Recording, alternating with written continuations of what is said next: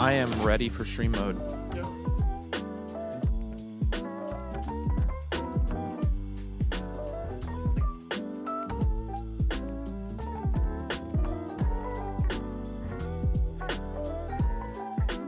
You don't have to watch.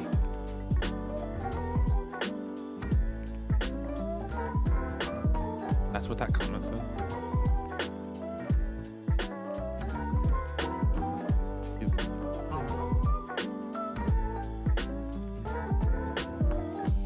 Who knows?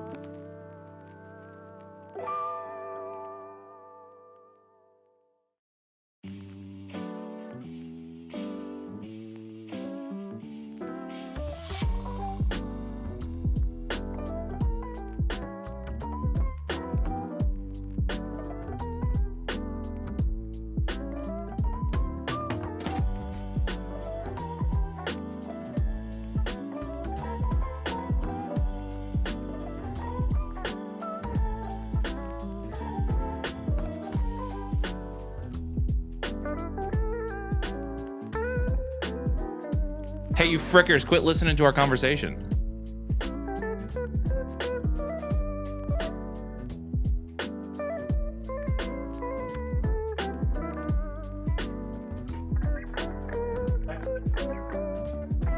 Hold on, that wasn't...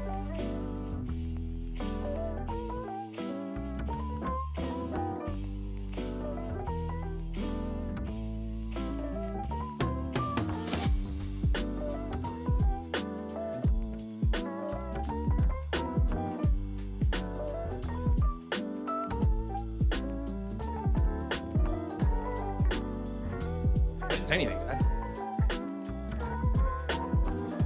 I thought they were gonna hear me read the comment. Oh.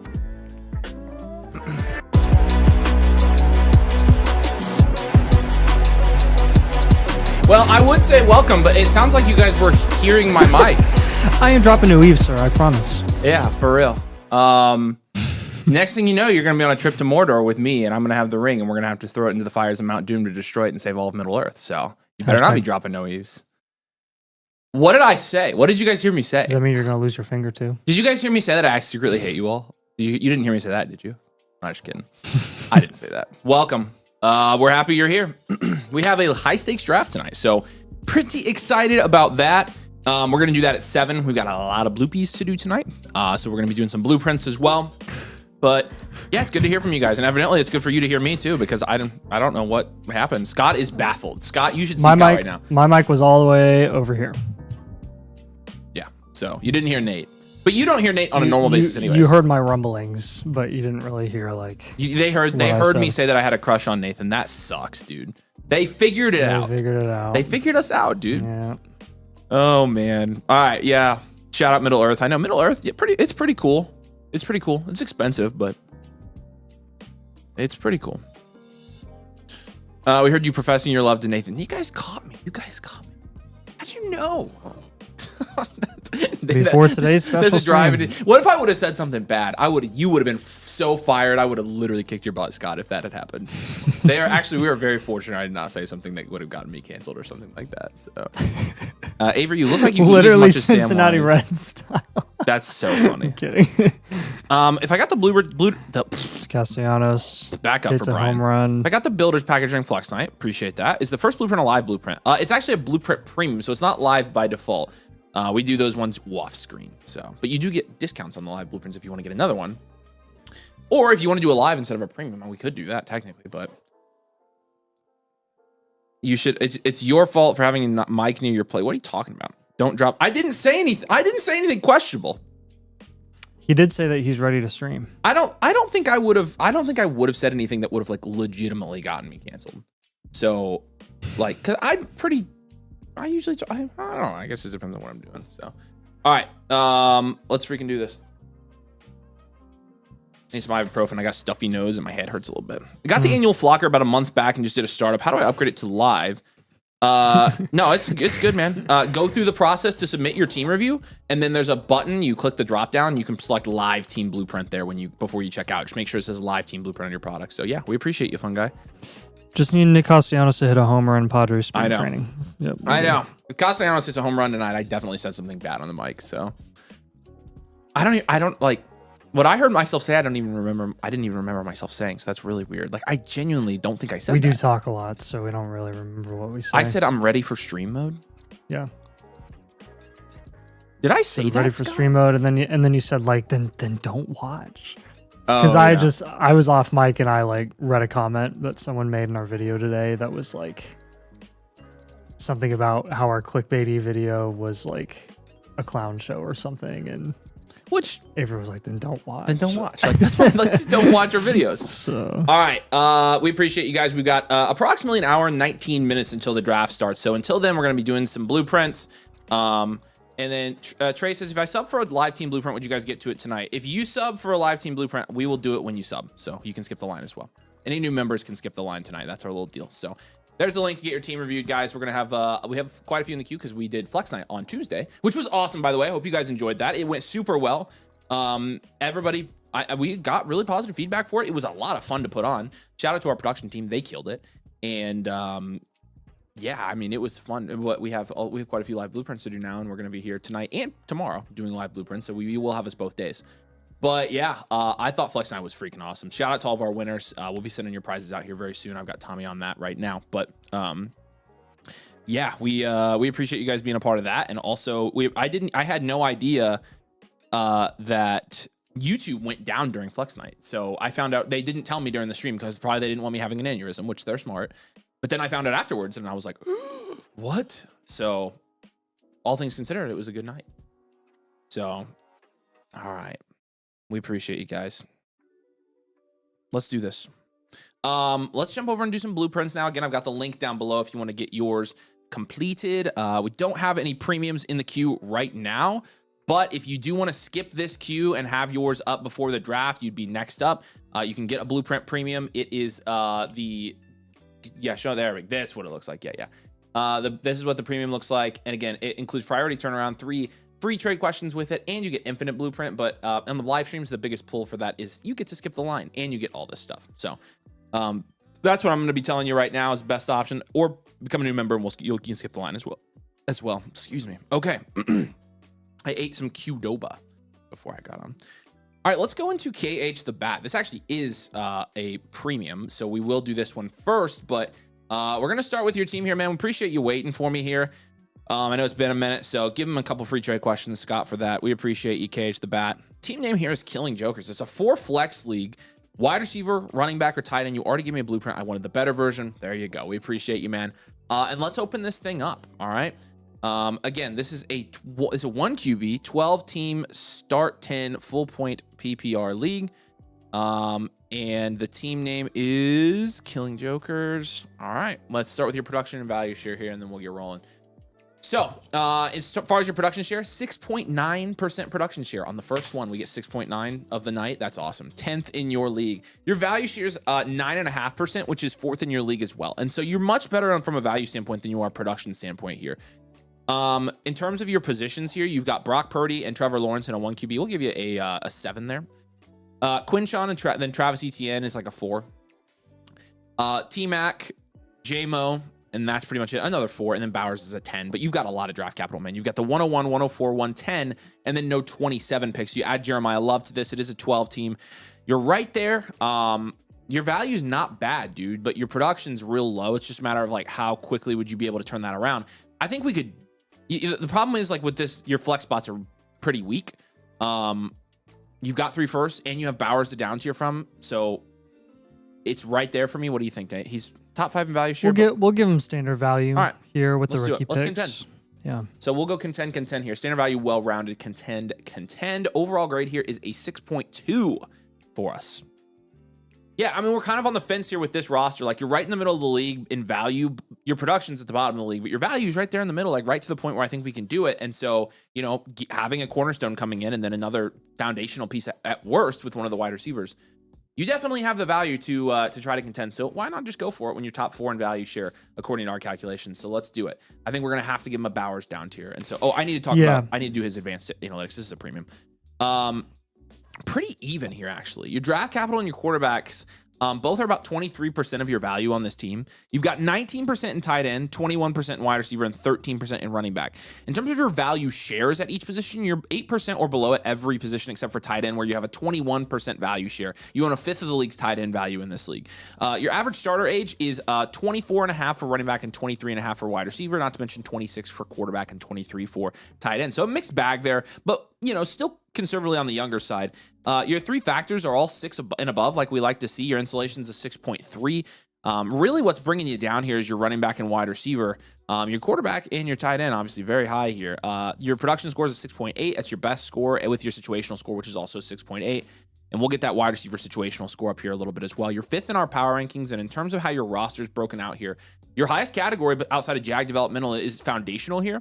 You have 3 foundational pieces on this roster: McMillan, Purdy, and Quinshawn Judkins. You've got a cornerstone in Brock Bowers. You've got a couple mainstays in Trevor Lawrence and Jameson Williams. And so it's foundationals and mainstays make up a pretty good chunk of your roster. And so we mentioned those picks, but you have a surplus in those. And so we're gonna definitely involve some of your picks and your moves, especially this 110 here. So let's kick it off. Let's do a Bowers move here, and then probably a move with the 110 as well, if I had to guess. Yeah, so looking at this team, the Bowers down tier, you already mentioned. This is actually something that because again, you did this one about a week ago, a normal blueprint. We gave you the Bowers down tier recommendation. I gave you some other down tier ideas in addition to the ones that we gave you previously. This time it's going to be like a Pickens plus a running back. Bucky's on that team. Garrett Wilson plus Rasheed, maybe Nico plus BTJ. I would also look into a potential Ted McMillan down tier as well. The Rome team has an early first. I would look for that early first in addition to Rome, maybe like Marvin T. Higgins. You could try potentially Tucker Kraft and Lab McConkey. I would even move one of your quarterbacks as well. While I know it's a 1 QB and you're not going to get like a crazy value return for either of these guys because they're not necessarily top 10 quarterbacks, you still can get something that's like flexible at the skill position, in the skill position range. So like DeAndre Swift, Terry Tootin are guys that I would look for, with Trevor Lawrence. Honestly, Bayfield Tootin would be a nice add since you have ETN. In case ETN re-signs with the Jags, then you have that handcuff. And if ETN leaves, then you have 2 lead running backs essentially in 2 different offenses. Yeah. 110 also something that we look into moving. This is something we had last time for you. On your blueprint from a week ago with the 210. This time I'll just give you straight up offers for the 110 if you can't get any sort of upgrade with the 210. So probably looking at like Addison, Derrick Henry, Oronde Gadsden. I would also look into some Jameson Williams pivots. I like some of the wide receivers in that range a little bit better. AJ Brown, T. Higgins is already a guy that I mentioned, but a couple running backs like Scadaboo is right there. Chase Brown is also right there. Those are a couple guys that you probably want to consider. Last time we also gave you Blake Corum, Kenneth Gainwell up tier.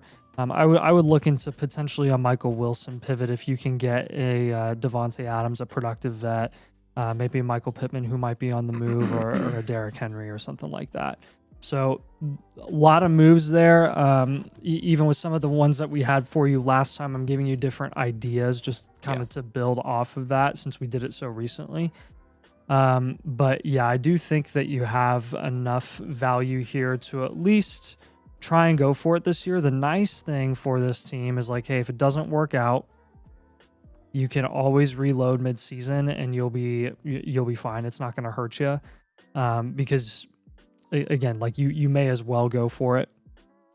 And then if it doesn't work out, it's okay. But starting lineup doesn't matter as much in the offseason. Just focus on increasing your value portfolio. But I would The best way to increase your value portfolio is by building through the insulated positions at wide receiver and running back. And yeah, that's really going to be, I think, the key to your success in 2026 with this roster. Yeah, it's a good roster, man. Like you seem like you've been kind of stacking some future value here, and I think you're going to be ready to move it to contend. And so, again, appreciate you waiting. And if you have any follow-up questions, you already actually have me on Discord. So if you want to message me anytime, feel free to do that. I don't think you're here in the comments, so hopefully you're watching this later. But I know you just wanted to hear us talk about it, and so we got it done for you, man. We appreciate you. We'll hear from you soon. And yeah, let us know if you need anything. Let's go down checking. We don't have any. It looks like Treyway. We got you, Blizzard. We've got you in. Let's go down to CC's next. CC, if you're here in the chat, say hey, brother. Again, any premiums, we'll skip the line for tonight. So we're getting caught up on the ones that were from the other night. And then we'll skip any in the line for any new members tonight or any premiums. But we're going to keep working down our queue here. CC's got a team for us here that is a 12-team start 10 PPR league. This is actually Sequanda Forever. So very good team name here.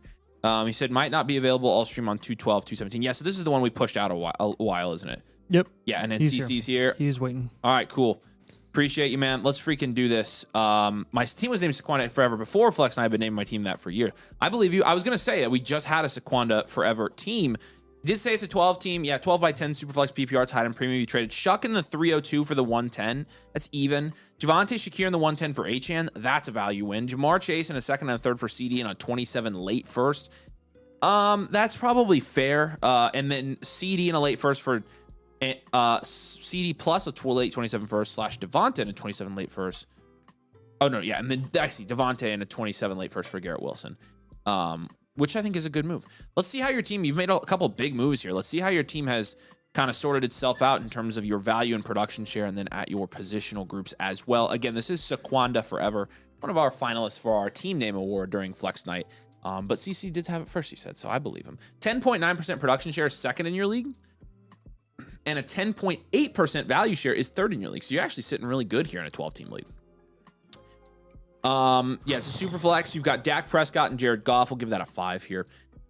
HN, JT, Saquon, and Josh Jacobs is a 9. That's excellent. That's excellent production. I just made a move today, and my running back in the room, I traded for, in one trade on a team, I traded for Christian McCaffrey, Saquon, and Derrick Henry. And so those are my running backs 2, 3, and 4 with Hampton now. So I'm pretty stoked about the production there. Hopefully they don't all get hurt. Amon-Ra, St. Brown, CD Lamb, Garrett Wilson is a 7. And Trey McBride's going to be a 10 here for you. Overall, this is a 7.2. It's a standard value, well-rounded team, and we will say contend for you. Again, double-digit production and value share. Your production share is actually slightly higher than your value share. And yes, flexing Saquon and Josh Jacobs, you have built this team beautifully. I mean, this is such a well-built team. See, this is crazy. Let me just tell you guys just for a second here why I love this team so much. Dak and Jared Goff, you've punted the quarterbacks, but you've got 2 top 12 quarterbacks at the cheapest possible price. Your wide receiver room consists of 3 cornerstone wide receivers. You can consider Garrett Wilson a foundational or cornerstone, whatever. The 2 cornerstones and a foundational, but 3 guys that are going to hold dynasty value for a long time and also have insane upside. You have an elite tight end, and then your running backs, you not only have a cornerstone in Achan and somebody who can score 25 points a game in JT, but your flex spots are running backs instead of receivers, which we don't see a lot. Saquon and Josh Jacobs. This team is almost perfectly constructed. We've got a couple moves for you here. You've got no draft capital in the next couple of years. You don't need it. You just need to win this league. Yeah, and I think the best way that we can do that is kind of taking some of your serviceable assets and your depth and just up tiering to guys that we can plug and play any given week. I think the biggest move I'll have for you is just doing a market play with Jonathan Taylor and seeing if you can flip to a guy who's a little more insulated long term. It has a similar amount of production upside. James Cook and Omarion Hampton stand out to me right away. You'll have to pay a little bit of a premium to get to Omarion Hampton. You actually might be able to get a little bit of a plus on top of James Cook if you make that move. So we'll list it as a pivot, but there's going to be a little give and take there. If depending on which one of those running backs you target. If you end up going for a wide receiver, which I would prefer a running back, you're probably looking for like a Pickens or a Nico. DJ Moore and Stephon Diggs are 2 productive vets that you have on your team. I don't trust them as much as I do if I just package them together and up tier to Derrick Henry or Devontae Adams. I think that's, again, getting the 2 short-term league winners that are going at a really cheap price right now, or just go up to a Jordan Addison, play the market with him this offseason when they inevitably sign a quarterback in free agency. Jaden Reed's another guy down here that stands out to me. I would rather just pivot, play the market on Trey Benson, see if something sticks there. I'm not saying I'm not even saying that he won't be replaced this offseason. I'm just saying there's a chance that they don't get anybody in this class and they just ride it out with Connor and Benson one more year, and he's going to have one chance going into this season fully healthy to take over that lead role.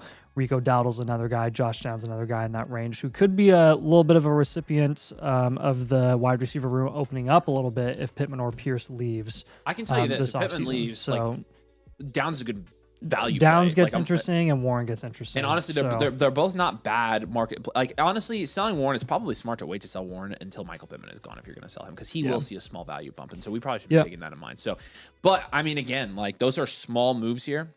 Most of these guys on your team, I would not sell. I think the big one is JT. See what you can get there, and just pivot to a different running back. Yep. So. Like, see what it takes to get to Hampton from him. Like, that's a really good move. Even Genty, like, I would explore that because you have the assets. But any questions here, Cam? Does that all make sense? This is I mean, you again, I love this Dynasty team. I love this one, dude. You've done a really good job with this. I don't say that about every team. I like it. Once it gets hard for us to recommend moves, that means that you built your team very, very well. Because you just have a ton of really good holds. Brady says you guys got a draft in a high stakes. We are. March 3rd. This is going to be the date of our high stakes draft. So, Cam says that makes sense. Thanks, fellas. All right, thank you, man. We appreciate you. And we are not co-managing in that high stakes. No, we're drafting our own teams. Thanks for waiting, Cam. We appreciate you, dude. If you need anything, let us know. Message us on Discord. You know where to find us. But we appreciate you, dude. You're a great supporter, and we're lucky to have you. So if you need anything at all, let us know. Carter. Nagasuma and Land of the Cleaves. Oh, yeah, okay. You guys are up. Yep, all right. Okay, we got some premiums, so we're going to jump the line. Is Carter here? Carter, are you here? It always gets stuck on Carter, dude. Every single time. Cracks me up. All right, these are the two guys I'm least surprised to see, my boys Nagasuma and Land of the Cleaves. Appreciate you both. Two of our best supporters here. This is the Avery's Bane. Wait, hold on. Is that the league name? No, that's the team name. Okay, Avery's Bane. That's funny. All right, Nagasuma, let's do this. It says, Pete, my 2 wide receivers. Oh, that's why. Because as soon as he drafted in this league, he drafted and got CD and Justin Jefferson at the turn and then sent it to me. And I was like, of course, everybody can do that except when I draft. I can't do it. So, by the way, I'm drafting tonight for him. What? Yep. Why did you get to be able to do it? Why can't I do it? He asked me. I wasn't going to say no. Why didn't he ask me? Because he likes me more. You got to do it last time. Why didn't I get to do this? Dude, you got to have people ask. Hey, if somebody wants me to draft for them tonight, I will do it for you. So I'm drafting the high stakes leagues. Just hit me up. You are Gosh. so passive aggressive. Why did you get first dibs? They probably think it's more entertaining when I draft, which is true. Yeah, because you crash out. Yeah, because regardless of how good you're. No, you just decide to crash out every single time. Whatever, dude. All right, Nagasuma, appreciate you. Was looking at a CD London swap. Haven't heard back yet. Fresh out of startup, big league, basically all my leagues. Yeah, you are a new addict, and we appreciate you a ton, man. We're happy to have you here. Let's freaking do this. And we can apply this one towards your bulk order if you would like to. By the way, so freaking left out. All right, Avery's Bane. Let's do this. 12-team Superflex is domain rules. It's a domain league. Nagasuma says he didn't know you were an option. He thought you didn't want to draft. I'm here. Of course, I'm an option. I mean, they probably just don't like they. I mean, they might just. Why, dude? I just logged in. Dude. I just did. Do you have the production? You saying you didn't think that I don't provide drafting services? Whoa! I'm not saying that you don't do it. I'm saying that they might not trust you as much as they trust me. Dude, can you get the production share? I can draft. Can you see if it's working for you? Yeah, 9.2% production share, which is 4th in your league. 8.4% value share, which is 7th in your league. So right middle of the road here on a 12-team. Oh, well, that's why the value share is lower, because your running back room is highly productive and highly risky with CMC and Henry, but the rest of it looking pretty good. You have Herbert and Darnold at quarterback. I'll give you a 7 there. CMC, Chase Brown, Derrick Henry is going to be a 5. I'll even give you a 6 in a 12-team. CeeDee Lamb, Jefferson, Ibuka, Flower, or Myers is going to be a 7, and then David Njoku is a 2 with AJ Barner. Got the 109, 208 this year. No first next year. Going to have a draft capital grade of 3. Bench score is going to be a 1. Overall grade is a 5 even. Looks like you're about 55th percentile in terms of the value share that you have on this team. And this is going to be a standard value, well-rounded. You have a lot of old productive assets here. About 17% of teams that we review have a standard value, well-rounded build. So, well, Dave, you're looking at the 3 factors. If it's broken. No. How do you always have problems? See, you can't pull up the 3 factors, and yet somehow you're drafting tonight. He did say he said you could do it. Nagasuma said you could do it. Well, no, you took it. I'm not going to steal it from you. I'm not that mean. No, he said if I'm willing to give it up.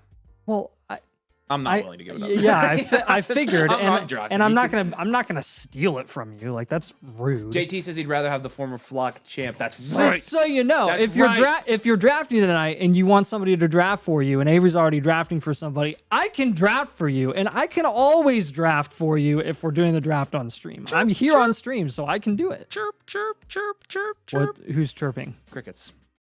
That was the worst imitation of a cricket I've ever heard in my entire life. Well, you've heard a lot of crickets. Be more accurate. You've heard a lot of crickets, so that's actually saying something. All right, let's see. It might work. It might work now. Oh, my goodness sakes. Okay. No, you can... Oh, come on. You can do it. I want my freaking calculator to work. Oh, yes, I got it. Okay, here we go. All right. Former Flock champ. I drafted Judkins and everyone laughed at me and I was right. Come on. You were the toilet bowl. All right, here we go. Let's look at your advanced statistics here, Nagasuma. I appreciate all you guys' support, by the way. Like, this is, it means a lot to me. I'm not going to lie. Like, together, we can take Nathan down. Take me down? Well, I'm not even trying. Whatever, man. All right, cool. Okay. So dumb. In terms of your value proportion on this team, again, 12 team Superflex, full point PPR is a half point tight end premium as well.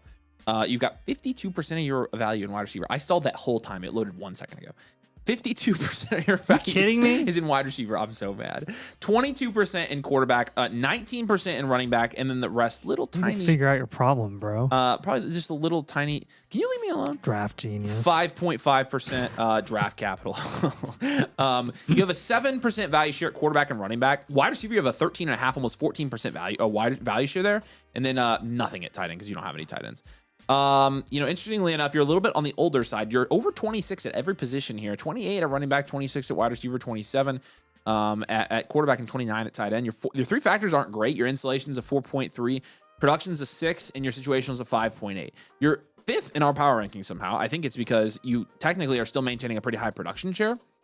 You have the 109 this year. You have 2 cornerstones and 1 foundational in a 12 team, and then you've got an upside premier. And obviously, of course, this is out of a startup, and so that's kind of part of this. So I think this being out of startup, you just contend until you can't. And so I think for this one, we'll go standard value, well-rounded, 10 to 10. I already did all that. And again, your roster makeup, it's very even because it's out of a startup. So now out of a startup, it's going to be pretty tough to make moves here. A lot of times we're going to have to wait until draft or after the draft or free agency to actually make any moves here, but we're going to give you some moves that we're going to make over the course of the offseason. I think the Justin Herbert move stands out to me here. I'm sure you've already got that one working. Yep. The 109 move, I'm sure you got good value on the 109, but it's still worth shopping it. I do think during the draft, you're going to be able to get something for the 109. I would say packaging some of your depth wide receivers is a move that we could pursue here. I like your running backs, actually. We will need another tight end probably, and so we'll maybe look into that as a throw-in or something like that. But are you down tiering from Ibuka, or are we pivoting from Ibuka? Since we're down tiering from Herbert and Lamb, I think we'll just pivot from Ibuka. Couple of ideas with the Lamb down tier. I would be looking at like London plus a piece. That team has Jacobs, who keeps falling. I would see if you can get something like that added. Lab McConkey and Chris Olave. The Ted McMillan team has Breece Hall. I also like Breece Hall as an acquisition if you're going to do a big down tier from Herbert, like Dak plus Breece. You could try like Baker plus Nico. You could try Jared Goff plus Pickens. I'd look in every single one of those. really, at the end of the day, I would kind of just fade the value that you're currently holding at quarterback with Herbert, because the production output you're going to get from some of those way cheaper guys is going to be about the same.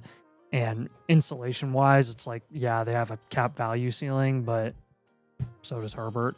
When we're pivoting from Igbuka, we're probably looking at a couple wide receivers in that range. Garrett Wilson is right around there. If you're looking for a running back, Judkins is there. Romo Dunze, another guy that you can think about. With the 109. I've already mentioned Josh Jacobs. Josh Jacobs getting close to that 109 conversation as he continues to fall. There's a couple of receivers there that I think would help your wide receiver room quite a bit if you went for like a Jalen Waddle or a Devonta Smith as well. Javonte Williams, another guy that I would consider if you're going to go running back. You might even be able to get a little plus on top there. Let's look at a move involving some of your depth here. You got a 26 second. I'll just give you kind of some guys that we would target with that late second. Again, it's not going to be anybody like super duper sexy, but a couple of cheaper market plays that I think have a pretty decent value ceiling this offseason, as high as where that late second is going to lie. Tyler Algier is a guy that really stands out to me. Chuba Hubbard, Rico Dowdle. And then looking at Deebo Samuel and David Montgomery, I would probably up tier from both of those guys. See if you can get a productive vet that you can rely on a little bit more, like a Pittman, like a Swift, like a. I just had somebody in mind that I totally blanked on. Terry. Terry was the other guy. Shoot for Terry. He's super cheap right now. Nagasuma says Lane is officially back. Lane. What Lane? Jacoby Lane. Like, well, yeah. Well, what kind of lane are we talking about in Nagasuma? Lane Kiffin. Lane. So yeah, those are going to be your 6 moves. The down tiers from Herbert and Land, the pivots from Ibuka, the 109 and the 208, and then that up tier from David Montgomery and Deebo. Hopefully that makes sense with all those moves that we have for you. Really, I just kind of want you to take your value at QB, reinvest in skill positions. That's going to help you a ton in your flex spots. Worry less about your starting lineup in the offseason. Just focus on increasing that value portfolio, and you should be all right heading into the NFL draft here. Oh, you're talking about Lane Johnson. Oh, yeah. Yep. Zoink says the huge fade on Jacobs has been kind of wild, buying him everywhere. Same. I don't know why he's so cheap right now. Like, what is the actual deal? He was productive last year when he was healthy. Josh Jacobs. Oh, I know. Yeah. Ball Knower says, haven't been on live forever. I want to tell you guys I told you so on Travis Hunter. Whoa! After 1 year? Yeah. Whoa! I think he's saying based off of the reports. Oh. Is that what you're saying? Ball Knower? I don't know. I don't know if he told us yet. I honestly, I think what we're going to have to say is... I don't think... Have we heard anything directly from the team, or has it all just been... I think some of that's from the team, but I guess we'll see. So the report, he's talking about the reports. I gotcha. Well, we've stopped recommending him as a buy. If it makes you feel better, he's not that often on our buys list anymore. So you are a ball knower. I will give you that. And Nagasuma, any other questions, brother? We appreciate you. But also, I'm not taking a full L on Travis Hunter until he's actually a full-time corner and not getting receiver reps. That's where I'm at as well. So. All right, appreciate you, man. I'm sure we'll hear from you soon. Yeah, if you want to, this can count towards your bulk deal as well. Okay. Land of the Cleaves. So, I did see JT ask, what's the cheapest way to get a team review? Money's tight this time of year. I feel it. Trust me. We could do a couple different things here. The lives, it's actually cheaper to get a membership than a live. So if you want, like the cheapest one we have is for our members. When you're a member, you can get a blueprint for $55. But for the lives, it's cheaper to just get the membership. It's included with it. And so, check it out. If it's, obviously if it's too much, we understand, but, that's the cheapest way. So if you want a live, honestly, it's worth biting the bullet because of all the perks you get down the road if you can swing it. But hey, boys, you guys know if my live review will be done tonight. I'm almost yes, it will. We got you, man. We appreciate you. What's up, Andy? Good to see you. He said congrats on Flex Night. It was a blast. Yeah, we appreciate it, dude. Thanks for you had a bunch of blueprints in there, so we appreciate it. We've got a trade question here from Yes. You're Lamar Jackson for a dart and a first. I mean, sure. I'm good with this. Market fair. I'm fine with this deal. Like, you get a 27 first. 27 first are gold right now. So let's go to Land of the Cleaves here. And again, you guys can check out the link I've got pinned or in the comments to get your team reviewed and premium skip the line here. New members will skip the line as well. Just finished this startup draft about a week ago. Running back and tight end rooms could use some love. It's a high stakes league, so let's get it rocking towards the ship. Thanks, fellas. Yeah, we appreciate you, dude. Okay, so this is a new startup from Land of the Cleaves here from Andy. Elite Dynasty Addicts. This Jason Voorhees. It's got to be something I'm not just kidding, and I'm afraid to say it multiple times in case it's something bad.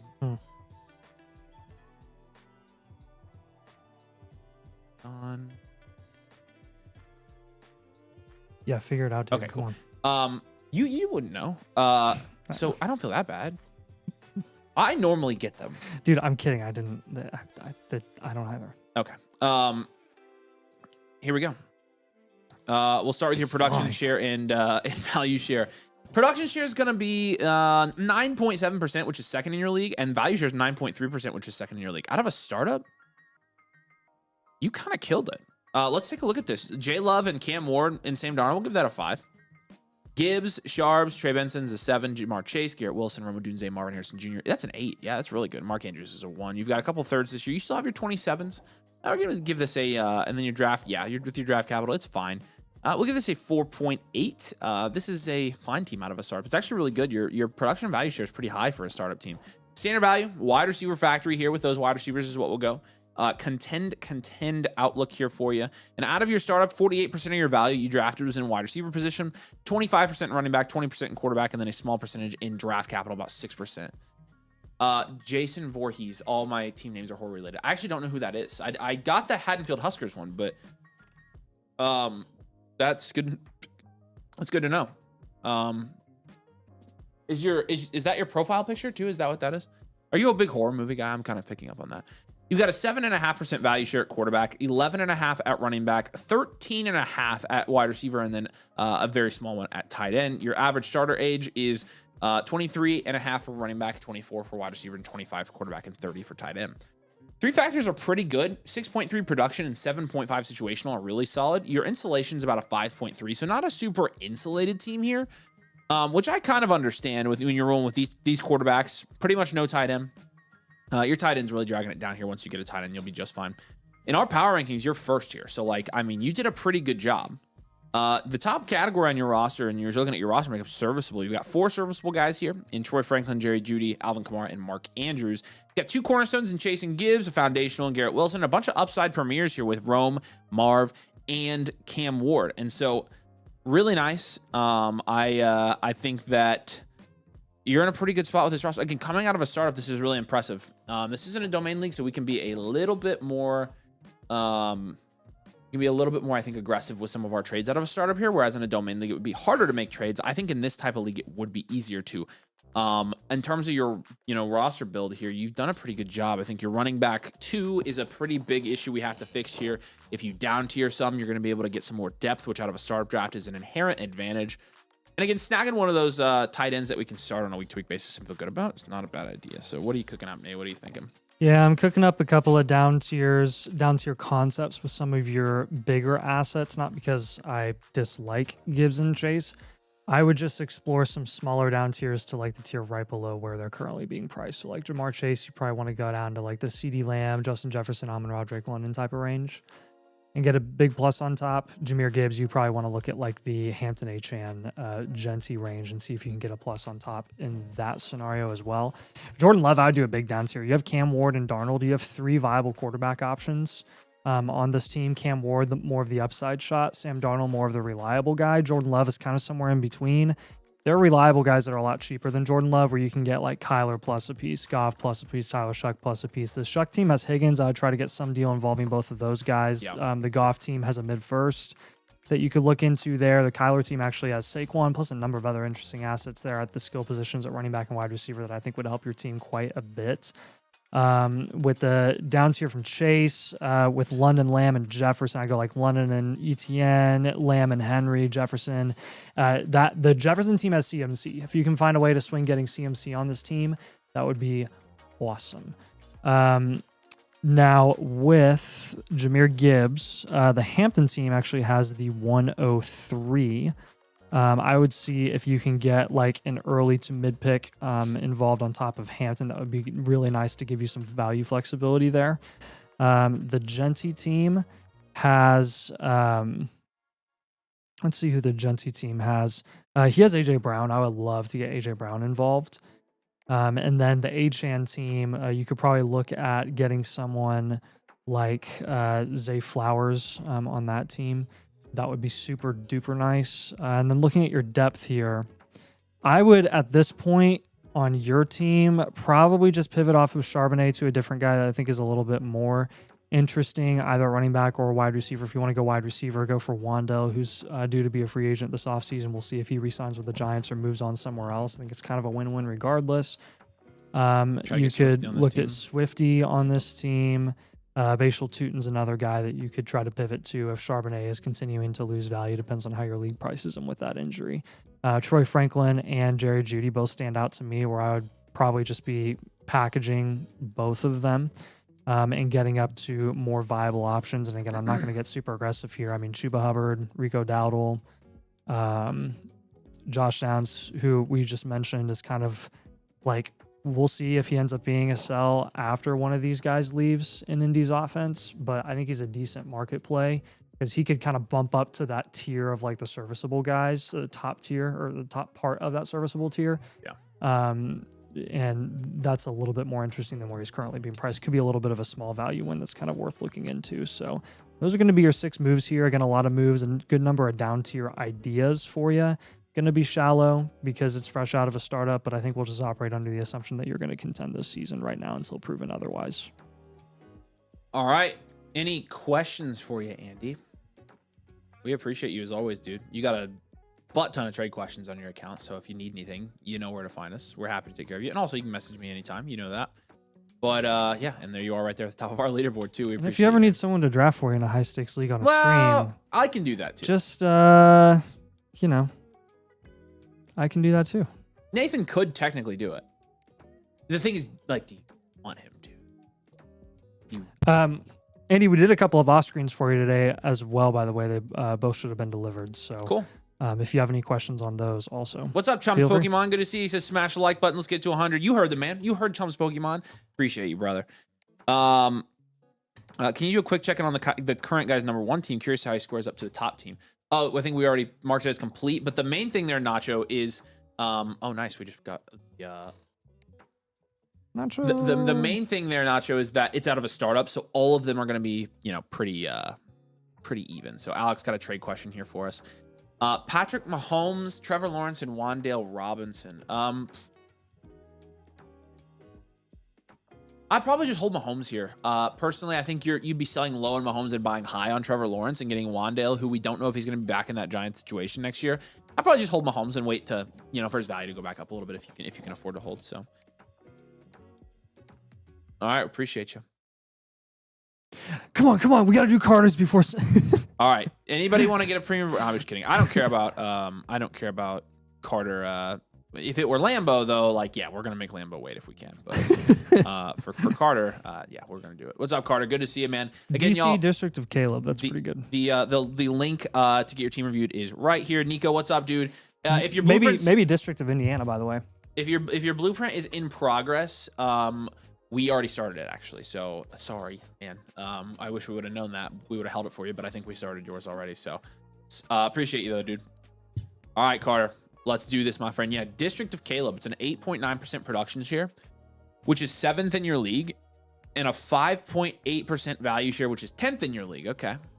And he did say, I made a move from my Infinite this month. I put Caleb and got offers. Ended up getting Baker, Ladd, the 107 and a 28 first. What? That's an awesome deal. Looking for some other moves, Infinite said I'm reloading. Yeah, and I think you are. Yeah. And if this is almost an age. If this were a 12 team, you'd probably be aging value. Yeah, 10 teams aren't 9 here. If things go well, I feel like I can compete well if Kyler moves to a nice team. Yeah, I think we're gonna already go ahead and project you as a 1-year reload, well-rounded reload contend here. So I'll get that out of the way, but I'll explain why. You got a lot of contending pieces, but your value is very volatile here. Again, it's a super flex, but it's a 10 team. Baker and Kyler is a 5. CMC and Derrick Henry, very productive, but a 3 from a value standpoint. Neighbors, Marv, and then a huge drop off to Terry and QJ's a 5. And then Mark Andrews is a 1. And you've got the 107 and 110, and then but you don't have your 27 first, which kind of makes, I don't know, he doesn't have his 27 first, Nate. Does that change our opinion on this? Do we just contend until we can't at that point? No, I would reload now and try to get some 27 picks. Okay. And then...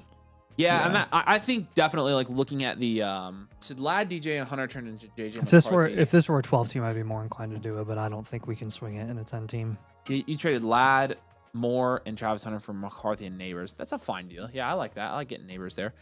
And yeah, obviously it's a pretty good deal. Yeah, so we're gonna go 1 year reload here. And so because of that, I mean, you've got a lot of guys here on a reload that you probably don't even want to have here. Like, Christian McCaffrey and Derrick Henry, like I'm actually fine selling McCaffrey now because his value's high enough to like entertain some offers. And I think you could get a bidding war going now just because it is Christian McCaffrey.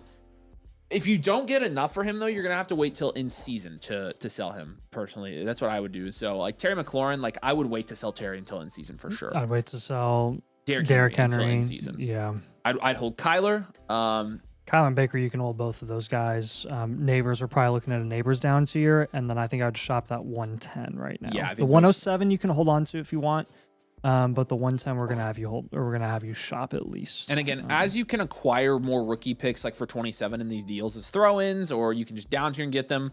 Highly would recommend that because again, for a 1 year reload, those 27s, if you're not in a league where they're like impossible to get a hold of, they will be super valuable. He said we're looking to sell him today. Yeah, and again, like entertain offers, but we're just gonna have to see. But yeah, I mean, you can be patient with all these vets. You've got a lot of vets on this team. In terms of the Neighbors down tier, probably to Lamb or Jefferson plus would be obviously, plus a little bit is a really good start. And then probably looking at like Lamb and AJ Brown, Jefferson and Devonta Smith actually on that team. Addison is also on that Jefferson team. You could do that.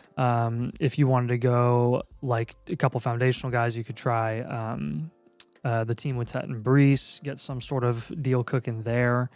Pivot from McCaffrey. There's a couple of other running backs there that are just younger, Quinshawn and Bucky. If you can get either one of those guys, that's fine with me.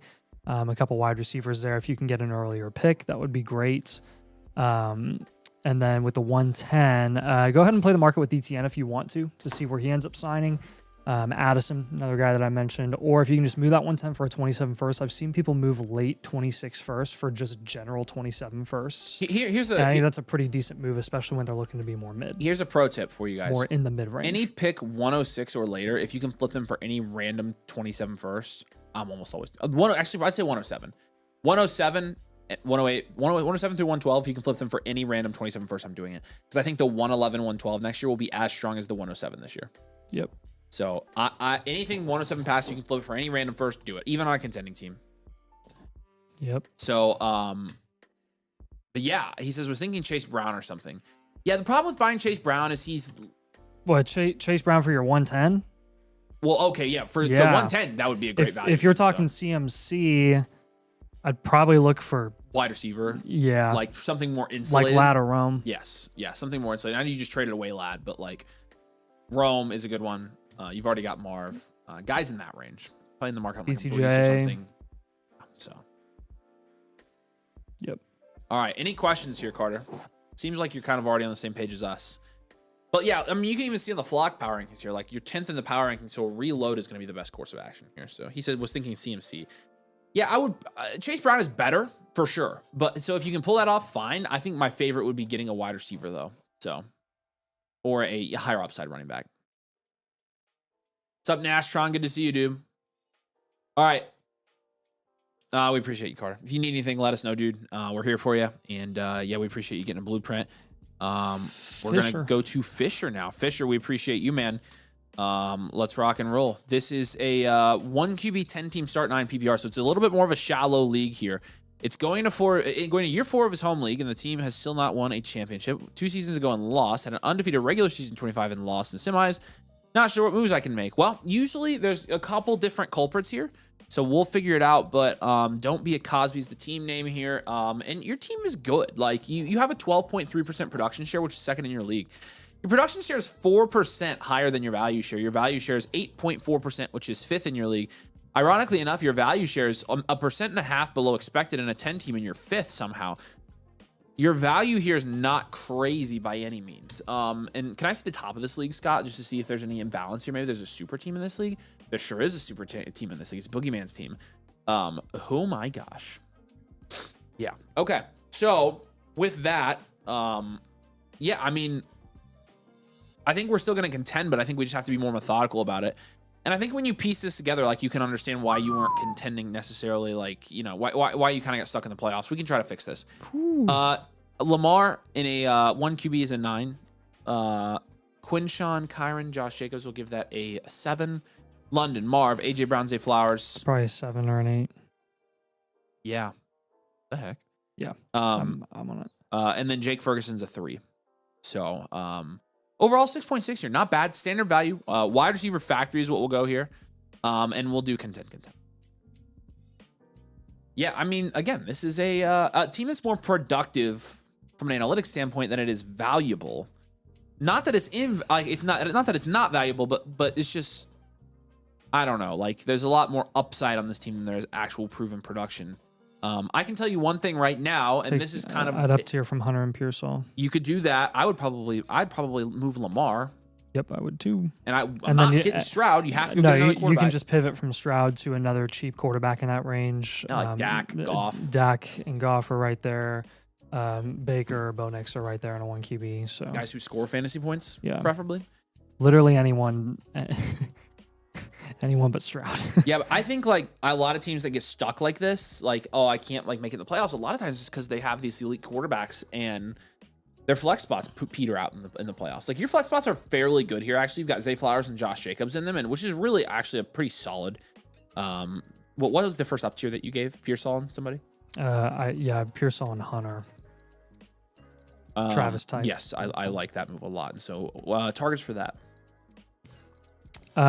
Yeah, we're probably looking at trying to get up into that, like, T. Higgins price range, Rome Odunze, Lander Conkey. Yeah, that's what I'm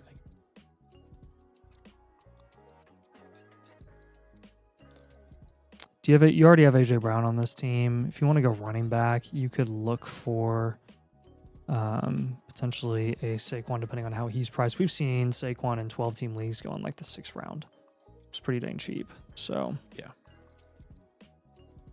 yeah, the pivot from Stroud, we already mentioned Dak, Baker, and Goff. When you're looking at Lamar, just moving off of him for a different skill position asset, Olave, James Cook, and George Pickens are going to be your go-tos there. Yeah. We just want to focus on maximizing that flex spot upside as much as possible. Really focusing on building through the insulated positions at wide receiver and running back, and taking advantage again of that QB value and reinvesting in the skill positions. Yeah, I think you're going to be pretty well off. Again, relative to kind of the structure of your league right now, with it being so top heavy on that one team, it's kind of a free for all for, like, runner up status heading into the playoffs, since that guy carries so much value in your league up top. And if you get that bye, like, anything is possible at that point. Anything is possible. Says not Jason Tatum. Says somebody even though he did, long before Jason Tatum. Yeah. Kevin Garnett, wasn't it? Mm-hmm. Yep. Do you have any questions on that, Fisher? Yes, Fish here. You ever seen the aura farming videos? Oh, Jason Tatum. They're bad. Oh, it's terrible. It's so cringy. A bunch of Halliburton haters tried to do the same thing with Hallie, and I'm like, no. Okay, well, number one, no. Hallie actually, like, has it naturally, and also he's original with, like, the way he does it, and some of his stuff is actually original. Like, the choke sign was iconic, and he knew it was iconic, and it was literally perfect. It was perfect because it was against the Knicks. It was the only situation where it could have worked. And Reggie sitting right there. Like, Hallie actually has a good feel of, like, what to do, like, celebration wise, when something like that happens, and he knows when to just, like, be classy about it. Like, he was totally fine in the Thunder game winner. Like, he didn't do anything crazy. So Grant says, have you guys talked about the Rashee Rice since the news a day or two ago? No, I actually didn't even realize until I saw that Alex has messaged me this today that Rice his ex pressed charges. So. Oh, officially? Yes. I saw a statement come out from the agent today or something that said, which is a civil suit, but yeah, it's still probably I don't know, man. And I also read that it's unlikely that he gets suspended in 2026. However, it's probably like I think all of us are kind of on the same page. Like it's probably just still best to avoid him. Like I'm not drafting him. I won't draft him. So unless he follows me a lot, but yeah, it's tough. But again, we've been saying for like a month and a half, it's probably not worth the headache anymore, and I still feel that way. So. All right, Fish, we appreciate you. Do Rage, you're going to be up next. Rage, say hey in the chat, man. We appreciate you. If you're here, we'll get started on yours right now. And yeah, your team name is Diddy Dart Dynasty. Wow, interesting. And again, y'all, if you want to get your team reviewed, we have spots for tonight. Real quick, yeah, we got the. If you are not a member, you do get a free live blueprint. When you become a member, you can join the community, be a part of best Dynasty community, the only Dynasty community you need, and also get personalized advice. Get a team blueprint tonight on the stream, get infinite blueprint. You can get in a league if you want to get in a very competitive and active league. We have plenty of those, and we've picked the commissioners. You also get the rookie vault, the bakery, etc. But again, you can get your live blueprint on tonight's stream. So just use code domain annual motherflocker tier, and then you get a voucher, and just submit that voucher. Say, hey, I signed up, and we got you tonight. Again, premiums jump the line. Any other live blueprints you guys can get down in the chat. We love you guys. We appreciate you. Thanks for supporting, and yeah, we'll try to give you the best advice we can back. Yeah. Let's do this. Kevin Garnett, the uncut gems star. That's funny. You ever seen that movie? Mm-mm. It's a good movie, actually. Adam Sandler and KG are in it. Really? Yeah, it's very interesting. About like a degenerate gambler. That really? Owns like interesting. That owns a like a rare earth shop. What am I thinking of? Rare. I want to say it's not rare earth metals. They're not technically metals. Like this is diamonds and stuff. But anyways, Rage. It was Rage here. Have we seen Rage, Scott? Okay, no Rage yet. Rage, if you're here and you pop in, we appreciate you, dude. Diddy Dart Dynasty did leave us some comments. Says 2 trades since the last review. Shuck the 203 and a third for Higgins and Pierce. That's a good move. Myers, Monungai, Shakir, and Jamison Williams for the 105. Jameson or Javante? Probably a fair trade. Looking to get Mendoza at 5 and Boston or Coleman at 7. Okay. Trying to get Puka or Neighbors, but they won't budge. The team was 3rd worst in value, now 3rd best. I salute both of you. We salute you, man. He also did say currently have a trade cooking in the wings that was sent to me, giving away Omar, T. Higgins, and Jaden Higgins. So Hampton, Higgins, and Higgins for Saquon, BTJ, and Garrett Wilson. Ooh. Should I smash accept or try for somebody else? I don't think it's a smash accept. Like, you're giving away the best player in the deal there. I think like Higgins and BTJ cancel, so it's Saquon and Garrett Wilson for Amari and Hampton and Jaden Higgins. I probably would hold, actually. But let's go into your review and let's see if like that's something that we think would make sense for your team. Again, Diddy Dart Dynasty. It's 12-team Superflex. It's a full point PPR. Production-wise, 10.6% production share is 1st in your league. Value share is 11.3%, which is also 3rd in your league. So you're 1st in your league and then 3rd in your league. Okay, well, you got that right. So top 3 in both. Very good here. And let's grade. Dart and Purdy, that's really nice. 7. Genty, Hampton, Chase Brown, that's a 9. Pickens, Odunze, T. Higgins, it's probably like a 6. And then Warren's going to be like an 8. You got the 105 and the 107 this year you mentioned. You also have your 27 first. Overall grade, 7.2 here. Your draft capital is a 6. Your bench is a 4. This is a standard value, well-rounded contend team. This is a very solid roster. I love your running backs here. Yeah, and again, like if you traded for those guys, like how would your starting lineup change? This is only a start, 2, 5. This is only start 9. So like I think you probably would want to hold the best player in that deal and hold Amari and Hampton. So I actually probably won't make that move. I think some of the moves we could make, maybe an up tier. At wide receiver. I'm looking at Higgins and Marks. Yeah, probably up that's fine. there. I probably would make a Warren. Sorry, Jaden Higgins and Marks. I probably would make a Warren move too. So yeah, I'd take Tyler Warren and just move to a skill position. Ideally, probably wide receiver. Looking at like a Garrett Wilson, a Lab McConkey. If you're going for a running back there, maybe like a Bucky or something. And then I'm looking at a little.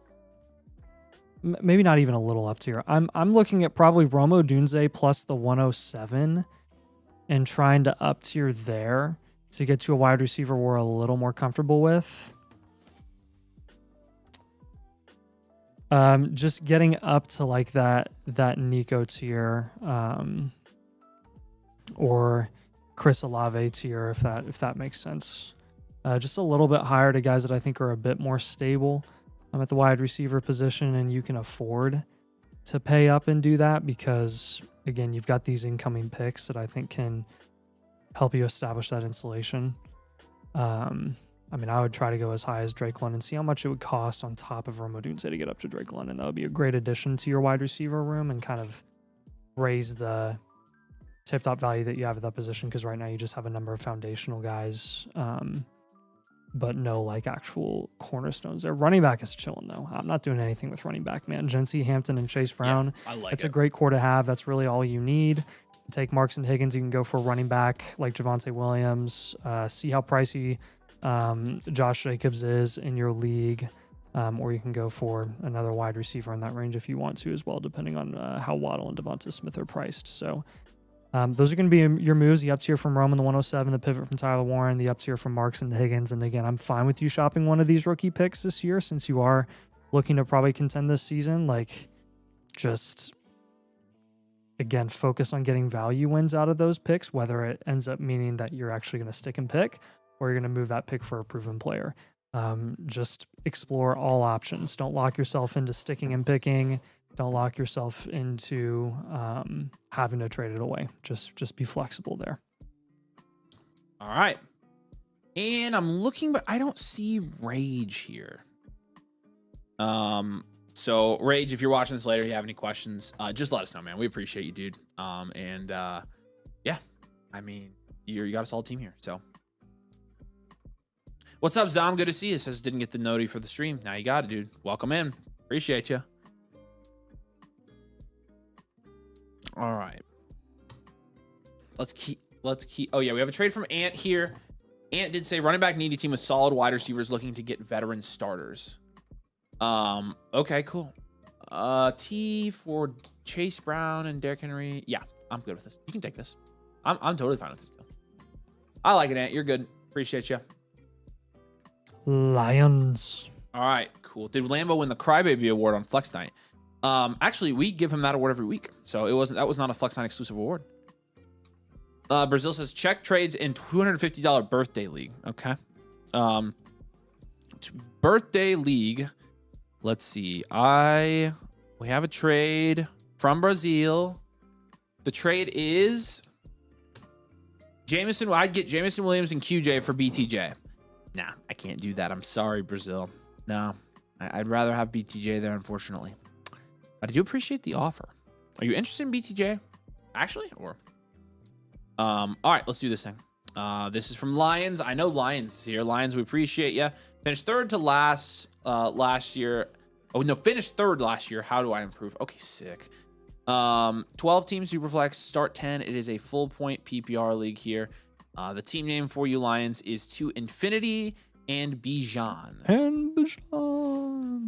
It's not flying, it's falling with style. Woo! We're not aiming for the truck. Holy quarterback. Have you ever seen one of those memes? We're not aiming for the truck memes. They can get pretty offensive. You guys know what I'm talking about. You guys know what I'm talking about. 9.5% production share is fourth in your league, so fairly productive. Wow. 11.5% value share is second in your league. You've got a great team here. You've got Allen and Lamar too, which is with Bryce Young. I'll give it a 10. Bijan, Quinshawn, Chase Brown, Sean. That's an 8. George Pickens, Lad McConkey, Alec Pierce, Matthew Golden. Funny. We'll give you a 5 there. And then Sam Laporta is a 5. And then, yeah, 205, 208. That was funny. And you do have your first and 27. Your draft capital is a 3. Your bench is a 2. Your overall is going to be a 6 even here. We'll go standard value. It's a dual elite QB team. And then we'll go contend here for you. This is a really nice team you've got. And again, second in value share. You're almost to a 12% value share in a 12-team league. Like, you're sitting very comfortable. Third place, whatever. Like, in our eyes, like, you are very close to first in this league. And so we're going to see what we can do to kind of get you over the hump. Obviously, the main thing that sticks out to me when I look at this is I don't think you have the flex depth to be rostering 2 elite QBs. Yeah, I'm going to give you ideas to down tier from both of them. Okay, because that's honestly like the main move. Like, Bijan, Judkins, and Chase Brown are fine. Pickens and Ladd are fine. But, like, you're flexing, any combination of Godwin, Ayuk, Golden, Pierce, on any given week. Like, I don't like that. Well, I want to do a Sam Laporta pivot if we can as well. I'd rather have somebody with more target volume. It is a half-point tight end premium league. Yeah. I don't. Yeah. I mean, I just think if you want to hold on to him, like it's yeah, whatever. Sure. It just is. I definitely think our priority is exploring both down tier options from Allen and Lamar.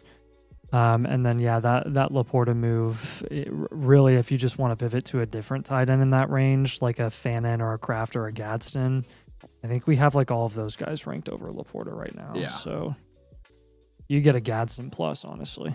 Yeah, you could. Or it's a pivot, whichever. Yes. Looking at Allen.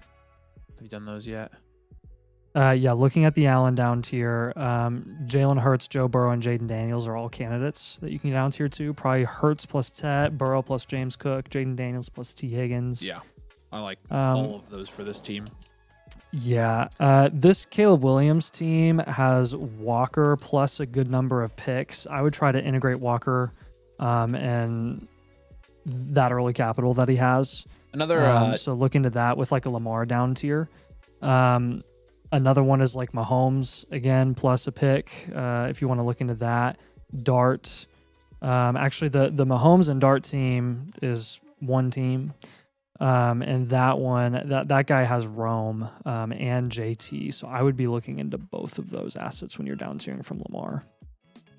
FGH 620 says, what do I need to buy to get a live team review?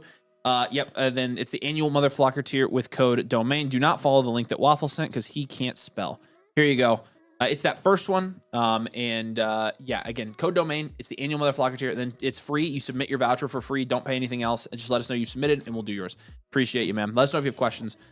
All right. So does that make sense for your down tiers, man? Yeah. Again, we're just moving down to like a number of foundational wide receivers that are quite a bit cheaper and you can get a significant plus on top. And then the pivot from Laporta is just going to be personal preference on our ends. But I think there's kind of some value that you can, some market value upside opportunity moves that you can make if you move off of Laporta to a different guy like Kraft, who's going to come back healthy, like Fannin, who's kind of a target hog a lot more than Laporta is consistently in theory, and then Aronde Gadsden, who's actually a bit cheaper than Laporta, where you could probably get a little bit of a plus on top.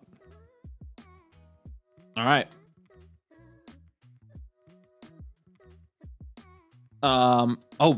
Big tornado in Bloomington right now. That's crazy. That is not far from here. I didn't think it was supposed to storm. I didn't know it was supposed to storm. It's supposed to rain today, yeah, and it kept getting pushed back, but I hope we don't get that much. Dude, I swear, I feel like Bloomington's always the one that's getting hit up like crazy. Bloomington has, they had a bad tornado last year too. It was right by my aunt's house. Well, you know what? Let's take a look outside. Yeah, let's take a look-see. Let's open up that window right there. We could probably leave it open. Honestly, will you open the window? Yeah, just keep the window. I like this. If it gets too loud, we'll close it, but listening to storms is very cool. All right, here we go. Except Nathan, he gets scared, but I just want him to. I get scared. Waffle says he's on mobile fighting for his life. No, I appreciate you, dude. Yeah, hopefully you guys are okay. That's quite a way south of us, but. We got H. Sing Hal. Oh, we do have a trade real quick. 103, 105, 27, and Rome for Jefferson and James Cook. I think you're giving up too much here, though. Don't you think, Nate? Oh, it sounds like Augie's scared. Aw. So let's try to break this down. What would the pick? The 103 is most equivalent to James Cook, and then it's a 105 first in Rome for Jefferson. 12 teams start 10. If you can afford it, it's fine. If you feel like a value team, sure. Yeah. That's a lot of capital. That's a lot of capital for two proven players. Which I wouldn't recommend making that deal on the other end either. This is a new league, I think. I would not be up tiering in a new league. You can't do that. Not terrible value, but I do think you're paying it's a lot. It's not bad. So they got changed to the 111 instead of Rome. So the 111. Oh my gosh. Yes. The that 111 makes a big difference. That is so much different. That is way different. That makes a big difference. So it's essentially the 103, 111, and a 27. I don't know, Nate. You still think out of a startup with that lack of depth that we should do this? Like, it might set them back. The only thing you risk is, hey, if your team doesn't work out this year, then you don't have your 27 first. But the difference between having the 111 and not having the 111 to me is not going to make a difference. And what your roster is going to do go back to this the team. year. Like, I almost am scared to trade the 27 off of this team. Genty, Jacobs, Daniels, Baker. You have to down tier from Daniels. Yeah, that's it. I'd be a little bit worried there. I don't mind the value, but my gut says for like in terms of building a team out of a startup, I wouldn't like to do that actually. So remember, like that's the same thing as trading up in a startup. Listen to your gut when it's calling to you. All right, that storm do be storming out there. It's actually pretty cool. The Strom. We are in the plot of Twister. Yeah. Honestly, mark the Rome side. I want him to. I would really prefer you hold here. I think with the coming out of a startup, the value is not bad at all. But like, I just think you would have to end up getting out of those top end guys anyways. Landon Cleve's got a trade question here for us. Rashee Rice and Chuba for James Cook, and you need to smash accept this with the Rice news. You need to smash accept this. Oh, I love that. I love that deal for Cook. Yeah, Cook, easy. I was gonna say, even without the Rice news, I'm good with taking Cook there because Cook's like the third round. I was just thinking Rice is going in the fourth. Hopefully the storm does not cause us to lose power. Strom. All right, Sing, you're up, man. Let us know you're here. We appreciate you. This is appreciate you guys. Yeah, appreciate you, dude. This is a last second entry. This is a 10-team 2 QB league with a half-point tight end premium. A super stacked wide receiver core. I'm wondering if I should move off of neighbors to remove some risk on my team. All right, well, let's take a look at it. It's team name H Sing. Let's see, right here. And it's a 10-team, 1 QB, full point PPR, half point tight end premium. You have a 12.6% production share, which is second in your league.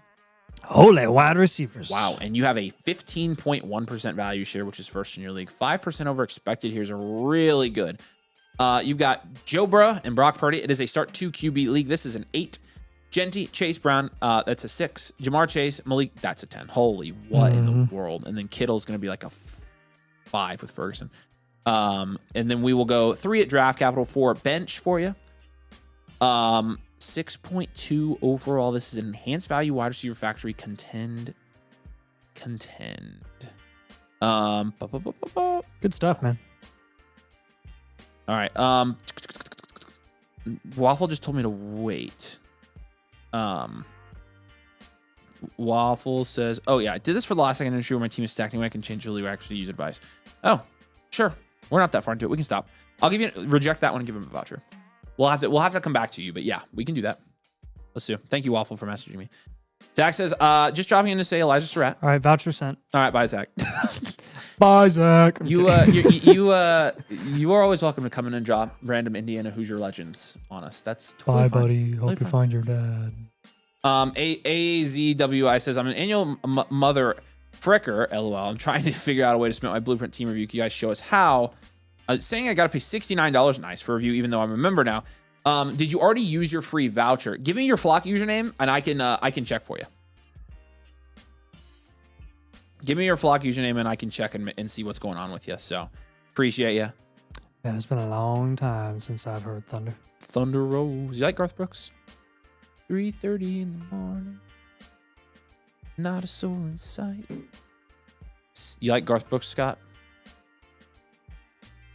Okay, Scott's dad listens to Garth Brooks. Let's go.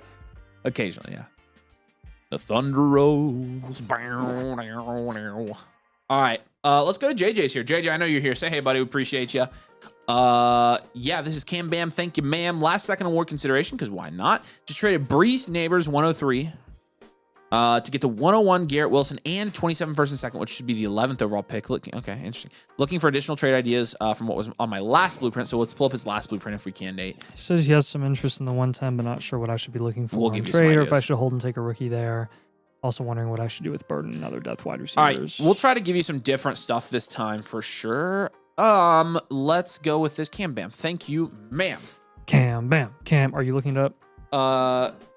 The blueprint? No. I'm gonna do this stuff. So 9% production share is 8th in this league. What is this, a 10 team? It says a 10 team. Well, that helps And narrow it it's the down. Cam Bam. Thank you, man. And then 10.2% value share is 4th in your league here. Have you changed your team name? Yeah. Have you changed your team name at all? If so, what was the old team name? We've got a lot on your profile. All right, JJ. And then Dart and Goff is a 6 here. Scatterboom and Unguy is a 3. Billy probably a 2. London, Wilson, BCJ, Higgins, Bird, and Adams is a 9. Gadsden is a... Yeah, I can't find it. Yeah. Message me on Discord with the old blueprint, JJ. That'd be helpful. Gadsden is a 4 or 5. You've got the 101, the 110, 301, 302, 303, and then you've got 2 firsts and 27. This overall 6. This is a 1-year reload wide receiver factory reload contend. Draft capital is a 7 here. Your bench score is a 2. So yeah, we're just gonna reload here. This is pretty straightforward. You know, you're right in the middle of the power rankings for value. You don't have a ton of production, and you have the 101. It's a deep league, but your wide receivers are pretty good. Yeah, okay, actually, I changed my mind. Yeah, you're pretty close. Yeah, I'll go standard value wide receiver factory. Yeah, we're gonna have you contend. I changed my mind on this one because you add the 101 to this roster, and you're starting Scat, Love, and then London, Wilson, BTJT, Bird, and Adams. That Dart, helps Goff. you immensely. You actually got a really good your wide receiver room is your strength. We can move some of those around to even help out running back quite a bit, and I think you're gonna be good to go. Yep, I do be agreeing with that. So yeah. Let's do this thing called pivot off of Luther Burden. You already have a lot of wide receivers here, a number of guys that are kind of questionable. With Burden right now, it is, definitely, again, like as your 5th or 6th wide receiver, like he's fine, but it's more running back that I'm worried about. We're trying to get better there.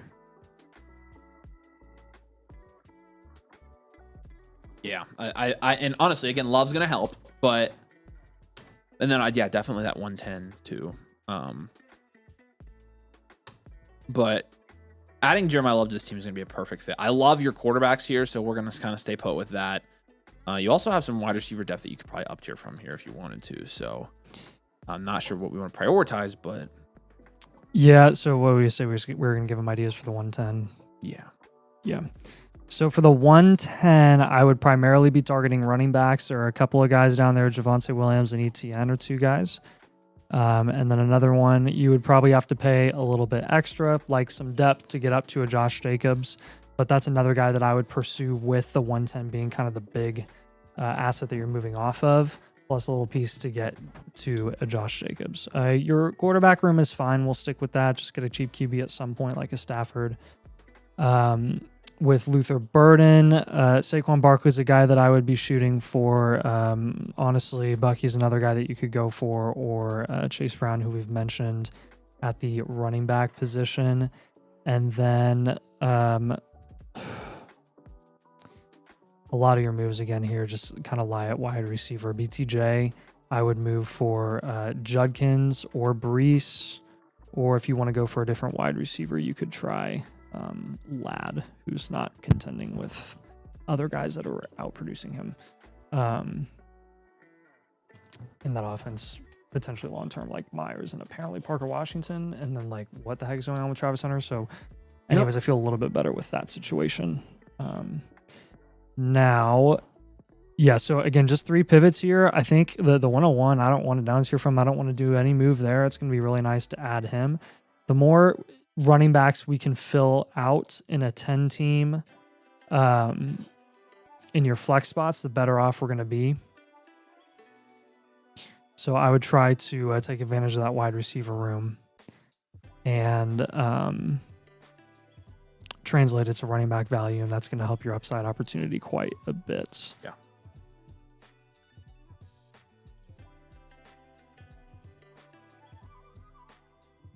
Do you have any questions on this one, man?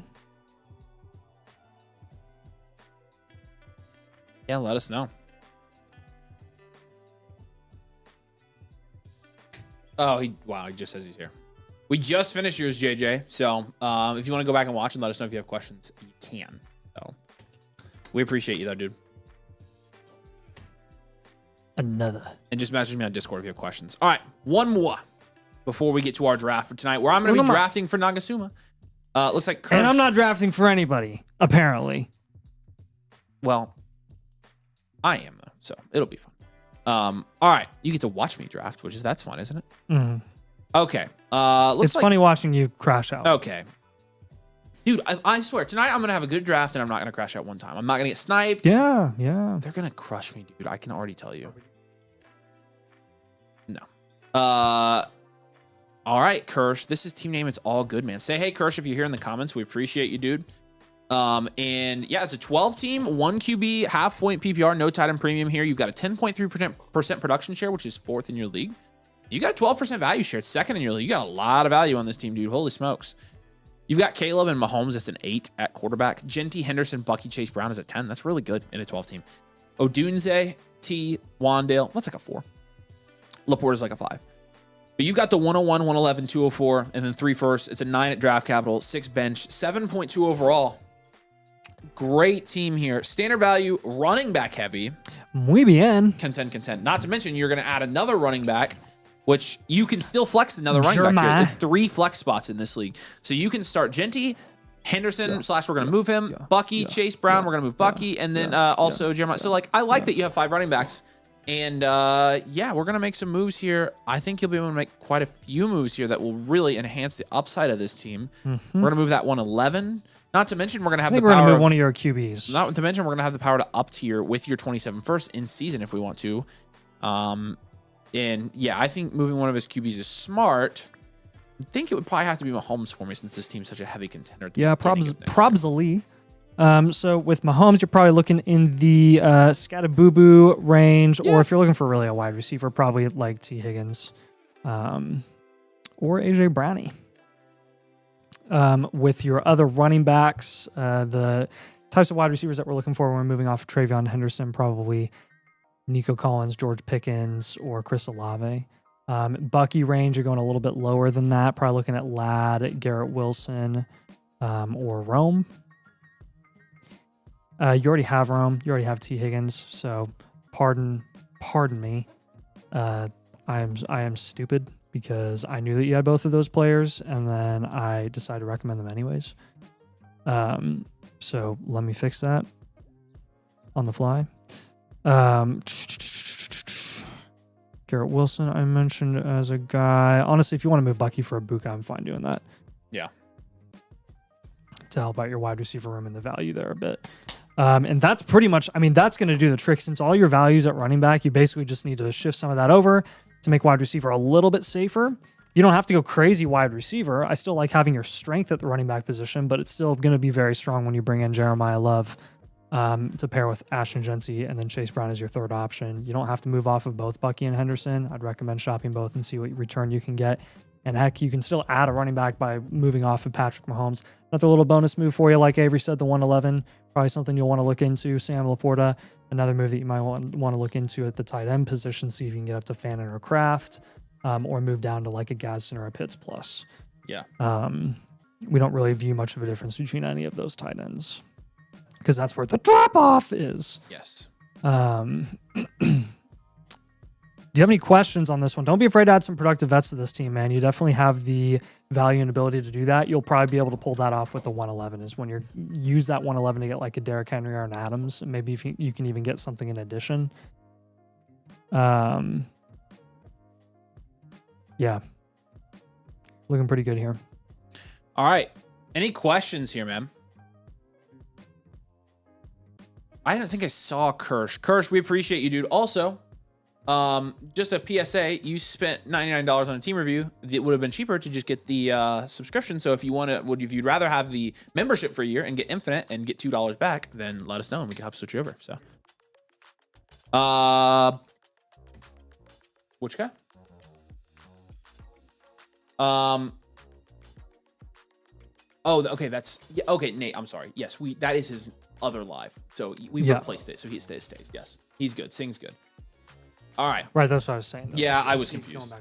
Okay. Yeah, we'll get him after the draft. The draft starts in a minute anyways. I got to prepare myself. You have 2 minutes to prepare yourself. Go. Yeah, here we go. So I did have to read this. Avery, I have a question. Did Luther Burden leave his pants at your house since you clapped him so hard in your video earlier? Dude, I didn't even there was no aggressive takes about Luther. It was just like, okay, here's what he's actually done. Is the price a little bit too high? So then Denick says, I stopped watching the video after the Luther take. Are you seriously, Denick? You can't be one of those guys. You cannot be one of those guys that can't hear a take you don't like. There's no way. It wasn't even a take. We didn't even make takes on the video. The only take that we had was if he's going in the 4th round, we probably are selling him at that price. Is that really a bad take? Like, that's actually a good take. That's actually a great take, if I had to tell you.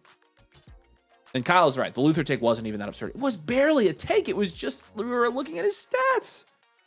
He wasn't as productive as other people, is all that was said. In leagues that overvalue production, I'd buy. There you go. It's exactly right. Avery told me he would trade Burden for Ruggs, better draft capital. That's exactly right. Exactly right. All right. Luther's so overhyped. Kid's good, but y'all acting like he's top 10 guarantee. Again, like I think it's a mix of both. I think Luther's good. I like Luther Burden. All I was saying was like, this dude scored 8 points a game, and he jumped 3 rounds in value because of it. 20% of his production this year was in 1 game. Like, my biggest takeaway from that is Loveland is the one there, and I tend to agree with that. Dutch says, I haven't seen how to get in on any of these startups. I'd love to do a fast draft for once. I haven't seen these in the Discord. We have them in the Discord. We have multiple a week in our Discord. You got to, oh crap. They started it. You have to just make sure you're in the right spot. If you can message me, Dutch, and I can help you get in the right spot. But we post like 3 or 4 a week on Discord. Like Waffle's posting these pretty consistently. So we can help you get in one, but you just have to, look for them. You got to have the noties on too. You got to have the noties.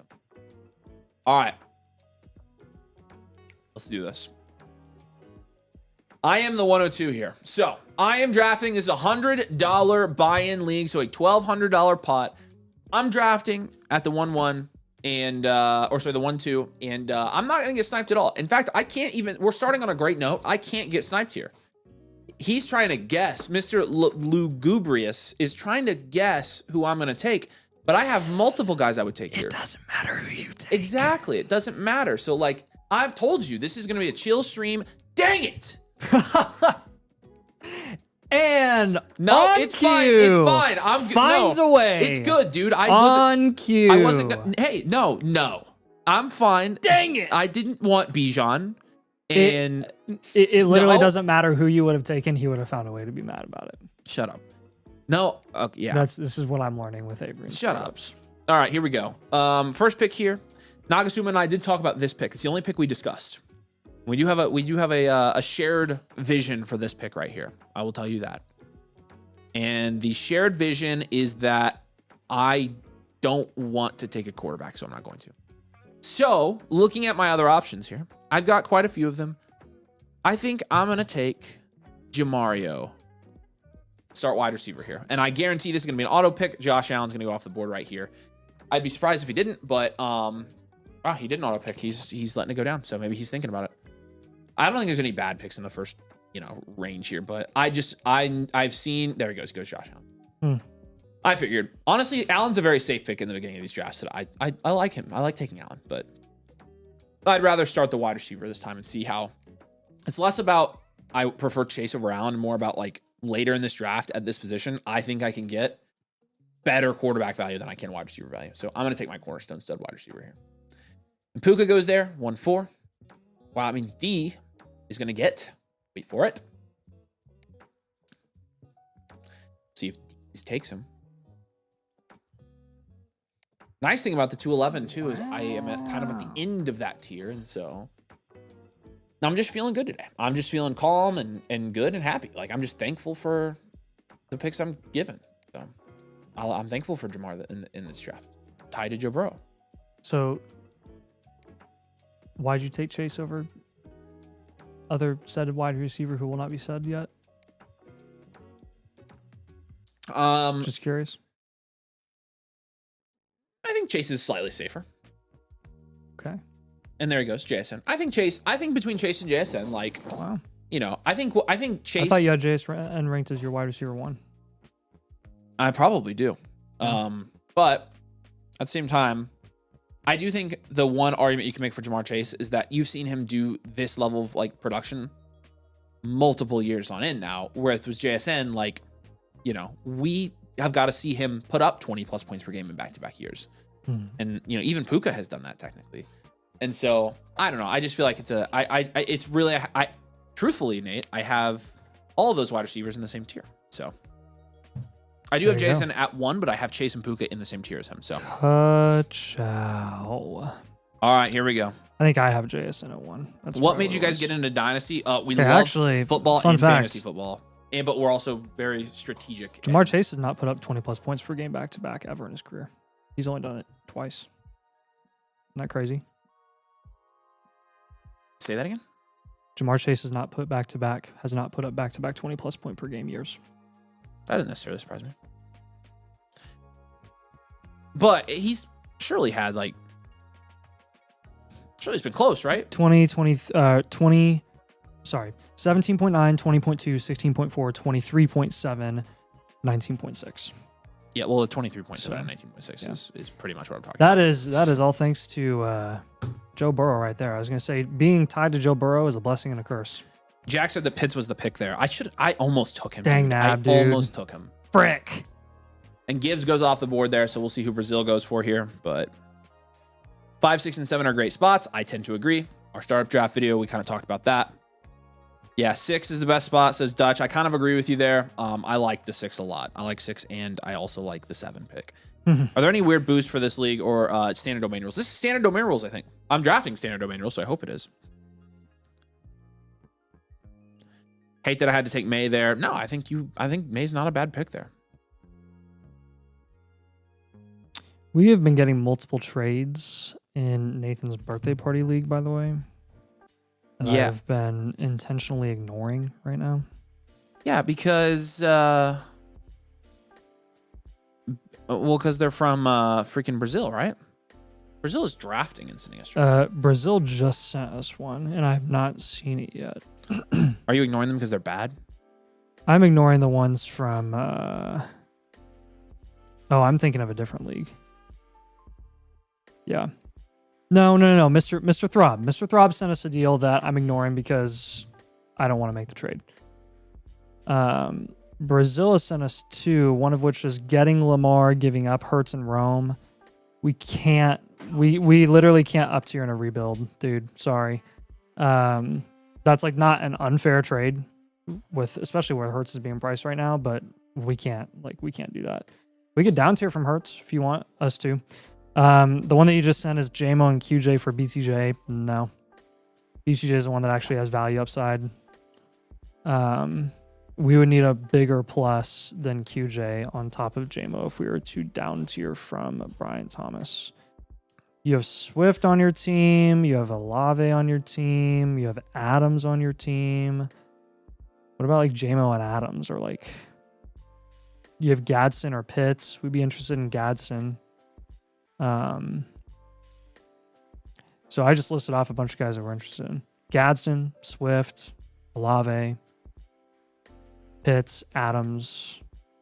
We could play around with any of those guys, but QJ doesn't move the needle for us in almost any trade. Levi says, are you ignoring me too, Nathan? Probably unintentionally. I get a lot of trade offers often. And I kind of... We have an offer from Camarino in Blue League. Well, that's not that's me. Yeah, we have have an offer. And I'm going to have to say no to that one too. Timo said, I sent you one that got put in my blueprint and birthday party. Yeah, well... Oh, yeah. And I saw that trade. I was like, didn't I just recommend that to you? That was a great trade offer, by the way, that a lot of people would fall for and take that deal, and we're not taking that deal. Sorry. Yeah. But I mean, value wise for a very low, not valuable asset deal, like it was fine. All right, drop a like on the stream, y'all. Make sure you're subbed if you haven't subbed to the channel yet. We're 58 likes. There are 300 people watching. Y'all, grow the Dynasty Fantasy Football game. Support your peeps. Drop a like. Let's get to 150. I'll give you something for free. How about that? Dude, I was so happy about that Kyler deal in the Platinum League. We finally got a deal done.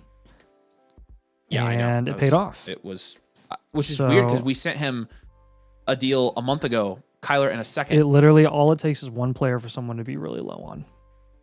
I know, but I sent him that trade a month ago. Instead of a first, it was a second. Oh, and he said no. Yes, really? And then he sent it back with he must be lower on Kyler first. So, I forgot to like. Okay, don't bully me. All right, I believe you. What's up, Tyler? Good to see you, man. Yeah. Okay. So I'm picking for context, guys. I'm picking at the 1-2 here for Nagasuma. I am drafting his team. Started with Chase. Feel really, really, really, really, really good about it. Really, really good. Really good. And so we're going to see who makes it back to us here. It's kind of the end of a tier here. Might get a little bit icky, yucky, sicky. Pause. And but we're gonna make the best of it. We're gonna take the best pick, the best value, and make the best draft. Yeah. With our best friends. Genty in the 101. Nice start, Tricky Vic. I like that start. Yeah, we're cooking. We're cooking here. I mean, I can already tell you we're gonna get a huge value follow here. I'm gonna stay really calm and collective. I'm not gonna crash out. And the other thing is, if I somehow kill this team, if I like have the best draft of my life here, I'm gonna buy this team from Nagasuma. So, yeah. Okay. So that's my thing with every time I do this. I'm like, I'll draft your team, but if I draft like an amazing startup for once in my life, I'm gonna buy it. So, it's gonna adopt it. I will be adopting it. Avery, were you gonna take Bijan at the 101? So Nash, that's a good question because I moved back, obviously, because I told Nagasuma I actually wanted to. And the real reason I did is because I was okay getting one of the receivers or Bijan. Nagasuma told me he wanted Bijan. And I probably would have taken him. I think if the receiver had gone off the board, I would have taken Bijan. But honestly, you kind of made the decision for me, and now I'm one pick ahead of the 212 here. And so like I get my one pick a little bit earlier in this round, which makes me feel pretty good. And so, yeah, I probably would have taken Bijan, but I'm just as comfortable taking Chase or JSN or Puka. So 50 cal says you're going to hit every tier break again. No, not tonight. Tonight, I'm going to be at the end of every tier. I'm going to get the value followers. I'm going to scoop them up, and I'm going to have the draft of my life. Scoop. Nagasuma says, I didn't agree to that. Buddy, I said I'd buy it from you. I said I would buy it from you. Hey, are you taking the 208 or Dylan Sampson? Oh, gross. No, neither. I don't want either. None. I don't want. I don't want any. What do we have? This is a me team that you're not in this league. I don't care. So you do whatever you want. It's gross. Like why? I don't. He doesn't have Judkins, does he? Taylor says, I've noticed this Dynasty community is a lot lower on QBs than others in startups so far this offseason. The other thing you'll notice about a lot of people in this community is they win a lot of championships. They do win a lot of leagues. That's mostly a joke. But in our opinion, there is something to maximizing your flex spot upside out of a startup draft instead of investing heavily into a QB position. So, and you guys will appreciate that I turned on the radio and there was a song titled 35 plus 34. Nice. Do appreciate that. Rather sit on a cactus. Okay. 208 could be anything. It could even be Dylan Sampson. Dylan Sampson, he could be anything. It could even be the 208. So. You know, IU and Purdue play again tonight. That game is tonight. Yeah, it's at 8 p.m. Or no, is that Friday? Hang on a second. I got my days mixed up. I think it's tomorrow night. It's tomorrow. Yeah. I was like, what? Tomorrow night at 8. Okay, so we're looking here. I can tell you, I know something that needs to happen before my pick. And we'll see if it does happen. If it doesn't, I'm not going to feel super duper good about who makes it to me. But I'm looking for somebody to go off the board here that I want to go off the board, so I don't have to pick them. HN obviously was somebody I would have taken had he made it to me. London, Jackson, Jefferson, all the same thing. We're getting out of that top tier and into the second tier of guys now. Which again, I'll be at the end of the second tier here drafting at the 211, but we'll see who goes off the board here. I think I've got a pretty good shot, but we'll see. Yeah, Purdue did just play and they got smoked. Schmack. Chris is happy with his start. Lamb and Jackson. I like that start. Even though I wanted another share of Jets, yeah. Every time Purdue has to play a really good team, they lose. Like a really, really good team. All right, bye, Waffle. Thanks for your help. They lose. Thank you, sir. And Hampton goes, so that's not good. I didn't want him to take Hampton there, just being 100% honest with you. Like, I didn't want him to take Hampton there. I would have rather him not taken Hampton because I probably would have liked to take Hampton where I was. So if Hampton would have made it to me, that would have been great, but Hampton didn't. And so it's fine. It's fine. Hampton goes late, second in most drafts, but not this one. It's fine. And Caleb Williams goes. I wanted Caleb Williams to go. Now we're feeling pretty good. Now I'm feeling pretty good about this pick. I'm not even going to look at the queue because I don't want to crash out if I find somebody I like, but I've got 3 more until my pick, and I think we're going to be good here. To be fair, if anyone has to play Michigan, they tend to lose. Yeah, but I'm not fair. I'm not a fair person. I think Purdue sucks. Freddie says, Flex Night was dope. By the way, Jens went back and watched the video on demand. Nice. Appreciate you. Nathan's mom texted when the game actually was, but his homeschooling education lacks reading comprehension. Wow. Dang. Wow. Spinning my team for live review after winning an internal contest. Really appreciate the breakdown, everything you do for community. Whole league will be watching live or catching the VOD. Awesome, man. We appreciate you, dude. We should get to you. We should get to you.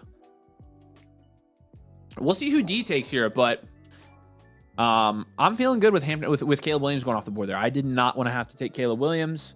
I didn't want him to be available. Trying to think.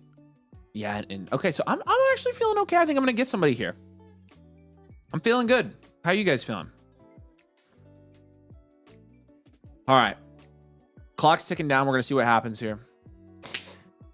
Which side are you taking here? I'm building a little deal for us in Platinum.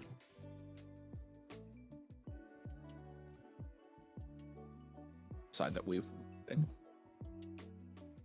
Okay. 5 seconds here. Everybody's taking the full clock. People are slow in this draft. I say that. I know. Oh no. Oh. I don't know if that was a true auto or not, but he took McBride. So over the other person. The other person, he said. The other guy? What the other guy are you talking about? I'm not going to name drop. They're not name dropping either. Don't be name dropping. Let me use my brain.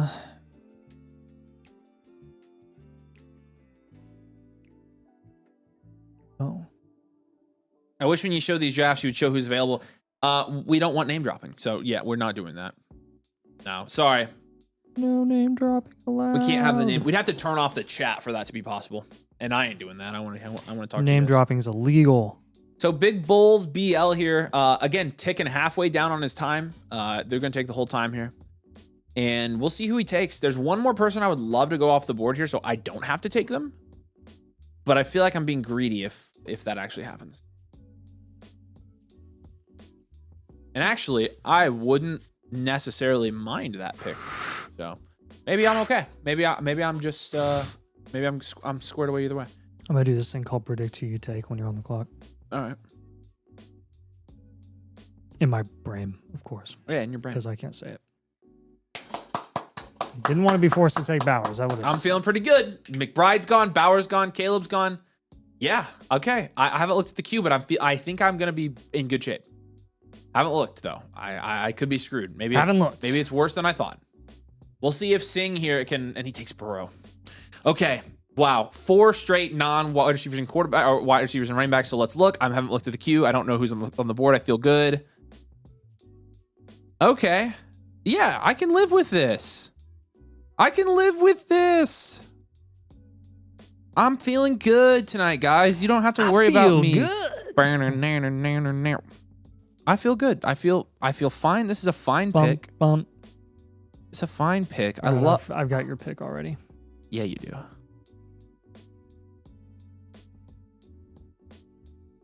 You were wrong, weren't you?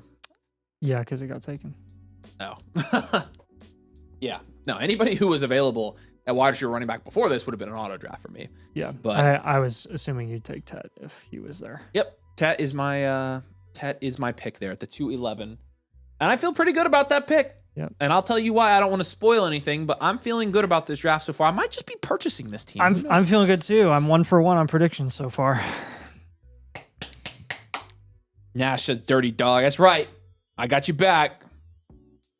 To the tune of Umba. I want you back. Name drop. Avery's going to be very happy over a top tier crash out shortly. I was happy. Baby. I'm fine with this. I would have much rather taken T-Mac than one of the tight ends or quarterbacks. I've seen Tech go as high as like the 204. So yeah. And there's the ooh. Just it doesn't matter. It doesn't matter which pick I make. Yeah, everybody's gonna freaking hate it. That's a great pick. What are we talking about, dude? I got a stray in the comments of today's video. It's pretty rough. What was the stray? It was Nathan is wrong about everything 100% of the time.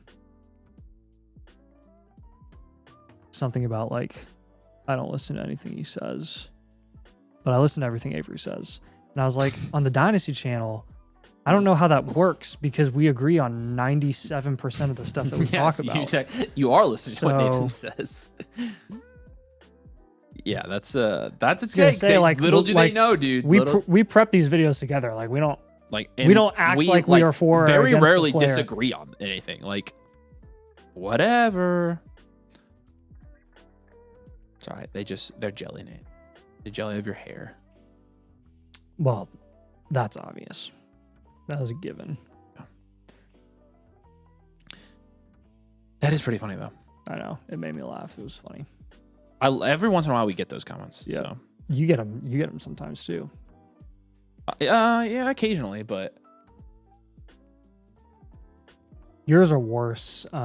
Yours are, well, everybody gets strays on the redraft and Flock League side. Yeah. But on the yours Flock League, were absolutely. Rough last year. The Flock League. I got way more than you in the Flock League. Well, except for the draft one.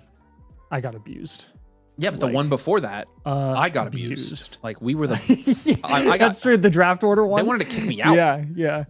Why? What were you complaining? What were you whining about? Because I didn't give everybody a 10. Didn't give everybody a 10. Auditions. Oh, the auditions one. Yes, I was thinking about the draft order one. I forgot we did the auditions I wasn't giving video. everybody a 10 out of 10 like Mason, and so people were saying that like I was so negative. I should. Wow, he's so entitled. Yeah, like. Like he did win the league last year. Yeah. But it was because I was being patient because I knew there were better entries. I knew Sammy's was good. And then so I purposely waited to give high scores until I saw Sammy's. And then everybody loved Sammy. I'm like, listen to this, it's gonna be so loud. I'm like, like, I was like, yeah, I knew everybody would love Sammy. That's why I didn't give out a high score until I saw his, because I knew he was the best fit. So I was being the intellectual, and I knew what the audience would like. And Black Batman our audience cracked me up. Our audience hated me for it, so whatever, it's fine. I know what you guys like. There are a lot of good videos in that one. What happened to Danny, bro? He just dipped after his crash out. Yeah, he actually legitimately had kind of a crash out, but he's good. He's good now. He'll be at Denny's. I don't know if you guys haven't heard this. It's not a secret. Zach has said it, but Badaki is not with land anymore, and so I would assume, I don't know, but I would assume we have an open spot in the Flock League next year. Yeah. Now I don't know if that means they're going to bring Sammy because back, because like the whole point of the fan was to rotate them in, but obviously Sammy's like been hanging around, and now Sammy's making content. But I feel like we're going to do this with every fan. We're going to bring them in, like them, and they're going to create content, and then we're going to be like, oh, they're a content creator. Nick just showed us an updated graphic of some peeps, and the first one was Sammy. So I think it's... Yeah, but it says Sammy uses it for his YouTube channel, I think. Oh, I got you. I didn't even see... He was just concepting. Nick killed the graphics this last year. I'm excited to see what he's got cooking for this year. Oh, yeah, you're right. Oh, these are way too detailed. I like the old ones better.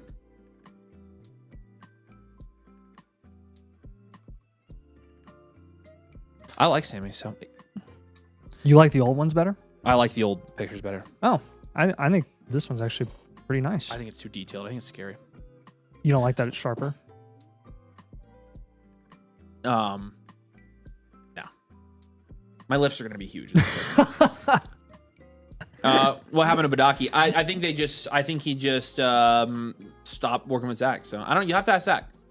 I don't know, but I know that Zach announced on a stream that Badaki was going to do his own thing. So I thought Sammy was literally part of Flock. Now he has rankings on the site. Yeah, I think that is true. So I don't know. Again, I don't know. Like, I don't know. I don't trust, honestly, like just being 100% honest with you. And I know he's probably not watching, so I don't even if it was, I don't freaking care. I don't trust Mason, like, to bring in a fan and not get attached to them and make them a content creator and then say you're staying forever. But at what point, like, is he gonna, like, we're gonna run out of league spots. So who are you kicking out next? So, yeah, that's fine, man. It's gonna have to be like very clear this year that whoever the fan is does not. Which again, I didn't. That's yeah.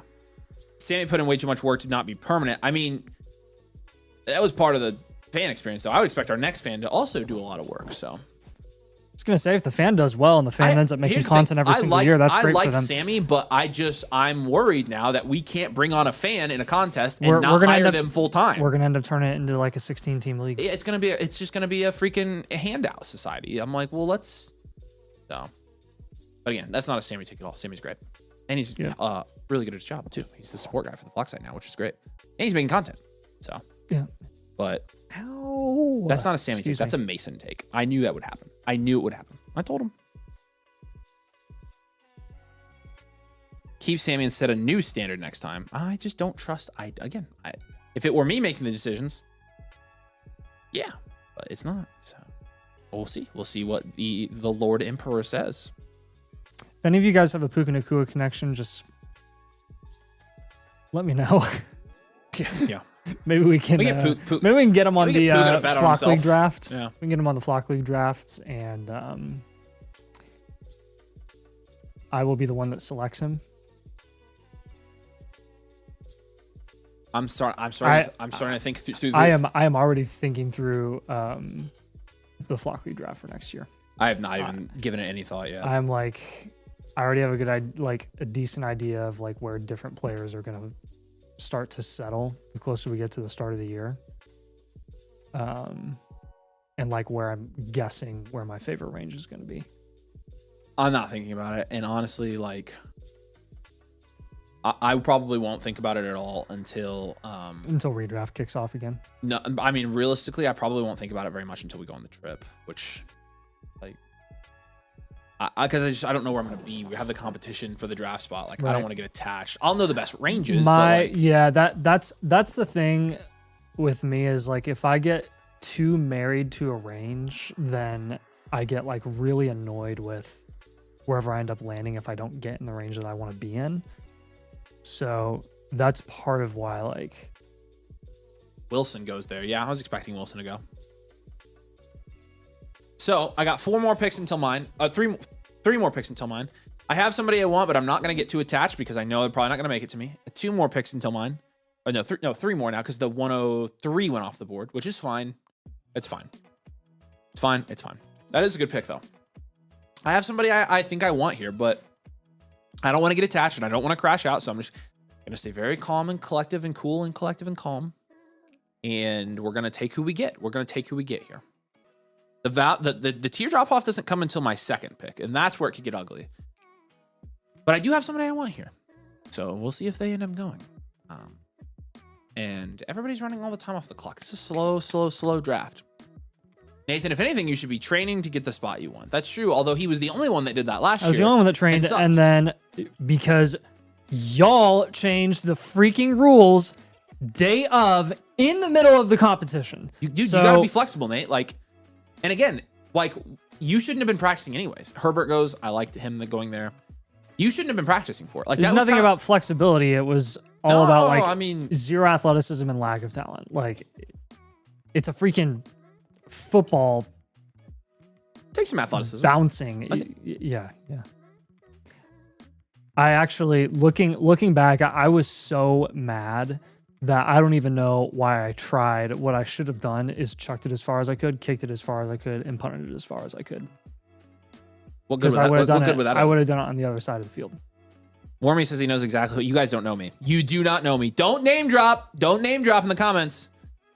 Olave goes, good pick. I would have taken him, but I'm fine with it. 1 more pick until me. I swear I'm going to get sniped. I'm going to deep breath. I know I'm going to get sniped. I've had one guy I want. He's not going to make it to me, and it's fine because I knew he wasn't going to make it anyways. I know who you want. Wow, you got your guy. That would have been a good pick. That would have been a good pick. I know who you want, though. But the guy I wanted made it to me, so let's see if I can do it. Let's check the other positions. Yes. Oh, that's a great pick, too. Yeah, I know. Oh, there's 2 guys, Nate. There's 2. I know. Oh, no. I got to decide.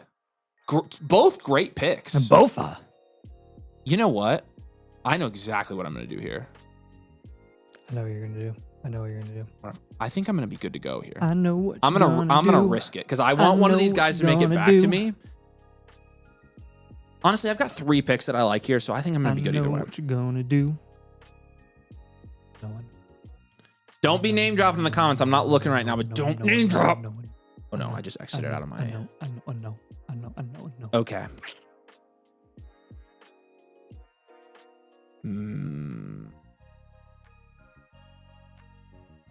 All right.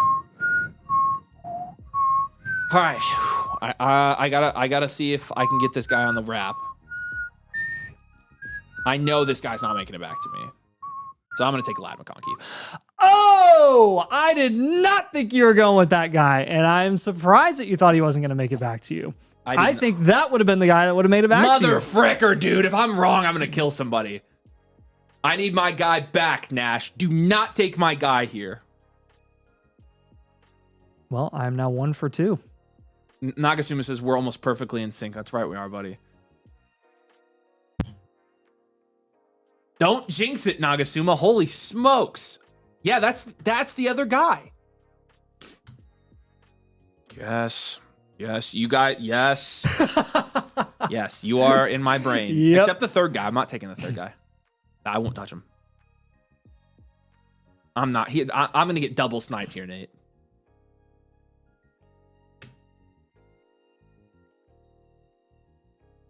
Yeah. It's the same. I know, but still. That's why I thought. Yeah. You were planning on my number 1 guy first, weren't you? Oh my gosh.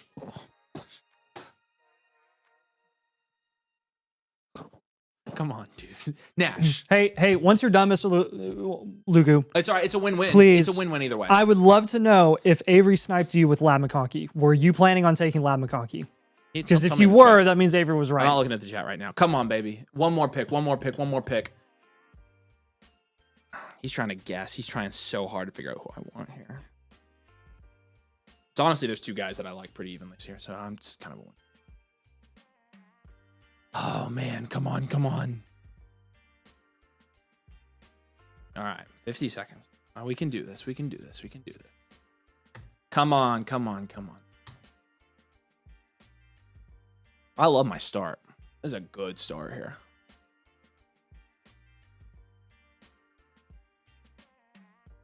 I'm not looking at the comments. I'm sure you guys are trashing my start. I don't care. It's a good start. Trust me. Safe start for sure. And a startup. 25 seconds, baby. He's thinking hard. I think he's trying to get into your head. He is trying to get in my head. Come on. Yes! Wow. Yes! So were you he must have been planning on taking Lad then if he was looking for wide receiver there and taking Ibuka. Good for you. I'll know, Nagasuma. I'll know, dude. I love that. I mean, yes! so far I took a gamble and I made it. So far our talk of the first half is looking really, really good. Like 101 to 106. Nashon says he was not taking Lad, but it doesn't matter because I got both the guys I wanted. I wanted Lad and James Cook there. So he got his guy. Woo! All right. I told you I was going to be fine. 2 for 3 now. During this draft. I told you I was going to be fine. Let's go! When did I tell you weren't going to be fine? Well, you told me I was going to be crashing out. I haven't crashed out. I'm fine. You went, dang it, with Bijan. Yeah, that's not, like, I was bummed, but I wasn't crashed, so. I cannot believe I got cooked there. That was awesome, y'all. That was awesome. I don't know, Nagasuma. We're gonna have to see how this. I may throw it in the 6 to 8 range, but if I have it, I don't know. Wow, what a freaking turn there. Okay? So and then Loveland goes. Loveland's a fine pick there. If like Lad and Cook had been off the board, there's a chance I would have taken Loveland actually for the market value. Wow. Man, I have not really gotten sniped so bad yet. This is awesome. I'm going to have to pay double for this team. I am going to have to pay up, I think, if I want it.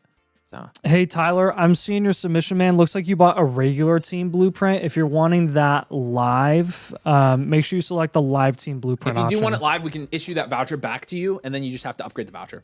Yeah. He's a member. This is Tyler Chimarusti. Yeah, he's a member. Okay, cool. Yeah, let us know, Tyler. We can send you the voucher back, and you just have to pay the difference. So this whole league is watching. Vincent says I would have went James Cook and Loveland with Avery's pick. Yeah, but I like Lad there. I think letting Lad slide past that with his new offensive coordinator is tough. So Oh man, that's such a good start. It's the best startup draft start I've had in a long, long time. Hey, look, Feeling good. Wide receiver, wide receiver, wide receiver. I know, and honestly, I don't love that start this year. But the reason, and I was going to talk about this at the beginning, the reason I didn't take any running backs like second round, I didn't even think about it. Well, no, there's a massive tier drop off after the guys that went in the early second. And I knew I'd be able to get somebody in the fourth. JT and Cook are the next two guys. Yeah, it's the other reason why I almost took now like. Bijan, Tet, Ladd, and Cook would also be pretty disgusting. So like, I was kind of on a win-win either way there. But honestly, like I think for me right now, like I'm just kind of taking the value. I think Ladd was the value play. James Cook was definitely the value play. I'm feeling good. I feel good about this draft. I feel good. I rarely feel good. That's a great pick. Because if James Cook wouldn't have made it back to me, I was probably taking that pick. I was probably taking the 104. Because the 104 is in the same tier as the 103. And technically it's in the same tier right now as the 102. So like you just got that cheaper by 2 rounds, a round and a half. So. Unless wide receiver 3 falls to the late first. Ethan says, I went with your wide receiver startup strategy last year. I have Jefferson, Puka, and Tet next year. Elite help. Thanks. Yeah, I appreciate you, dude. That's sick. That's sick. Would you try to send Neighbors and JJ for Swift, for JJ and Swift, and then send someone interested in CMC? Neighbors for JJ and Swift. That's a fine move. That's a fine move. You'd be getting CMC? I'd be fine with it. All right, JJ, appreciate it. Yeah, I figured you were behind because you said you were here, and I was like, oh, we're finishing up. So we can talk later, though.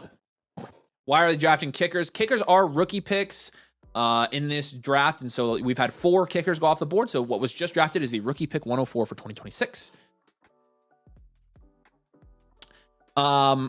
We are, I will say, going to do at least one Dynasty startup draft where we will have you draft 26 and 27 rookie picks. We are going to do a startup with 27 rookie picks as well here very soon. So that will be pretty fun. Drop a like, y'all. Make sure you're subbed. Yeah, Singh is just taking the value here, I think, though. Hurts was a really good value pick there. So... And Allen was honestly a value pick too, but that's exactly why I wouldn't have gone QB in the first, because I think you're getting QB in the next round. So this is a kicker premium league. Yeah.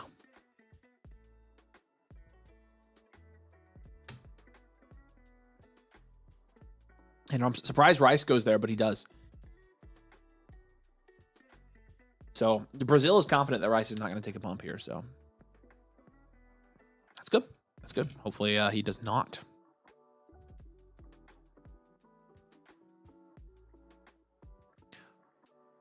26 and 27 feels great. Yeah, it will be awesome. How do you get the domain icon by your name on YouTube? I think you have to do it on desktop. You do like there's a join button. It's like the membership. Yeah, it's like, yeah, you have to do you become like a member on YouTube. It's like $2. So seeing who makes it to you at the 7-Eleven, I think is going to make or break your experience here at the 102. Ethan says, best Dynasty content on the internet by far. Did 4 leagues last year, won 2 of them. You guys have elite ball knowledge. Well, we appreciate you, man. Thanks, I'm glad you're winning your leagues. That's awesome. That's honestly like why we're here, try to help you win your leagues. It's credit and to it's you. funny for every It's people. credit to you It honestly for winning your is, leagues, it man. is you. It's not us so much as you just watch us for entertainment, which we're happy to be here for. And what's funny is for every comment like this, which is so nice of you to say, we get comments that people would actually win their leagues if they just faded our takes. And so I'm like, well, the answer is probably somewhere in the middle, but we appreciate you though, dude. That's really nice of you. Well, glad you watched. Thanks for supporting as well. Zom just sent some memberships. There you go. Allen going third's good value pick. Wouldn't be surprised if he trades down for some other good wide receivers, running backs before the season starts. And I think you're correct. My problem is like the reason I didn't take Allen is because if he offered me Allen for Chase, I wouldn't do it. And so I wonder if the same sentiment is held by the Puka owner and the JSN owner there, which is why, especially in the first round of startup, I think it's wiser to draft wide receiver, because if you need to move a wide receiver for another position, which you almost never do, you always can. Quarterbacks are impossible to move. The liquidity of a Josh Allen or Drake May type asset is extremely low. And so again, people notice like, okay, in our community, like quarterbacks go significantly lower than other communities and superflex startups. And again, the reason is part of what we're preaching is that, you know, you can't like ever get if you're talking about trade value, if I were trading Josh Allen off of a dynasty team versus trading Jamar Chase or Bijan off a dynasty team, I'm going to get more in return, and I'm going to have a lot more suitors for Chase and Bijan than I will Josh Allen. A lot. Yep. So, there's something to be said there, I think, about like the best strategy in a startup and if you should take quarterback early or not. Denick says Nathan Avery might have some of the worst takes of all time, like Luther equals Trey Tucker. Yeah, see, Denick, I think that you actually believe that. I think that's what you think we said. That is a good number of comments that we got in today's video. If you really stopped watching, we tried so hard. To be like very explicitly clear on today's video that is not what we were saying, and it just, it goes right over the heads of just people that like we can't help. Sorry, I guess I can't help you understand. It's not the point of the exercise. 95% of the people understand. Yes. So I know almost every single one of you guys watching, actually all of you watching understood. Like, yep. Peter says, that guy crazy. Trey Tucker's better than Luther. I know you're trolling, Denick.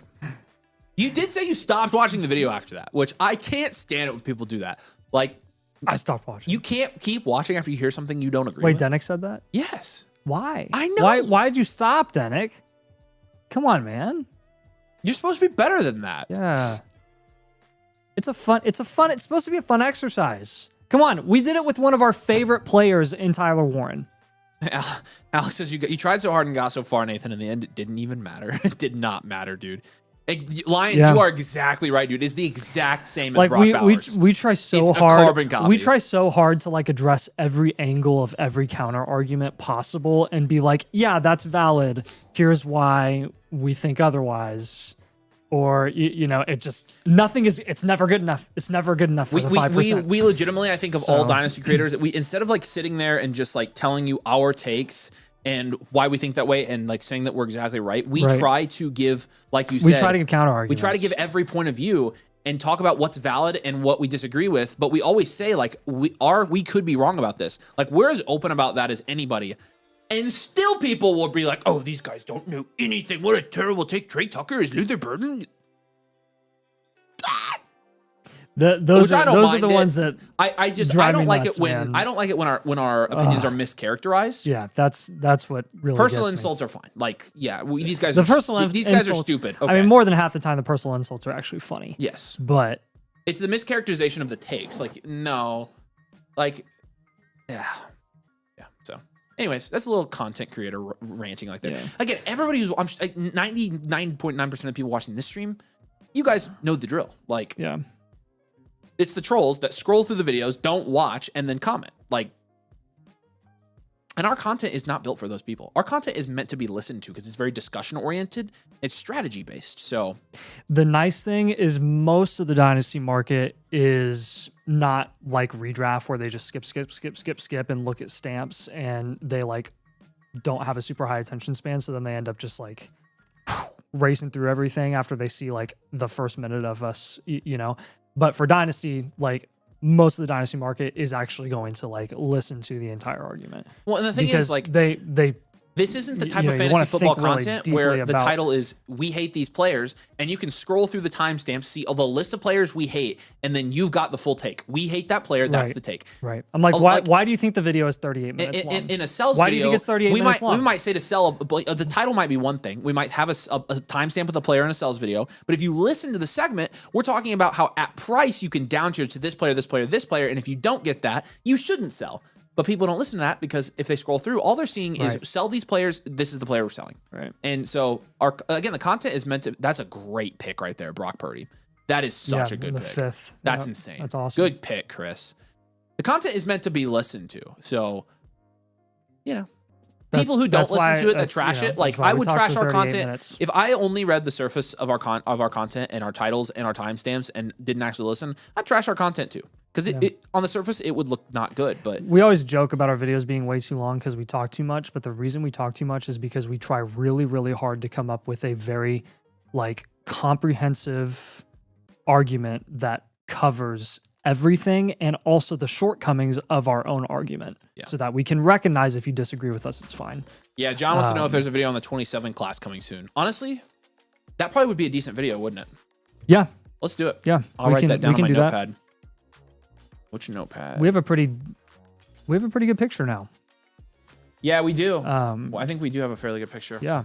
All right, how many picks in total up? 1, 2, 3, 4. All right, not enough to pay attention yet. Man, these notepads are... Hey, do you have the munchies yet? No, because I ate right before. So okay. You can get something. I had a very late... No, I actually didn't have a late lunch. I want something to drink. But for whatever reason, I was not hungry before I left because we started at 5:30. Yeah, we started. And I'm used to eating at like 6. That's why I So I can't, like, I have to have eaten by like 5 p.m. Yeah. Which means I have to start eating by like 4:30. Wow. And I'm not ready you at see that Dak point. go there at the 4-5 turn? Yeah. 4-11. Tricky Vicky. Ow, my bullet. I enjoy you put 2 thoughtful videos a week, quality over quantity. Yeah, that's the best. We used to do 3. I know. Actually, last year was the first year that we only did 2. And I think it's the best decision we ever made. Yeah, and you would think from a content creation standpoint, here's a little like another view behind the scenes. Another best decision that we made is separating Redraft from Dynasty. That was not. Oh yeah, that was not very common. We took a gamble and we got lucky on it. Yep. We would not be anywhere close to where we are today if we had a Dynasty combined channel. Yeah, it really. Yeah. Going from 3 videos to 2 videos a week, we raw numbers like views per month, like because we were part of it because we were growing, but as when you start growing a YouTube channel, like you can cut back and do quality instead. And we did that and our numbers went way up. And so like you would think, 3 videos a week, we'd obviously have more views, but quality over quantity all the time. Always quality over quantity. Sometimes you guys make it, you push our limits with the, with blueprints too. Like, cause we're quality over quantity on our team reviews as well. Like we want it to be best quality. We get so many. So it's like, which is great. And we appreciate that. It is what drives the business. But like, yeah, I mean, we try to keep quality on those too, not just our videos. So Nathan is a hungry boy. That is true. Denick says he watches every video. I'm glad, Denick. I hope you watch them all the way through, even if you hear something you don't like. You didn't like the Dak pick. I think it's a little bit early for Dak, but he wasn't making it back to you. So look at Travion, dude. Travion went in the 5th round, Nate. Mid-5th. After McCaffrey. That's crazy.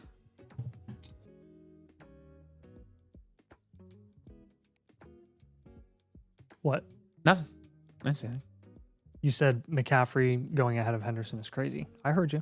You didn't say anything. You just ignored me? Well, I needed 5 seconds of silence. Like, no. And then I was going to answer your question. That's really rude. I was like setting you up. You know what else is really rude? What? Not letting me draft in the Well, that's not your fault. I didn't make that decision. Yeah.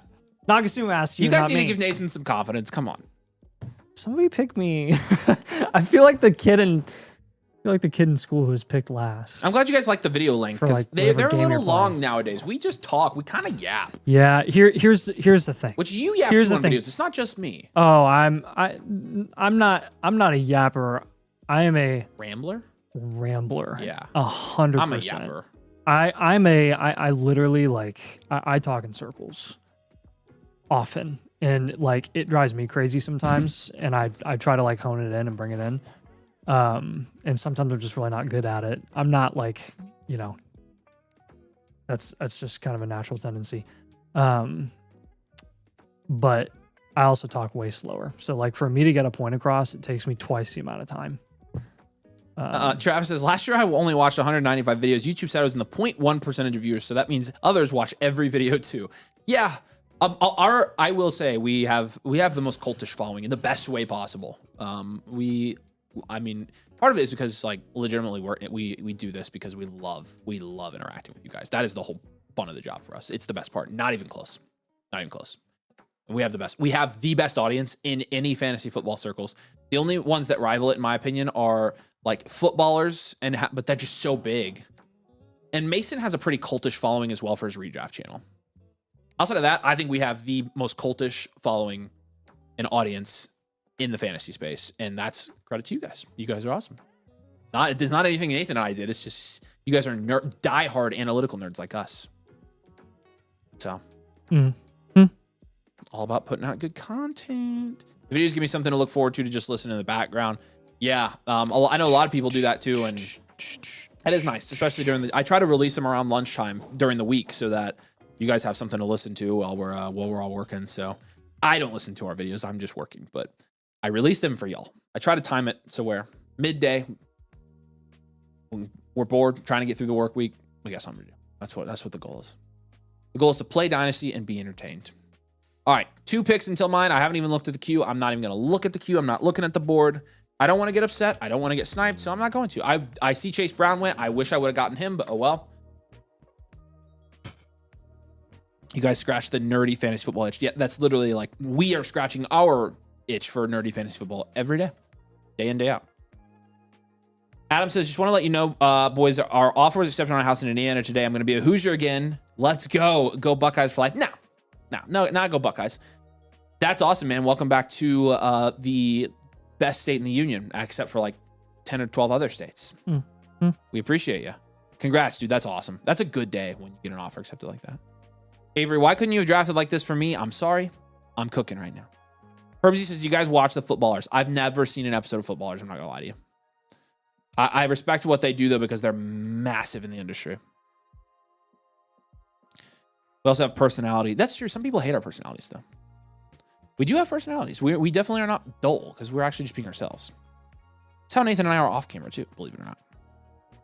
Nate is so cute. I just got to tune into every stream. There you go, Uncle Fresh. Cute. Is there a secret door behind the domain logo on the back wall? Yeah, there's a button up here. Hit it. And actually, that could operate like a secret room. Dude, we did. Okay, I'm on we did crawl up. Oh crap! I lost 20 seconds. Okay. All right, y'all, lock in. Here we go. Yeah, this centerpiece actually like comes out and legit. It's framed out. There's nothing in there other than like some insulation, but it's not like packed in insulation. So we could actually.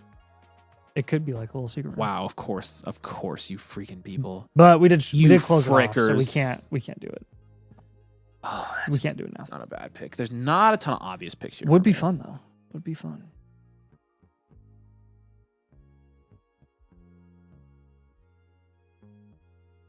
Nagasuma, if you've got anything, message me. And we only got 30 seconds, but if you have any preference.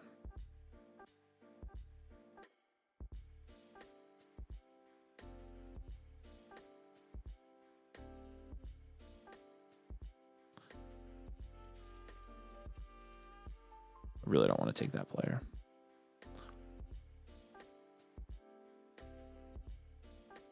All right. I'm taking my time, but I'm going to take Barkley here. Not the best pick. No value fallers like Henderson, Chase Brown kind of were there in the mid-fifth, but contending running back on a team I think is going to contend pretty heavily here, and I like Saquon for a bounce back year with a new offensive coordinator. So I'll take Saquon. Not my favorite pick of the draft, but I think it's a fine pick. Into the 5th, sure. It's Saquon Barkley. Works. It works.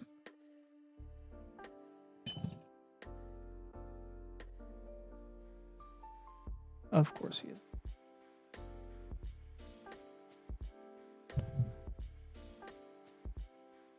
Yeah. That was my guess for your next pick, if it's there. Yeah. So we'll see. We'll see.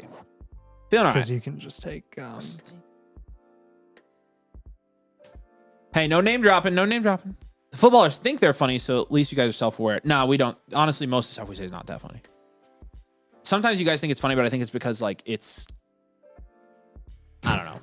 Like part of the stuff that's funny with Nate is just he doesn't know like anything because he was homeschooled. Jack says, "Hey guys, got my first blueprint this season. It was awesome. Thanks, Danik. Appreciate you, Jack. Let us know if you need anything, dude."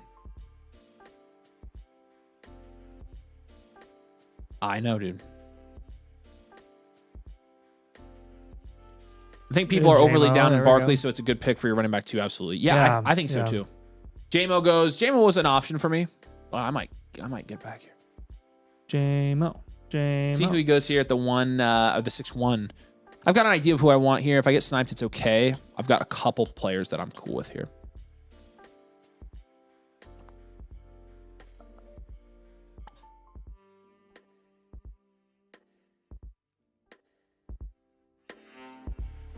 There you go. All right. Well, Kerchow. Yeah, Kerchow, man. Honestly, there's another really good pick here. I would not take the other guy you mentioned, personally. Oh, I'm not talking about him. Oh. I think I'm going to take this guy. Oh, Okay. I'm going to check something. I've got some time. I'm going to check something real quick while I'm on the clock. I want to check some. I know who you're talking about. I want to check some market values real quick, but I think I've got somebody that might be the market value pick here. Warren was technically. Warren was another good one. Warren was a market value pick. Wow, I can't believe that guy's the Warren in the 6th, by the way. Warren, I've seen Warren go in the 6th a number of times now at this point in domain startups, and I am totally good with that price for him. It's like Warren in the 3rd or 4th, which is where he was going in the early offseason, where we were like not cool with it. But I mean, that's almost 2 full rounds after where Colson Loveland went.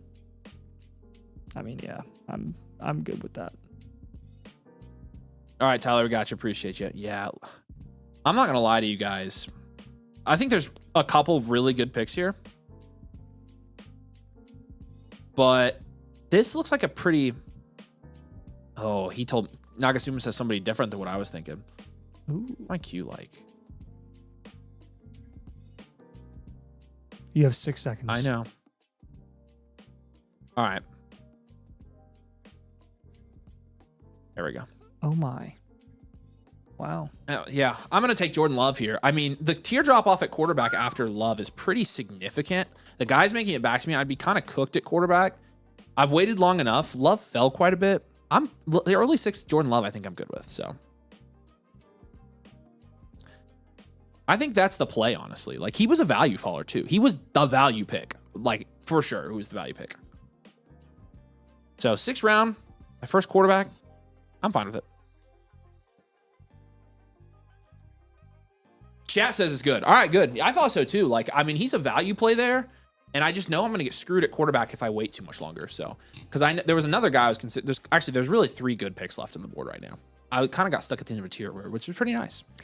I'm very, very interested to see who makes it back at the 7-11. You're either going to be in that really gross tier drop off range or get a value faller. Get a really good value faller. You're literally right at the end of potential value at the 7-11.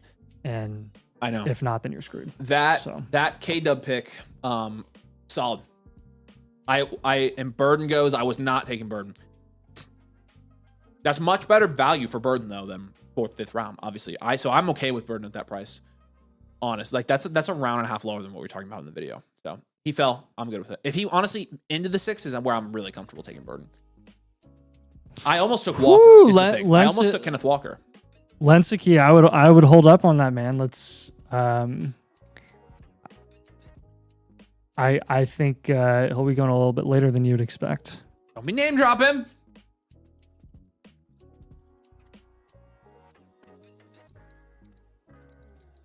Avery, you sniped me. I was going to go with my 4th QB. Well, he was the value faller there. Love over Baker. Yeah, because Love has more market value right now. So, I tend to agree with that. Quite a bit more. Yeah, like a lot more. Connor says Love's the pick. Awesome. Good. Getting Purdy and Love in the 5th, 6th is my ideal super flex. Yeah, that's why I like, I kind of worked it to perfection there because I went no quarterback and I had a value faller in the 6th. Like, that's pretty good. And Love can be a quarterback one. Obviously, it's no guarantee. Travis Hunter goes.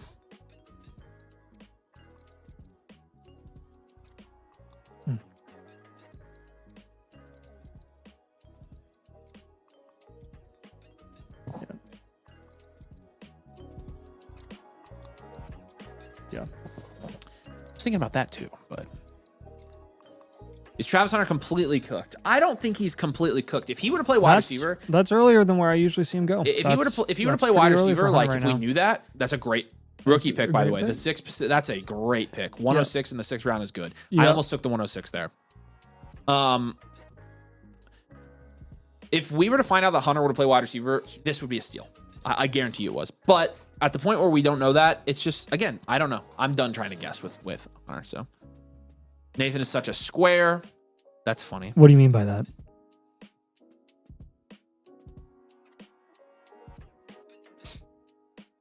As opposed to a circle? Triangle? Wow. That lightning. Really? Oh, here it comes.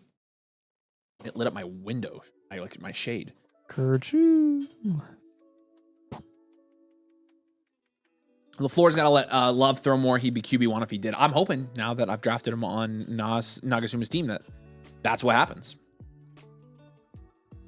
And Kyron is a good pick there. I had Kyron in my queue as well. There's reports Hunter's going to play mostly cornerback. I know, and that's why I think it's risky. I think that's why it's risky. So we are going to pivot here. I'm drafting obviously at the 1-2. Pretty good draft here so far. After we get to a certain point in this draft, we are going to pivot over and do team reviews again. If you would like to get your team looked at on tonight's stream and have Nathan and I break it down live, you can do that. If you're not a member, you can become a domain member and join this awesome community of people in the comments that are all over on our Discord. You can get a free team blueprint, get it live on the show, get infinite blueprint, a new review every month, so you're never running out of personalized advice. You can get in a league just like this one, a competitive league, drafts live with lots of good players. You can get our rookie vault, our bakery, all the site tools, etc., and you can join the best community in the land, and you can support your favorite Dynasty channel. And so you can check it out at flockfantasy.com/domain, code domain, annual motherflocker tier. If you join, again, we can look at your team tonight on the stream. We also have a la carte blueprints, of course. Our blueprint queue is open for tonight, and so you are welcome to submit any team reviews that you guys have, and we can get to it. So we appreciate you guys. Corey said, as opposed to any other freaking shape, Nathan. Well, I know. He said square. He said as opposed to what? Any other shape? You, Corey. But again, like, what is the point of saying that I'm a square? That is a funny comment. That was my point. It's not that I don't know what shapes are. It was like, dude, that is funny as heck. Why a square? Like, define a square. Is that a good thing or a bad thing? I don't know.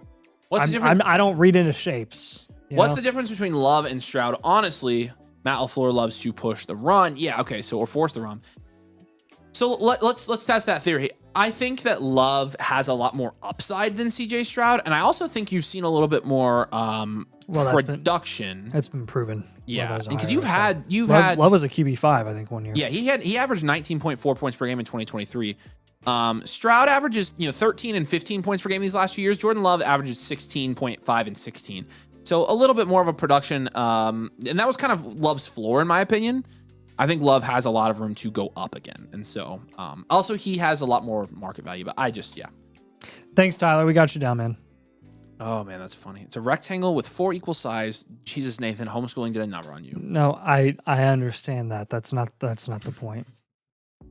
I'm all here for it. I'm all here for it. You guys should mansplain squares to Nathan all night. No, it's making him mad. No, I'm good. I know what a square is. Love is immensely more talented, in my opinion. There's some of that. You guys see that much of a drop off between Baker and Love? No, Baker's. Nope. We like Baker. I shouldn't name drop. Baker's fine though. Are you guys moving Hunter for Smith, or is the upside? No, I would move Hunter for Devonta Smith. I'm fine with that. Just take the wide receiver 2 you know is going to play. Chris says he sacrificed running back like crazy today. Yeah, you sure did, buddy. Your draft is fine though. You have a good draft. The Purdy pick was one of the best picks of the draft. Tucker Kraft goes there. Nice pick. I don't know if I've ever seen a team like Green Bay that looks so good against highly competitive opponents and they play down to like really bad opponents. Yeah. I do not understand it.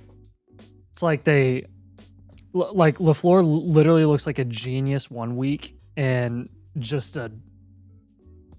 not even a bonehead, just like a 1960s play caller the following week. I think I tend to agree that I think they should let Love throw more. In fairness, Love is I wouldn't even say he's average accuracy. He's got below average accuracy. Yeah, sure. He is not an accurate quarterback. And I don't know if that's something that I mean, maybe I would assume they've tried to work on it, but like he throws off platform a lot when he shouldn't, and it really results in him spraying the ball all over the place. So I think that's part of the issue is like they give him plenty of opportunities and chances to throw it plenty. And it's like every 5th throw is like not good. Yeah. So sure. I don't know, man. I don't know if that's something that's going to improve because there's no arm talent questions, nothing like that. It's not like his vision is poor as a quarterback. And yeah, it's just lack of execution. Really good when the pocket's clean. Really bad when he's pressured. That's a lot of it. It's honestly a lot of it. And he has some great WoW plays. He's fifth in clean pocket catchable rate, and so and that's clean pocket completion percentage. He's fourth. Yeah, he's 11th in red zone completion percentage, but pressured completion percentage he's 36th. Pressured catchable pass rate he's 33rd. It's because he'll try to throw off platform when he does that, and he's athletic, he can move. But I think he kind of overestimates his ability to be an accurate passer when he's under pressure. He will not set. You know who that eval reminds me so much of? Who? Fernando Mendoza. That's his eval for me to a T. I've seen Fernando throw off platform pretty well though. Yeah, but he's pretty inaccurate a lot when he goes off platform. All the throws he missed this year were the off platform ones. That's fair. He made a couple really good plays. That is a pretty good comp. Yeah, honestly, I think in terms of skill set wise, how they perform in different scenarios, I think Love and Fernando are going to be very similar NFL quarterbacks. That is very good. Yeah, I like that. It's just that you said that. That's a great comp for Fernando. You said that. Yeah, it is. You said that, and that literally, and that's also a good fantasy comp in my opinion. Yeah. You said that, and it literally was that's exactly what I think of Mendoza. Yeah. I'm just cooking. Nathan, Love is top 7 in adjusted completion percentage and top 10 in on target percentage. Okay, but again, I just read he's very good. Yeah, I'm not saying that.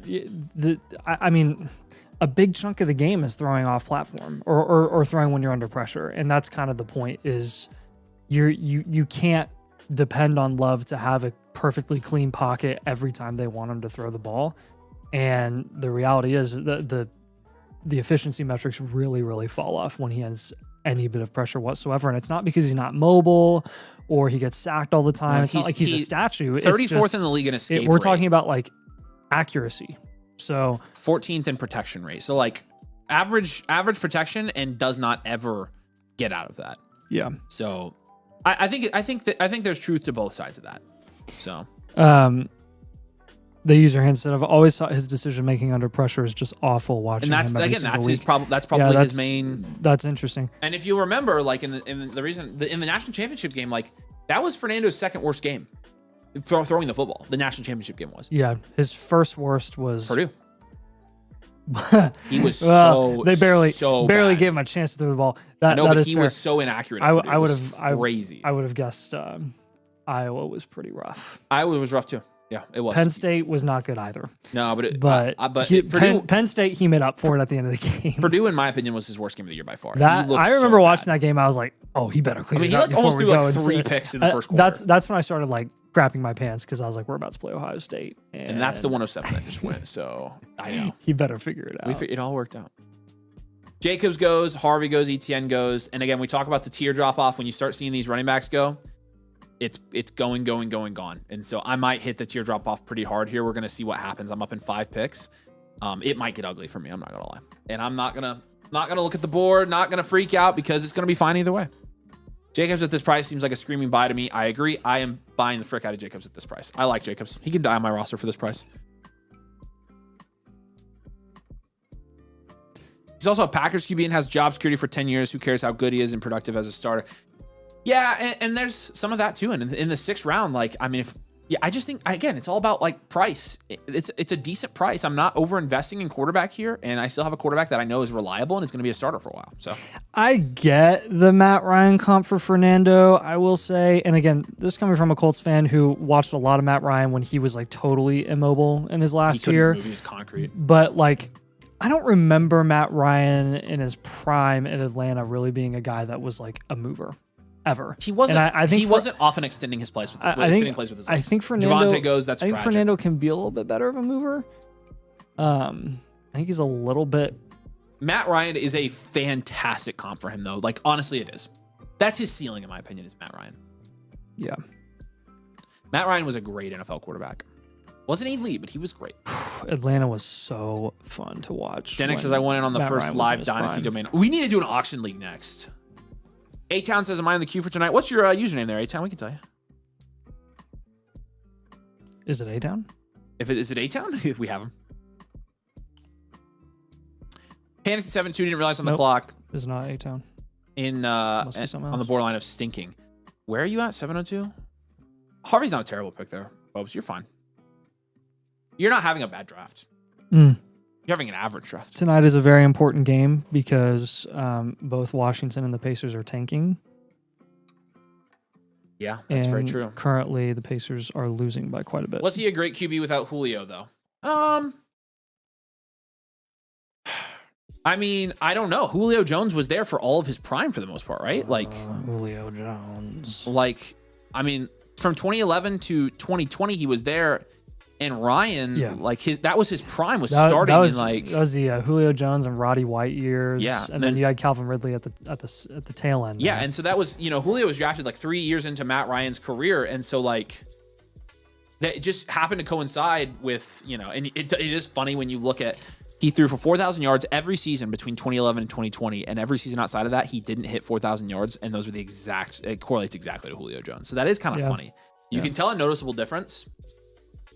But also, I think there's no way of truly knowing that. Like because at the end of his career he was cooked, and at the beginning of his career, like he was, he lost his mobility fast. Oh yeah, he did, and he was the third overall pick. So there were high expectations for him. He never really lost like a ton of arm strength. I don't remember. Like he could take shots still.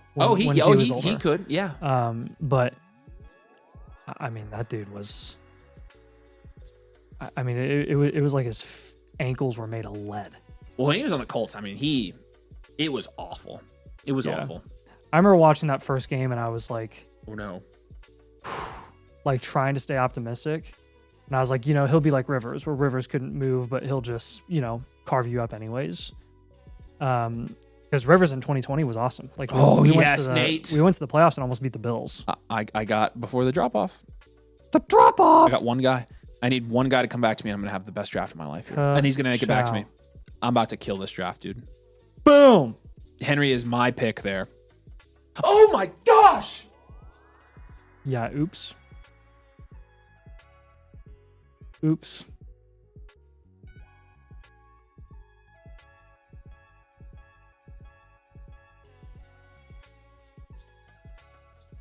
Yeah. It's not a bad We'll see. We'll see. The pick itself is not bad, no. I may have made a colossal mistake, you guys.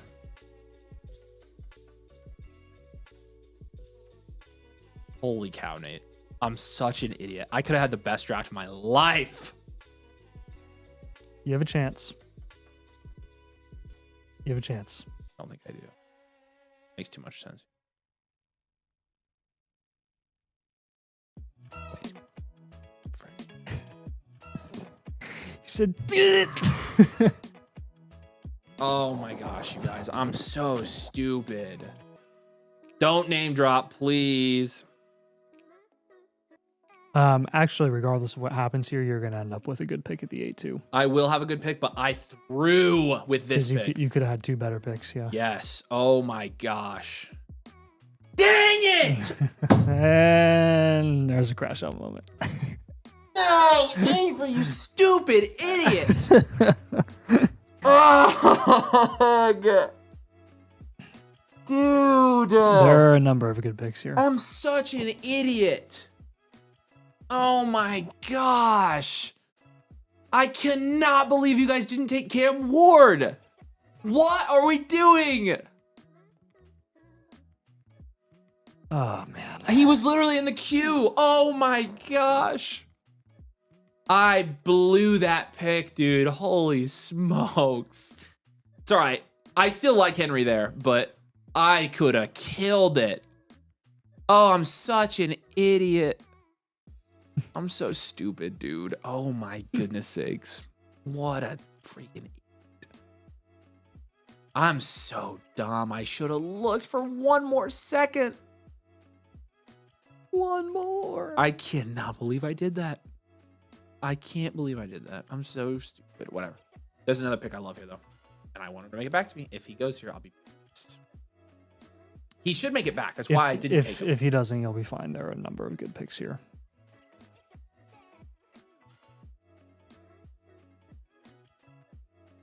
All right. Yeah, that was one of the good picks. I could live with that. Addison is a good pick.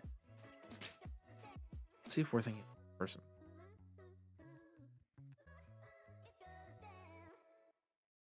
checking. I'm checking my queue. I'm taking my time, guys. Oh, I could have had Cam Ward. That's all right. I get to flex Henry, which is pretty cool. Honestly, for my team, it's probably the correct move, but I don't like it.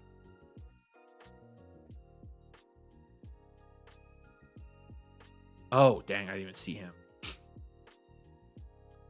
I could.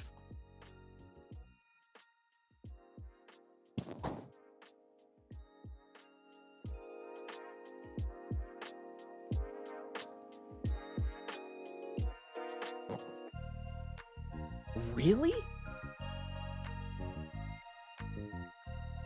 Really? Yeah. Oh, that was not what I was thinking.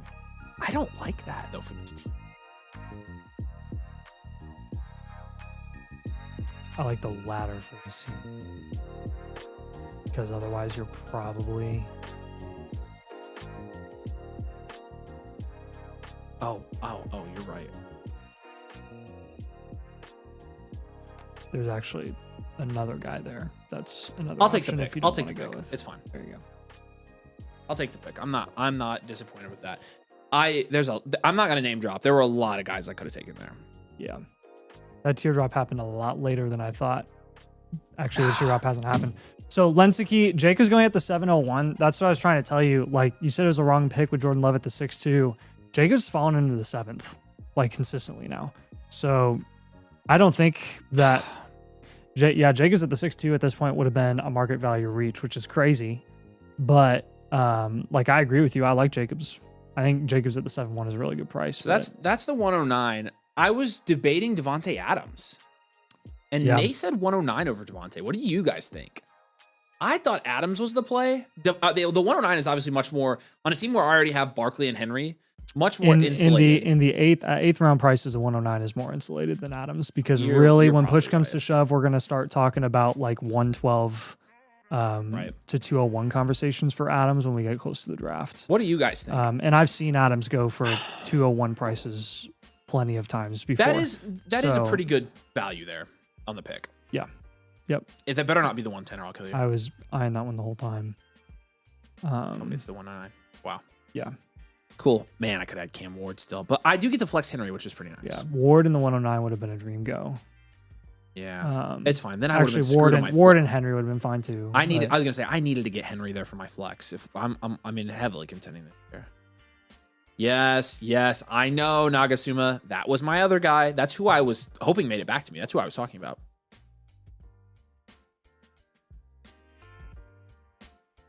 Yeah, and if not.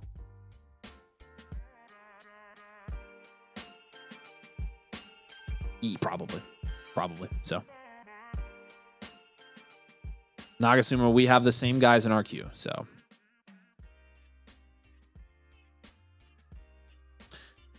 all right. Well, could have been better, but it was still good.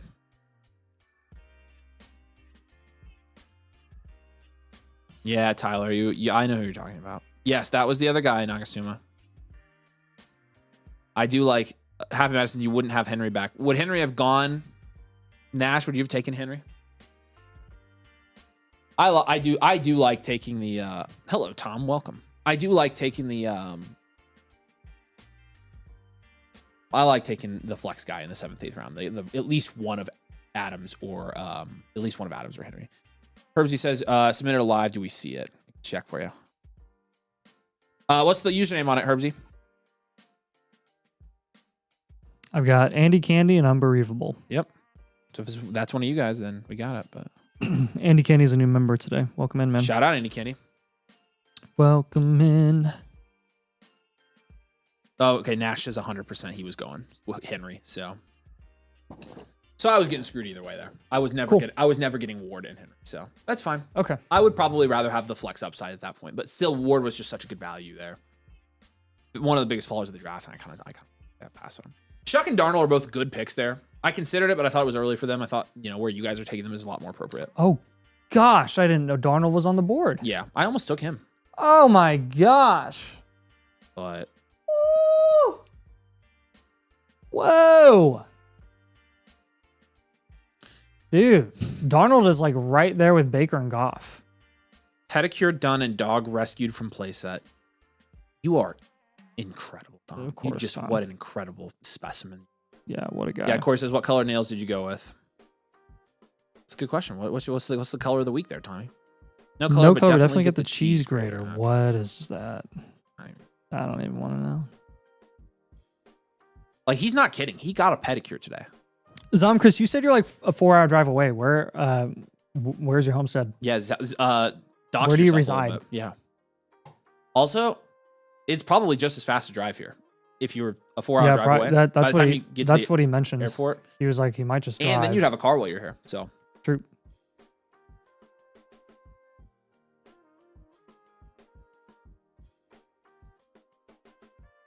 Ryan says, what do I think? I don't think you give a shit about this dude's money because there's no way with your own dough on the line you are taking Boston/Strat with pick 106 or later over any of these starting. I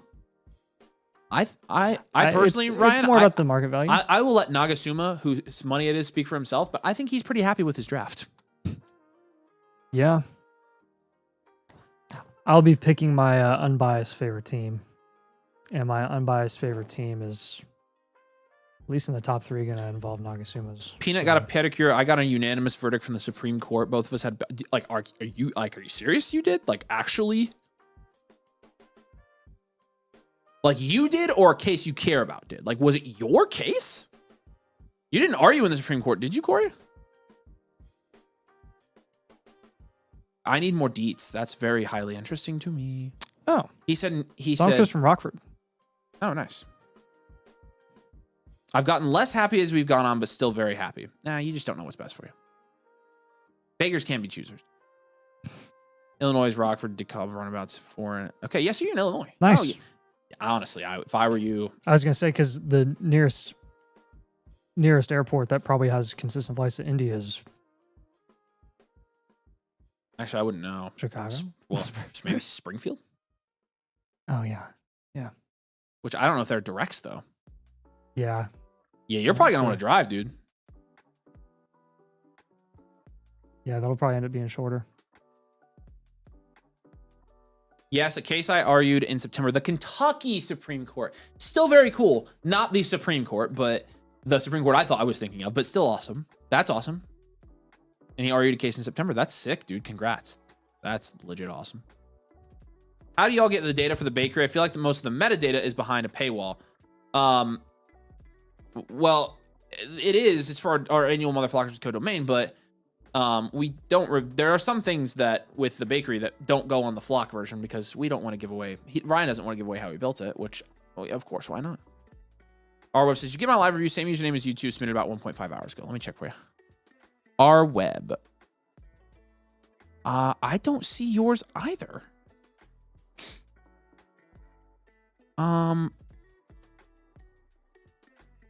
Who else did they submit it and we said we didn't see it? Oh, it's Andy Candy. Okay, cool. He's good. Yeah, where is and welcome, Herbsy. I didn't know you weren't a member, dude. Welcome. Our web. Will you check our web 07? See if that's like in progress or something. If it was alive, maybe it wasn't alive or something. Drove to Indy twice last year, and it would be shorter than flying and get to have my car. Yep, that works out then. Man, I didn't know that before we chose you, but that's a bonus for us for sure. Saves domain a little money. They make an algorithm that we don't know. Ryan does. Ryan created it himself. I don't even really know it. I know about it, but I know more than y'all. Chris says it was a panic pick because he was stuck. Oh yeah, it's a panic pick, I think. You probably should have just taken Kyler there. Yeah, you'll be hanging out with Tom a lot, Zom. So.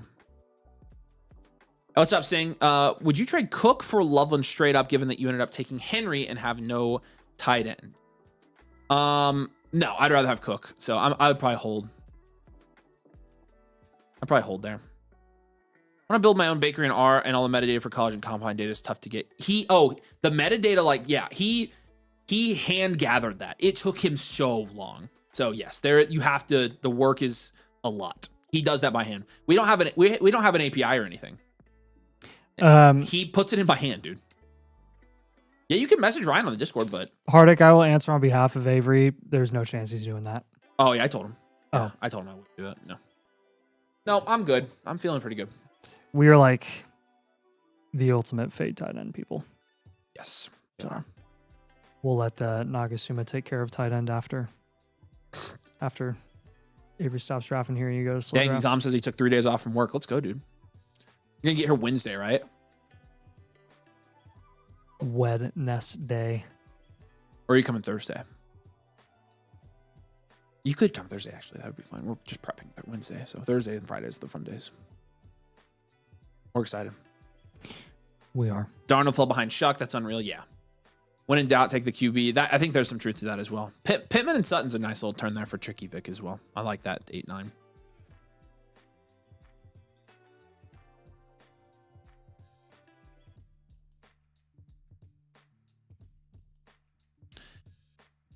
However long you'll have me.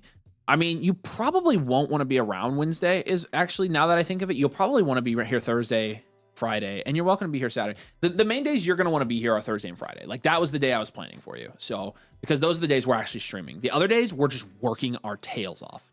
So we can't really do anything, like, if that makes sense. So you should probably, yeah, I mean, you could get here and you could stay through Saturday, and then you could even watch us make videos or something Saturday and listen to us talk about rookies, and then go home. You could be able to get home that day. So honestly, Thursday would probably be the best day for you. We'll be working hard. Contending roster, are you guys holding Marvis? You sell? If so, for what? Just depends. Like, if is he the wide receiver 2 on your roster? He's the wide receiver 4. Like, it's kind of dependent on the roster. In terms of selling him, like, if we are going to sell him, a lot of times, if it's just, like, that is a very, very roster dependent question, to be honest with you. That's kind of a cop out, but really it'd be like, I'd be looking specifically at the roster. So Wednesday would work if I left midday. It takes 4 hours and just float in the background. That's fine. I just think if you left midday Wednesday, I think we're going to do a dinner with our team that night. And so we might not be around is the thing. We would gladly receive you, though. You technically could go to dinner with the team as well if you... I wouldn't care. As long as we had enough room. But then... Where are we dinnering? I don't know. We got to find somewhere with a room, I think, as well. Yeah. We'll find somewhere. I'm like... Actually, we should ask our table. Oh, that would be sick. Like, soon. Yeah, if you remember it, call them. Okay. And if you can book it, book it. I need to get a count. I have it. Great. Yeah, we can talk about it, Zoms. Kyle Manungai went there in the 9th. We're in the 9th. We're going to be at the 9-10 turn here. And yeah, my 6 through 8, 5 through 8, I feel pretty good about. Evidently Nagasuma doesn't, but fine. If he doesn't like the team, then I like it.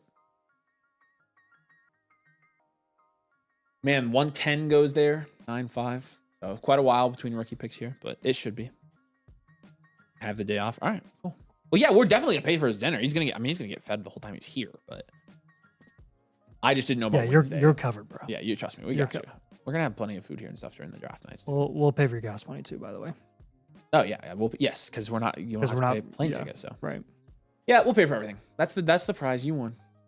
We're excited. All right, 5 more picks until me. Not looking at the queue. Don't care. Blah, blah, blah, blah.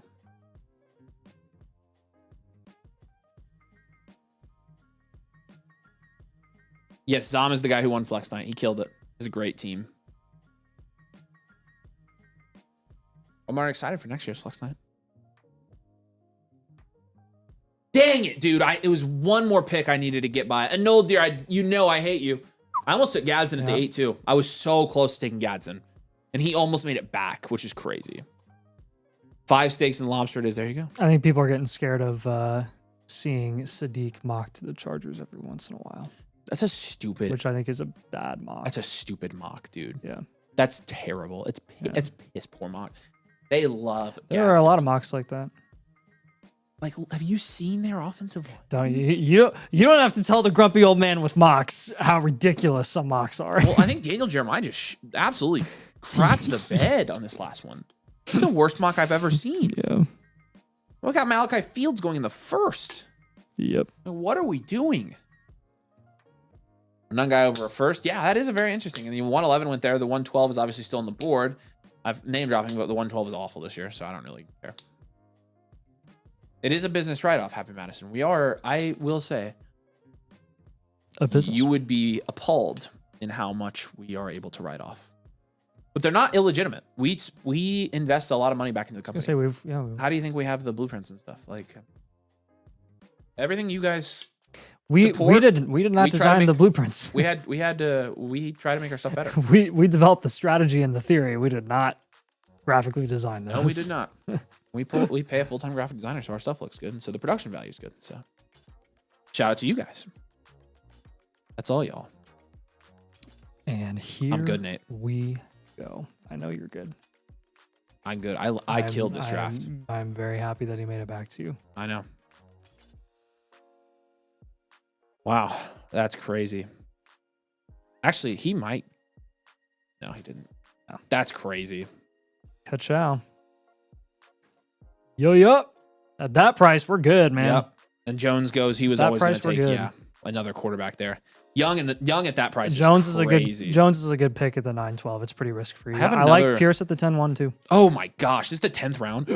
Yeah. Yes. Yep. You are not. Yeah. Yes. Go for it, man. You don't know who I'm going to take.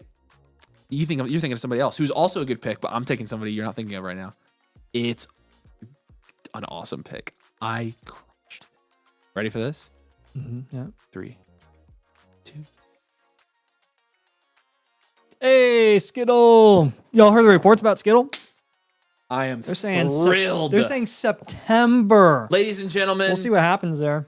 I did well in a startup draft. First time in about 3 years. I know, but I actually would. I would take it.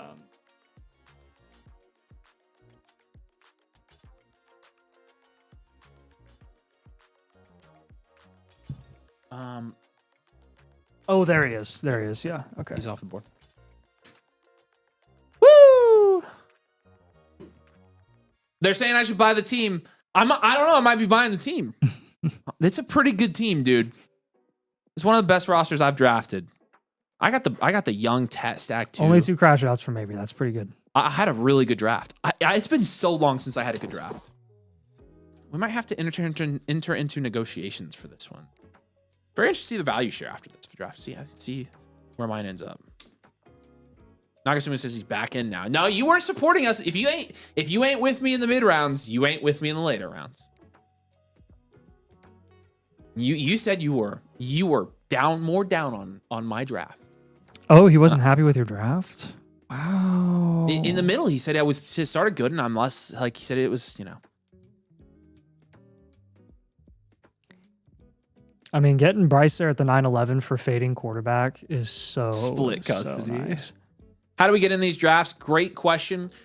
We have these drafts available to any of our members, and so if you become a member, you can get a live team blueprint on tonight's stream. But if you want to get in one of these drafts, like we can guarantee you a spot in one of these drafts as well. One of these giraffes. And so again, there's the Domain League Network. All of these drafts, we pay for the commissioners, so you guys can have really good leagues. And again, if you become a member with code Domain and your motherflocker, you can get in one. So that we open them up to all of our supporters. Just notice a 2-round difference between Lovin and Fannin is a little wild. I agree with that. Warrior King says, just got back. Ole mole. That's awesome. Nagasuma's an ageist. I agree. Just hurts my soul to see Love on my roster. Brother, you got him in the 6th. I don't want Love. There you go. Tom's on it. There you go. You've already got trade suitors for Love. You sniped somebody. Like, I mean, when will we get the live ticket from the builder package? The builder package came with a blueprint premium. Oh, you mean the league? Yes. Hey, Tommy, since Tom's listening. Tom, I think Kyle kept track of the people who signed up with the builders package. Those people need to have first dibs on the next league that we have.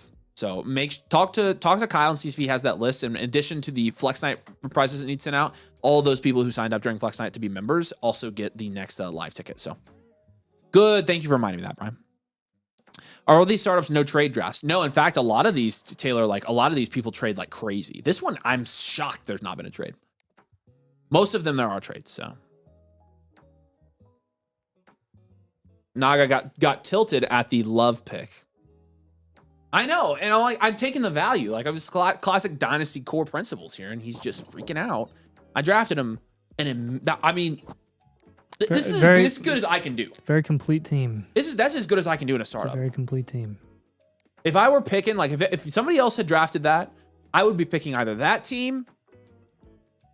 I do like Brazil's team. I don't love the Rice pick. Brazil. But Brazil did a really good job. Outside of that, though, like, and I like Noldir went like wild. He went no wide receiver. That's a heck of a draft in Noldir. That's very interesting.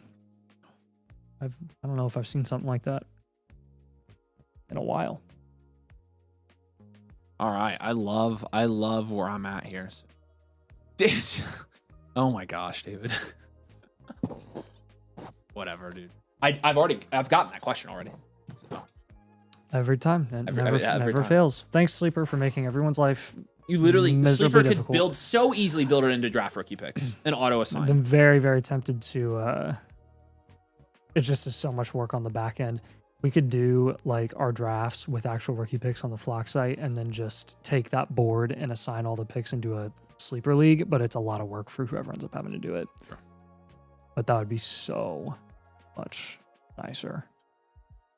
Because then we don't have to count like on the fly. Like you have to keep track yourself too, and it's such a pain.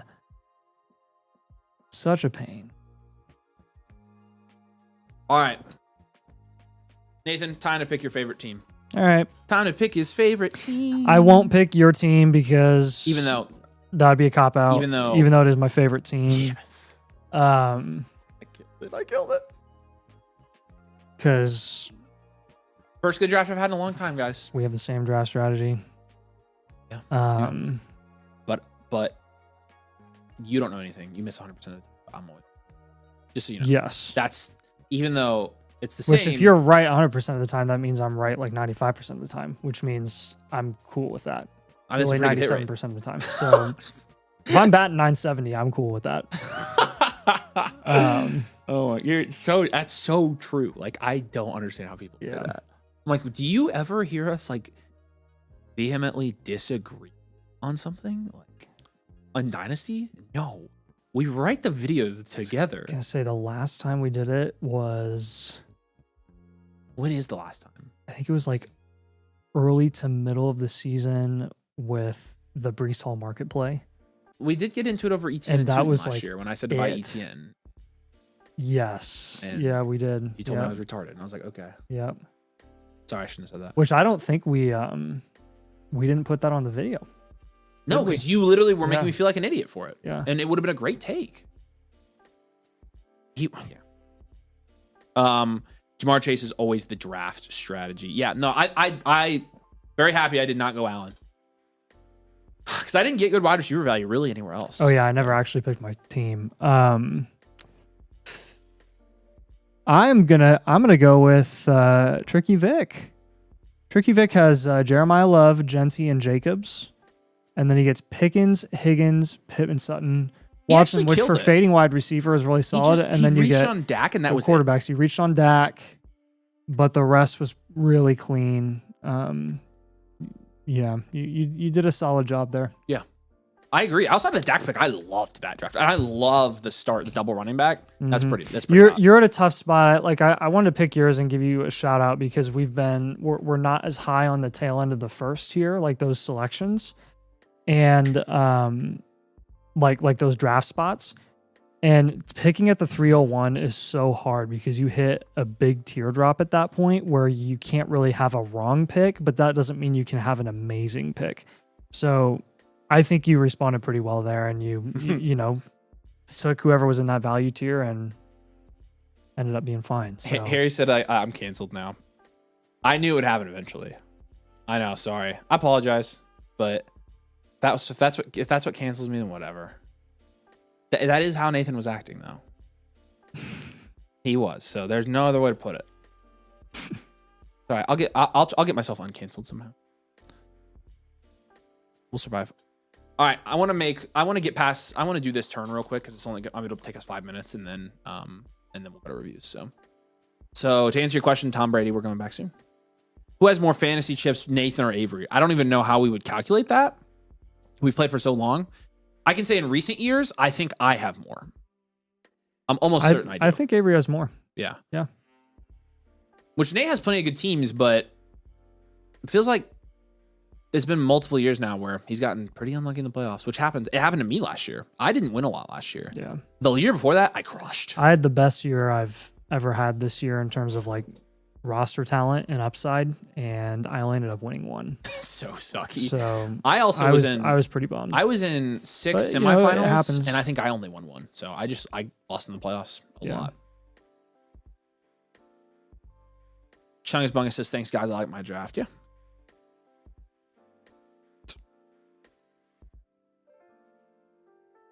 Okay. 112 finally goes at the 11-6. That is a heck of a value there. The 112 being value equivalent to Juwan Jennings. Like, it's not value equivalent to Juwan Jennings. It should be more valuable. But that's a cheap price, man. That's a very cheap price. Easily taking the 112 in the 11th round.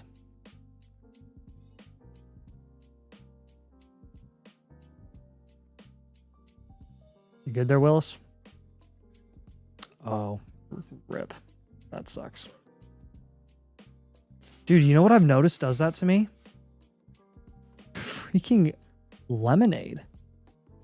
And I don't think it's the sugar, it's the lemon. It's crazy though. Like, oh man, that hurt. Well, just I figured it was you, Tricky Vic. You're up right now. You're on the clock. Thank you. Okay, 2 more picks for me here.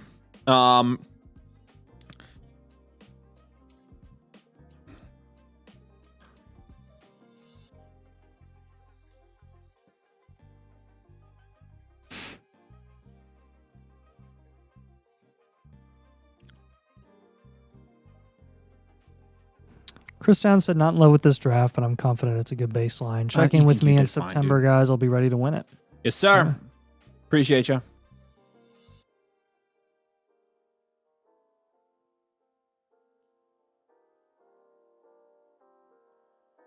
I don't really see a ton of good picks here. Are we in the 11th now? Yeah. Yep. Oh, wow. Okay, I didn't think that's what you were going to say. I thought you were okay. I mean, it's not a guarantee, but or should. No, I would rather I mean, if you want to, sure.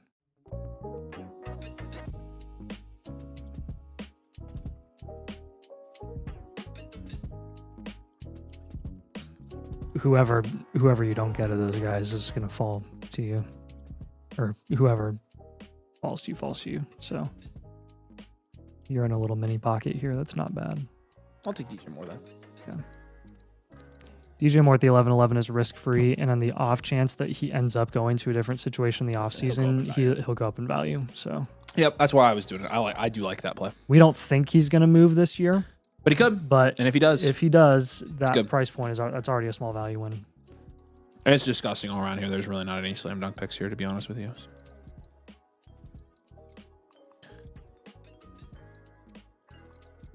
Not a ton going on here, to be honest with you.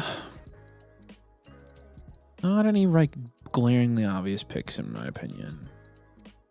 Gets pretty ugly after this point. All right. Yeah, Dennis said, I think the market is adjusted on Parker. I don't think he's a buy low anymore. I don't know. I mean, if you still want to invest in Parker Washington at 11-10 prices, that's still hardly worth anything. It didn't make it back. Bummer. I wondered about that. Okay. You're still in the same tier. Yeah, probably. Should I take a... Yes, for a trade. That's true. It's not actually not a bad play, actually.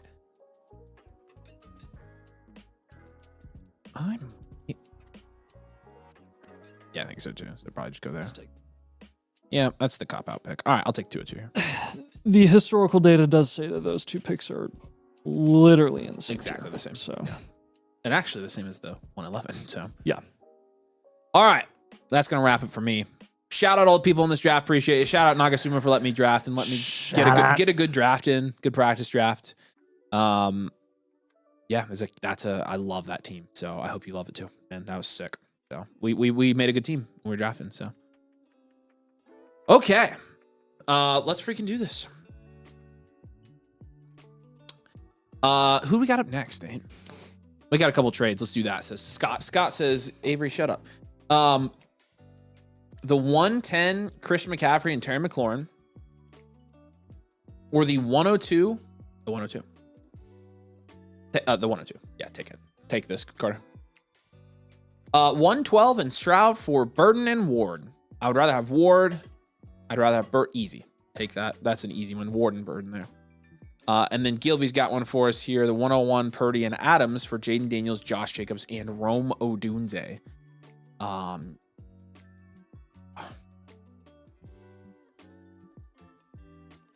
Probably Daniels, Jacobs, and Odunze there. I think you're winning that. Yep, you are. Superflex 12 team? Yeah, yep. You're taking that. You are. Good move. All right, cool. All right, let's boogie. Again, you guys want to get your team reviewed. Any Blueprint Premium does skip the line, and you would be up next. And so our web says, any luck finding my review shows pending on my end? I'm very confused, our web. Does the creator say Avery Huffman under it? Oh, yeah, I see yours right here. Yeah, you're good. Yeah, it's in the queue. I see it now. I don't know why I didn't see it earlier. You're good. Brian Landerson. Oh, thank you. Yeah. Oh, yeah. We're going to do HCs first. Yeah, he was at the top. Avery, did you go to Hawaii fairly recently, or am I misremembering? Actually, we both went to Hawaii last June. So on separate trips. Same place. Same place. On slightly different trips. sides of the island. All right. Yeah, let's knock out Sings here real quick. Sing, we appreciate you, ma'am. That was by total chance, too. Like, we literally ended up, like, we knew that we were going to go on a vacation. Yeah. And then we literally both picked the exact same place. Well, I picked my vacation first, and then your dad was like, I did the same place because you were going there. And which I didn't care, but it was like, really? I thought ours was planned before yours. No, I had well, I knew our trip was in your the trip works. was before, but I had mine spot. booked starting in January, or okay. Yeah, it was. I booked it the first week of January, and you guys booked after me. Okay, and that's because it's literally why he said he wanted to go there, because he was like, I knew you were, because they wanted to just ask what we were doing. We had it narrowed down to like general Hawaii, yeah, or like Mexico or something. Yeah, but all right, May, Chase, Glory. This is a very deep league format. Start 13 was warning some down tiers from May and Chase were necessary. All right, let's take a look at it. This is a 10-team, 1 QB. It is a full point PPR, and like he said, it's a very deep format here. And so we'll see what we can do with this one. I need to in. Wow, start 13 format. Yeah. This is an 8.1% production share, which is 8th in your league, but 13.2% value share, which is 3rd in your league. Good. In a 10-team and a start 13. I got it now. I'm good. Okay. May and Darnold, it's a 10. It's still 1 QB. So Henderson. It's actually it's a start 2 QB though. Okay, yeah. Thank you. Yes, yeah. I see that. So that's actually going to be like a 7. Yes, 6 or 7. Henderson, McCaffrey, Gainwell's a 4. Chase, Igbuka, Ladd, Pierce, DJ Moore, Coleman. Yeah, that's like a 7. And then Colson Loveland is an 8. You've got the 101, 102, 103, and a first next year. So your draft capital is going to be a 10 there.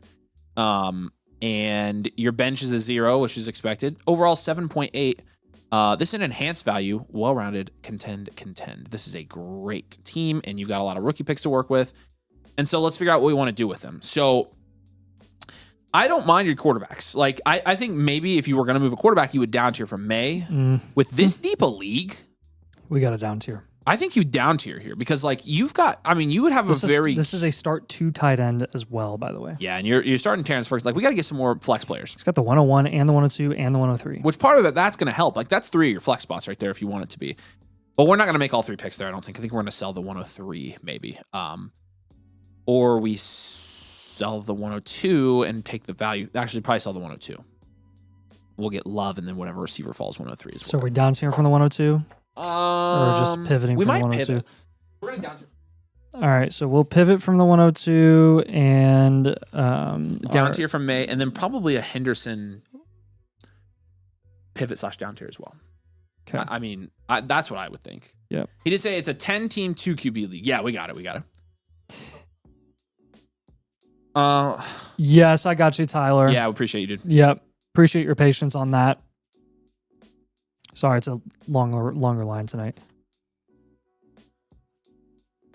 All right. And yeah, so where does that put us then? So it's Drake May down tier, a Henderson down tier, pivot from the 102. Guys that we would be moving the 102 for. Hampton would be high end. You're probably looking at guys like who else there? Would you move the 102 for? Well, you could do Tet. I just went value equivalent. And then I would say probably like a Pickens would be the next guy. He has Pickens. No, he doesn't. My bad. Okay. He's got him. Okay. When we're looking at Drake May down tiers, again, you don't have to go super far here. Lamar plus T. Higgins. But we're probably looking at Bo Nix Lamar and George plus Pickens. Daniels plus AJ Brown, Burrow plus Saquon Barkley. Yep.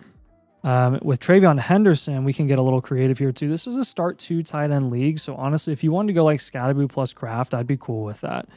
If you wanted to go with Judkins and kind of do a smaller down tier, that's also an option. You could try to get like a mid to late first on top and kind of play the market with that pick. I would be looking at a potential down tier to Bucky too, if you wanted to do that. Yeah.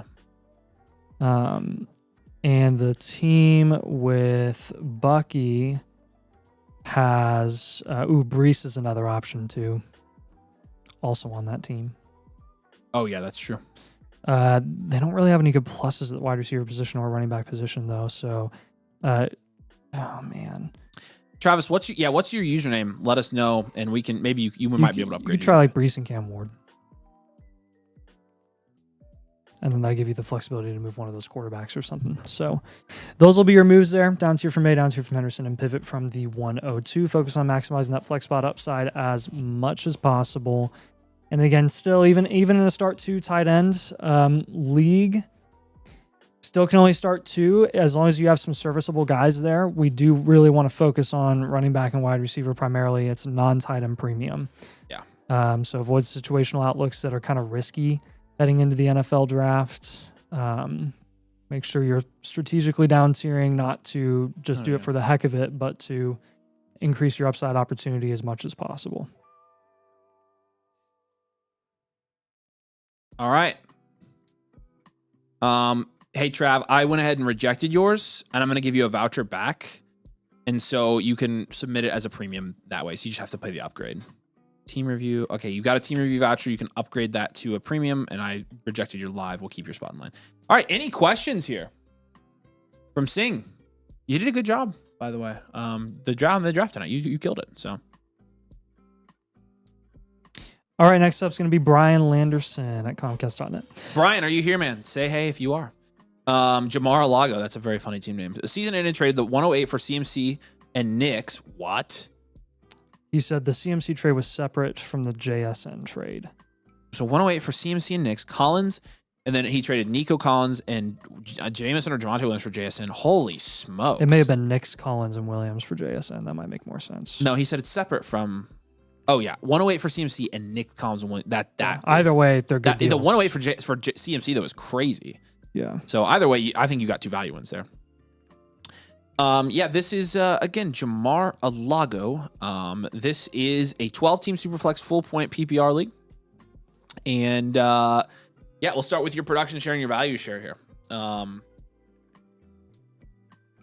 For it. Production share is going to be 11.8%, which is first in your league. Wow. Oh, my goodness. Value share is 14.4%, which is also first in your league. Holy smokes. 10 at quarterback. Yeah. Gibbs, Achane, CMC Walker, I'm inclined to give that a 10. We'll give you a 10. JSN, Chase, and then a pretty big drop-off there. I'd probably say it's still an 8. Give you an 8. You have the 2 top wide receivers there. And then George Kittle, from a value standpoint, is like a 4. He went the 10th round just now, but he's a great starting tight end for a team like this. They're great. You've got a 2 at draft capital. You got 1 first next year. You've got a 3 in your bench. You mentioned it wasn't super deep. It's a 6.6 overall. It is enhanced value, well-rounded, contend. This is a great team, my man. Yeah, it's Nico, Nix, and Wayne. So which Williams? Javonte, Jameson, Kyron? Lots of Williams. Which one is it? But either way, it's a pretty good move here. So, but your team's great. And honestly, I don't think you need that much depth on this team. This is a shallower league because it's a 12-team start 9. I actually like where you're at. We're gonna make an up tier to get you some more depth. Actually, we'll make it down tier at quarterback. I just think it's worth down tiering from Burrow on a team like this. Yeah. Just to get the extra insurance in your on your first 2 bench spots for wide receiver and running back. So I'm gonna do that. Down tier from Burrow. We're gonna go to any of Brock Purdy. You just traded away Nick, so I don't want to go for him.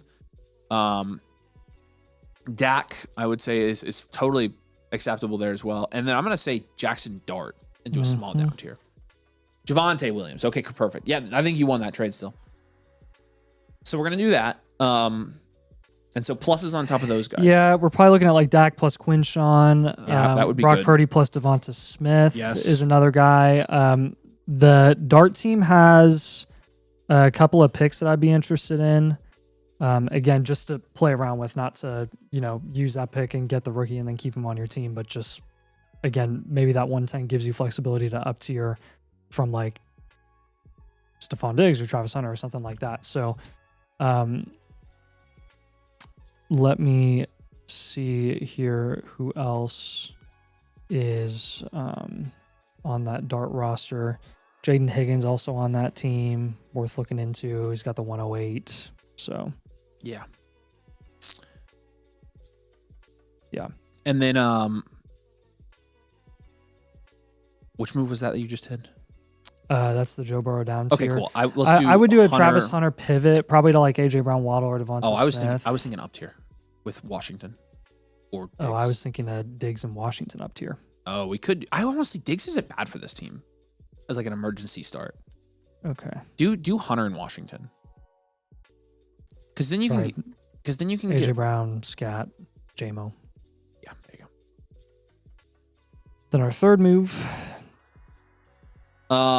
You got Kittle. I like that. Interesting that We're not moving Walker or CMC or HN or Gibbs or JSN or Chase. So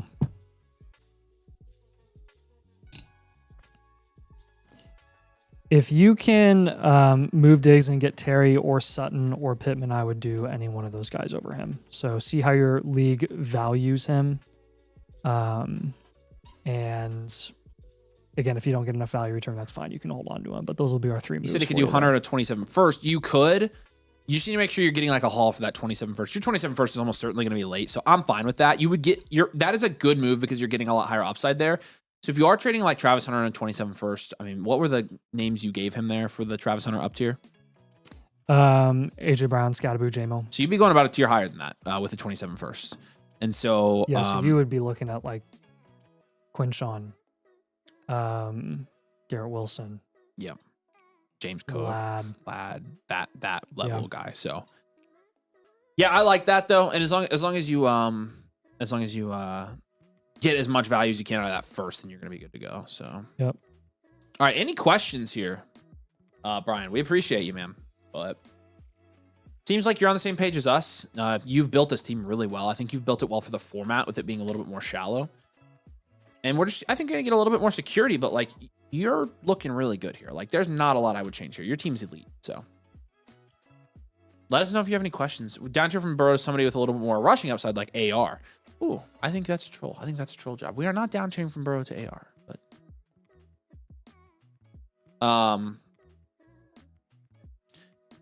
Travis, this is his first premium. This is exciting stuff. Awesome, Travis. Yeah, I got yours. We appreciate you, dude. All right.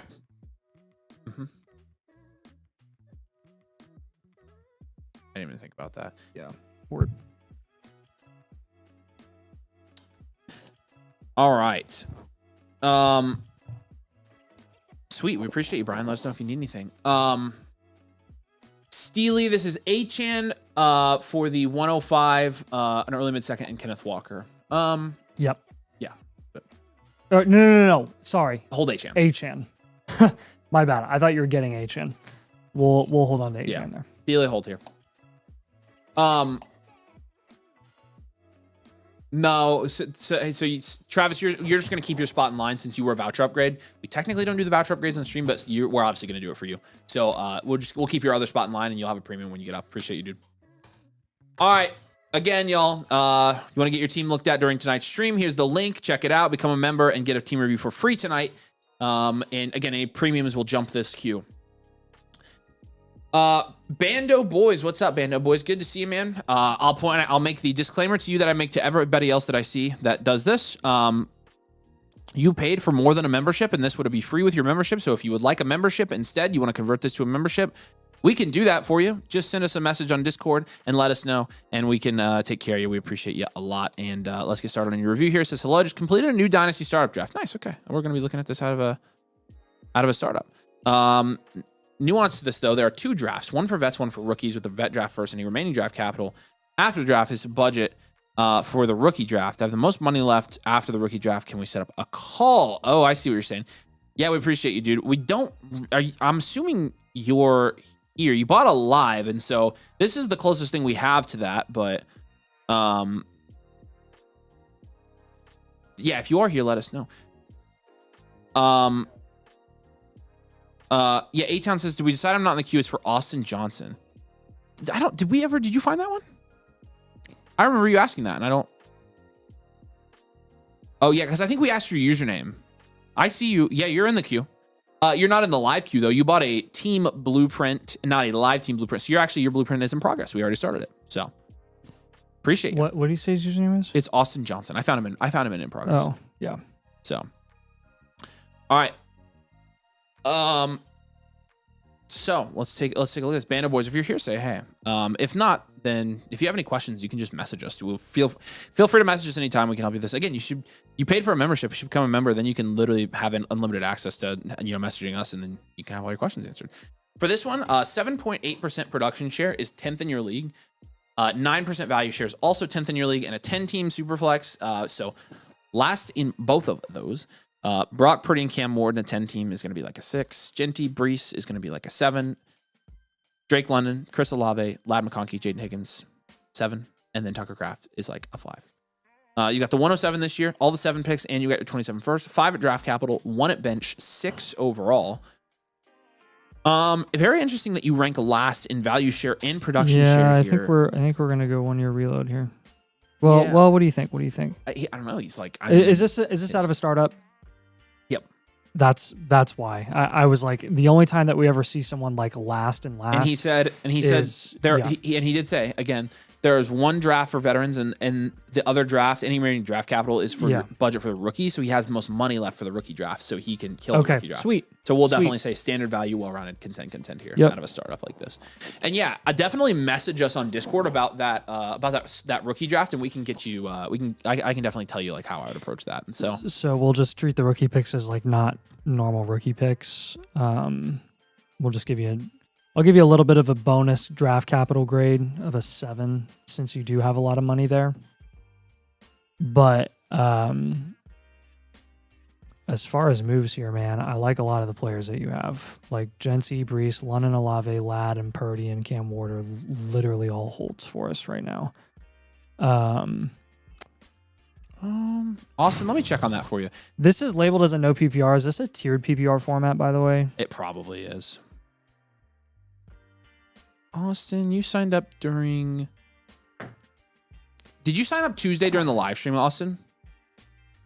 I think out of a startup, we're Let me know. gonna have you explore. Yours is a premium if you did. We're gonna have you explore a down tier from Genty, not super far, but something that I would look into that I think could benefit your team. Hampton being one of those guys. If you can get any plus on top of Hampton, we view those guys in the same tier. I'm taking, again, any plus. That team has Henry. See if you can get him included in a deal. Okay, awesome. That makes sense. So yours is actually not a live. You get actually a Blueprint Premium with your membership. So we actually upgraded you for free there. And so that's why yours is not a live Blueprint, because we ran that deal and we're giving you the Blueprint Premium. So hopefully that makes sense. That's why yours is in progress, and we're going to upgrade you for free on that.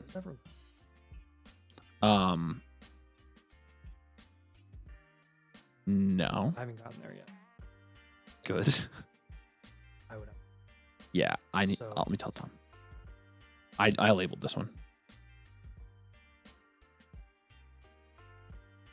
Okay, so you could, again, if you can get any plus on top of like an H-Chan or a Hampton, again, we view those guys in the same tier. Just take the plus on top. The Hampton team has Henry, the Devon H-Chan team has Kyler. They'll give you a little more flexibility at quarterback. And I'd be looking into that. If you go down to a couple of foundational guys, you're going to be able to get a pretty dang good return. So like, for example, let's say that we down tier to the team with Pickens. That guy also has Marv. That guy also has Igbuka and Nico Collins as well. Like, I'd be looking for every single one of those wide receivers and trying to get multiple of them in a down tier deal from Gency. It just gives you more flexibility to move some assets around. You're like, well, I'm giving up a running back for 2 wide receivers when I don't need more wide receivers. Well, it's all about the value. You end up getting a value in. You take one of those wide receivers, you flip them for a running back later. Other moves here, I would potentially be looking at a pivot option from Jaden Higgins. Since you're going to be a team that's going to have a lot of youth with the rookie picks that you're acquiring here, I would try to get a couple other assets that I think are a little more proven, like a Jordan Addison, like an ETN, like a Devontae Adams, for example. I think that would be nice to add a little bit of experience to this roster. It would help quite a bit. Another move, I'm gonna placehold the up tier with Michael Penix with a 2nd round pick. I know your rookie draft works differently. I'm just bear with me here. We just need to find a way to up tier from Penix to either a quarterback that we think is a little more insulated or another skill position. So like a Shuck or a Kyler, or even a Bryce Young. Where actually in this case, Michael Penix, I think, went like really close to where Bryce Young went. So that might not even be that much of an up tier, depending on how your league values those guys. So those will be our moves. Really, the big one being that small Gency down tier. But overall, like, you've built a pretty solid team with your veteran draft at this point, and I think given a really good showing in the rookie draft, you're going to be looking pretty dang solid heading into the 2026 season. So just focus on maximizing that flex spot upside, avoid volatile situational outlooks heading into the draft when you are making trades, and focus primarily on building through the insulated positions at wide receiver and running back, and you'll be good to go. Yeah. Again, reach out to me or Nathan, and we can talk about your rookie draft and how you should approach that as well. But, yeah, like don't pay for Fernando on your rookie draft. No. Like it's not worth it for this team. And also, again, you paid for a membership. If you want to be a member, it's totally cool. So, all right, we appreciate you, brother. Let us know if you need anything, but again, reach out and we can. We're happy to help you with whatever you need. And we do have a couple premiums that came in as well as a trade, so we're gonna jump down there. Now, Nagasuma, I sent you a message on Discord, by the way. Original Eric, JT, and JSN for Gibbs and Justin Jefferson. Big boy trade here. Holy smokes. This is a great move on both parts. I'd probably take Jefferson and Gibbs here. I'm taking this deal. I would take this deal. I would take Gibbs. I like that side a lot. I like that, dude. I like that move. You're getting out on Taylor while his value's still pretty high. So, which I like Taylor, but. All right, Andy, we got yours as well. Nagasuma, appreciate you. And Nagasuma, yours bought part of your bulk deal, and so you'll be set, and we'll eat your other vouchers as well. We appreciate you, and I'll mark those for you, by the way. He will have 4 premiums. We'll do this one live for him. So, all right, buddy, let's do this. This is a full point Titan premium that should set me. Yeah, we appreciate you. Yeah, again, I sent you a message, but you're gonna be good to go. No, just this one. We'll do the other ones off screen. All right, and then yeah, it's a full point time premium. It's a super flex 12 team start 11. I see Lambo in this league, so I'm very sorry that you have to deal with that. That's highly unfortunate for Nagasuma here. But all of our moves will be centered around his team since you can take advantage of him. Full point, a tied in premium. And yeah, let's boogie here. Team name is Garrett's of the Caribbean. That's kind of funny. 12 team Superflex. And yeah, here we go. Your production share is 8.6%, which is 5th. Your value share is 9.1%, which is 3rd. I'm assuming this is out of a startup. I'm almost certain it is. Almost every single one of your teams right now is, which is great. It gives you some direction here. Your value share looks really good here. Caleb Williams and Trevor Lawrence is a 7 at quarterback in the 12 team Superflex. Bijan, Hampton, and then a big drop off is still an 8. Wilson, Waddle, Myers, Sutton's going to be like a 4, and Kittle's going to be like a 3 or a 4 as well. You've got the 109 this year. No 27 first either. Draft capital's a 3, bench is a 1, overall is a 5 here. And let's go standard value, well-rounded, contend out of a startup like this. So I'm feeling pretty good about this. Now let's talk about kind of where some of your advanced analytics for this premium landed out of a startup like this. So 44% of your value went to running back, and the other 30% to quarterback here. Only 18.9% of your wide receiver of your values in wide receiver, and then a very small percentage for draft capital and tight end. You have a 10.9% value share at quarterback and a 19% value share at running back. I love the running back heavy, or the dual running back start is probably what you went with here, right? You somehow got Caleb. You ended up pretty good for a startup here.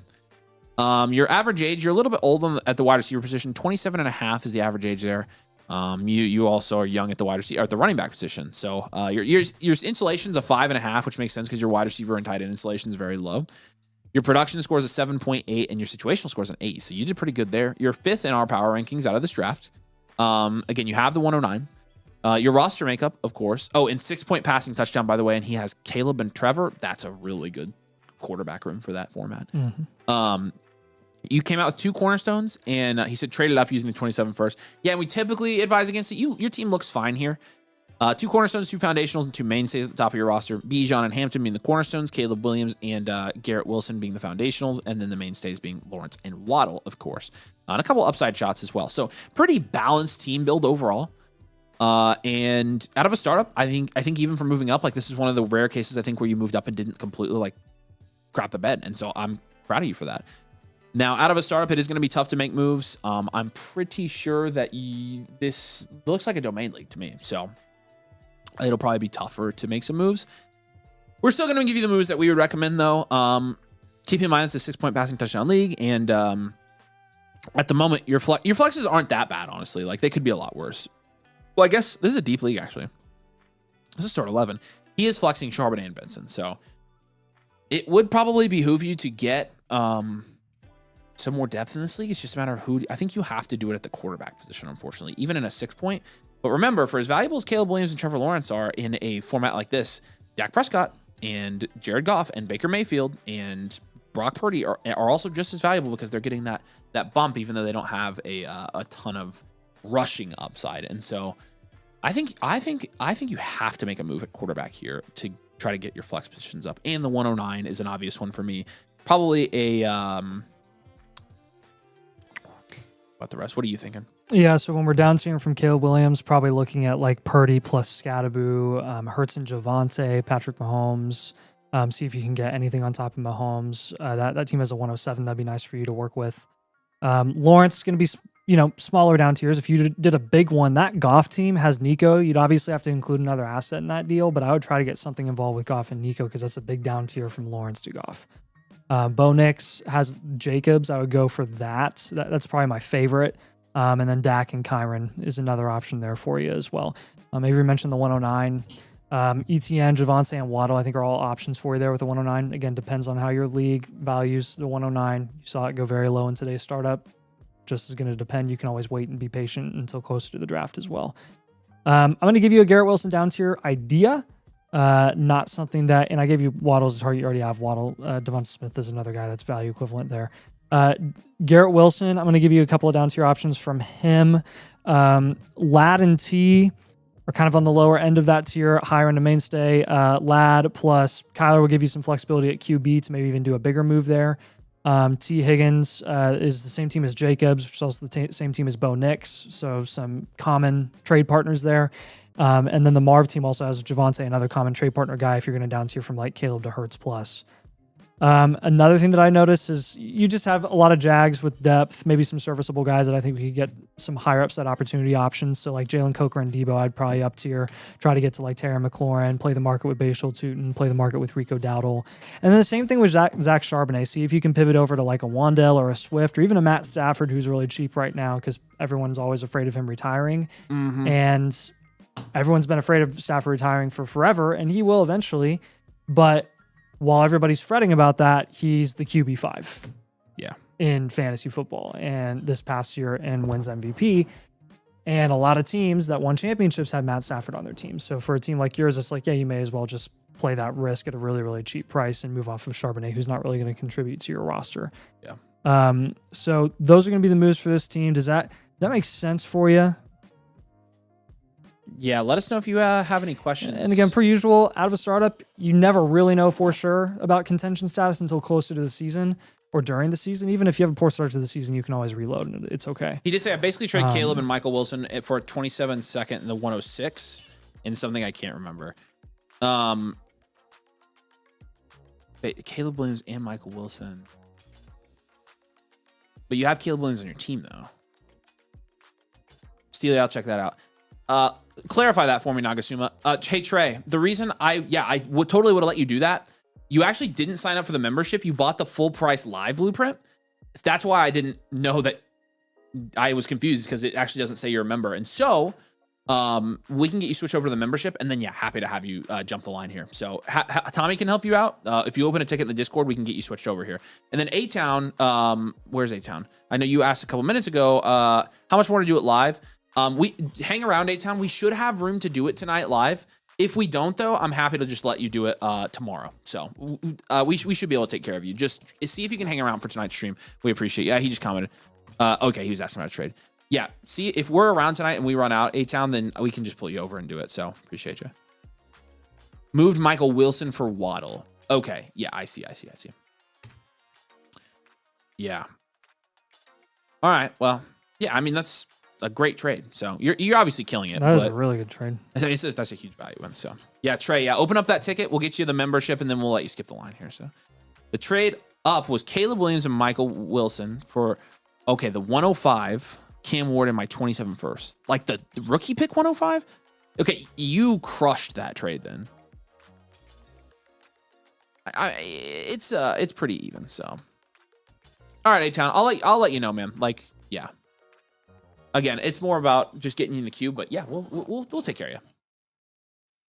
All right, sweet. Let's go to Andy's now. Andy, say hey. We appreciate you, dude. You're up. I'm assuming you're here, and yeah, excited to look at another one of your teams. This is another very recent startup team. Sweet, let's cook. Yes, it's another horror movie themed name. I would expect nothing less from you, my friend. Yeah, the Sunday Slashers Dynasty League, the Nightmarian on Elm Street. You have quite the impressive collection of horror-themed Dynasty teams. I am very impressed. A fine addition to my collection. Very nice. It's a Superflex 12-team start 11. It is a full-point PPR league as well. And again, Nightmarian on Elm Street, very good name too as well. 12-team Superflex, full-point PPR, half-point tight end premium. Domain rules here. 9.8% production share, second in your league out of the startup. And then 8.8% value share is sixth. Right there, middle of the road. Josh Allen and Stafford's going to be a 7 in this format. Hampton, James Cook, RJ Harvey. That's pretty good, actually. That's an 8. Wilson, Marv, BTJ, Addison, Worthy's probably a 6 or a 7 there as well. And then Jake Ferguson's going to be like a 3. We've got the 105 this year. You don't have a 27 first. Draft capital is a 3. Bench is a 1. Overall is a 5.6 here. Standard value, well-rounded, content. Again, out of a startup. Like, I mean, that's typically what we expect to see. But I think you did a little bit better than you should have here. And so, like, hats off on that. And yeah, I like what you did. You obviously it looks like you kind of had to take Allen here. You know what our first move is going to be. Let's get into some of your,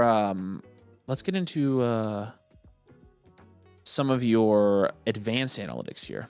30% of your value is wide receiver and 32% of your value is running back. So you combine for about 62% of that value. And so pretty good ratio there. 29% at quarterback. And again, that's probably a little bit high out of a startup, but some of your advanced analytics are really good. 7% draft capital, by the way. You have a double-digit value share at both quarterback and running back, and then single-digit 8% at wide receiver and 1% at tight end. You knew that. Your average age, 33 at quarterback. You're pretty owed there. 24 at running back, 23 at wide receiver, and 27 at tight end. Your three factors are great for out of a startup. 7.5 at installation and production, and then an 8 at situational. So you look real good. Sitting at third in our power rankings. You have the category you have the most of on this roster is serviceables. You have 4 serviceable guys. You do have 3 upside premier guys in Marv, BTJ, and Harvey. You have 2 cornerstones and 2 foundationals. You're sitting real pretty here. You really did pretty well. This is a very, very analytically sound team for a startup draft. So I think the value is good. I think the build is pretty good. I think we can make a couple moves here to really help us and again give us an advantage out of a startup draft. But you drafted well, man. You seem to have crushed this. So that's awesome. Let's freaking do this. Okay, so I'm thinking you have to down tier from Allen here out of a startup. Like I just don't. I don't think we have the luxury to hold him on a team like this. I think also, a couple. I love Stafford for this build. By the way, the wide receiver room makes me queasy. So what do you want to do there? Well, we can't really up tier. No, we can't. We don't have enough people. Yeah. I'm exploring potential down tier concepts. I don't love any of them. I don't think I want to do that. Probably just going to do some pivots, get to some guys that are a little bit safer. I just don't think you can have Marv and BTJ on this roster. Yeah. Get T. Higgins with those guys. Yeah, T. Higgins is one of the guys I have on here, so that works. If you want to pivot to Lad, you could do that as well. Yeah. You also have the 105. I'll give you pivot options for the 105 too. Yeah. If you end up having to make that pick, it's totally fine too. So. Yes.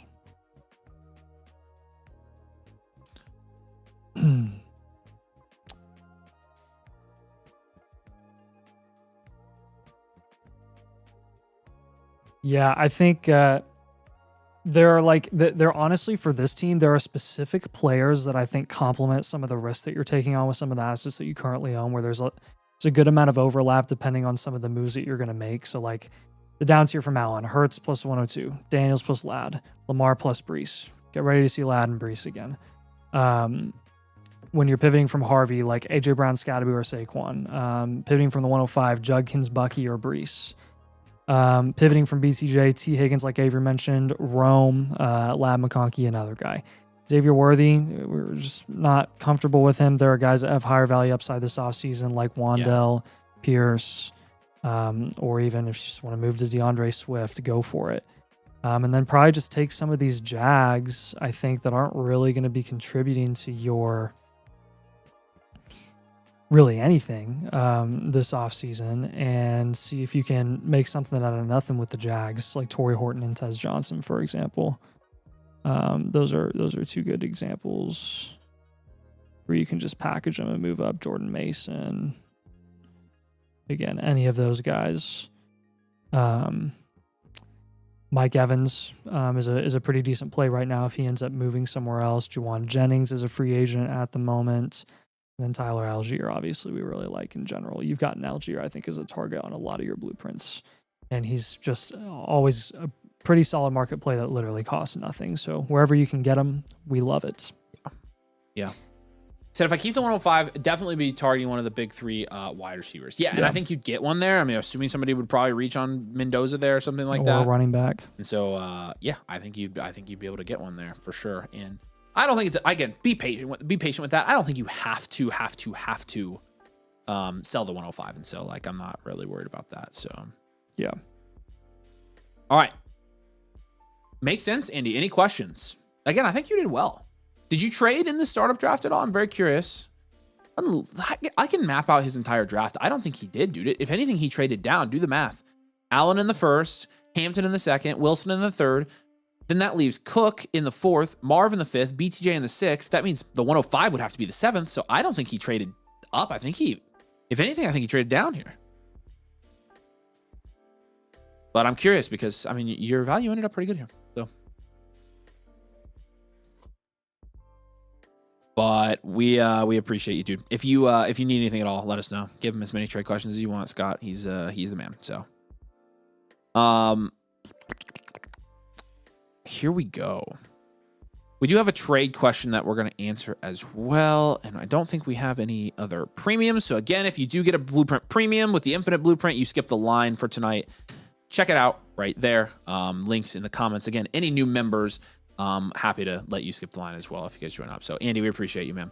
Come join the community. Come get yourself a free blueprint. All right. We're in the lab building Dynasty teams. You know you want to get a second opinion on yours and also see where your analytics stack up compared to everybody. Okay. CeeDee Lamb and Travion Henderson in this trade. For the 101. That's a smash. That's a smash. Lamb and the 101 are value equivalent right now. And then you're getting Wilson in a late first. Like, that's a smash, dude. Give me another trade question. I read your comment, but like, it's a smash. I don't even care like what your team is. You take this deal. That's a big value win. Take it. Take it. Shout out Land of the Cleaves there, sitting at the top of our leaderboard. Okay, Bryson, I know you left a comment above. I want to make sure I see it.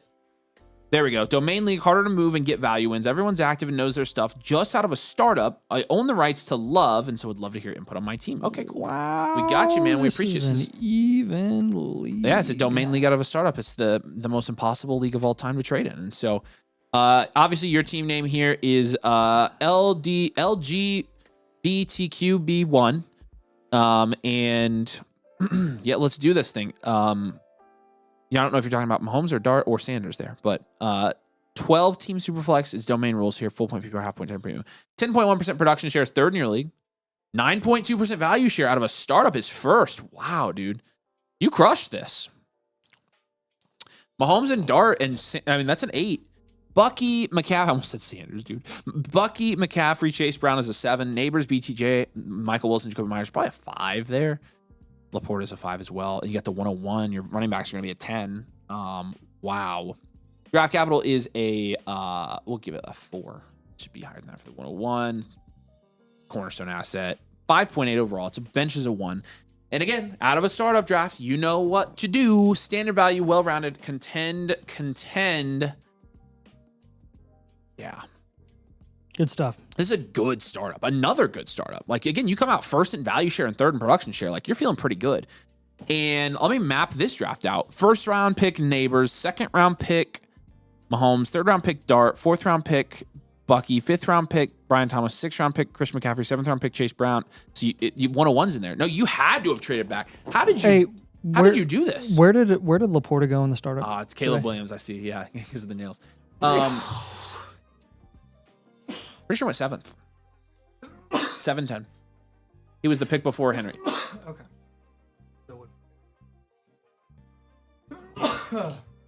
Not as pricey of an up tier as you'd expect, but okay. Yeah. So we'll pivot from Laporta, probably to Fannin or Kraft, ideally. We've been mentioning Gasson or Pitts. Gasson just went so low in today's startup, like so low that that's technically a down tier. Yeah, he went right value adjacent to Pitts, but he was a little bit. A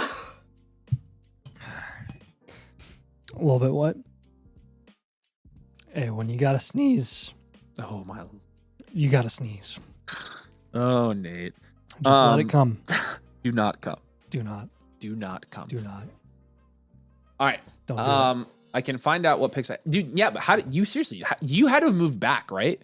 You did give up your 27 somewhere along the way. So don't do it. Don't do it. Oh yeah, Andy Candy, you're right. You should. Yeah, we can do yours next. Appreciate you. Okay. Yeah. So I think the Laporta pivot I already mentioned. Yeah. The Malik Neighbors down tier is another one. Yeah, you could do that. You could also do it. Again, you can't stop. You can't stop. You can't stop. You know, just happens. So you could also do you could also do a quarterback down tier. Yep. You pick one. I'd probably rather do a quarterback down tier than Neighbors. I'd rather hold Neighbors. Honestly, if I'm doing anything with Neighbors, I'm pivoting on Amon Ra. I would look into a Neighbors down tier because it's just down tier in Amon Ra. It's just Amon Ra or Jefferson. All right, that's fine. That's like, yeah, to me, it's almost a pivot, but yeah. Yeah. You get a little baby bit on top. Yep. Yeah, like Lamb and AJ Brown, Amon-Ra and Kittle. Like, again, if you have to move some other pieces around to get some of those deals done, that's fine with me. But just a couple of ideas there. Which quarterback, Dart or Mahomes?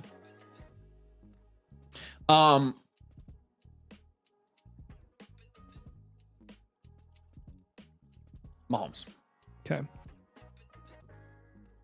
So when we were looking at Mahomes's down tiers,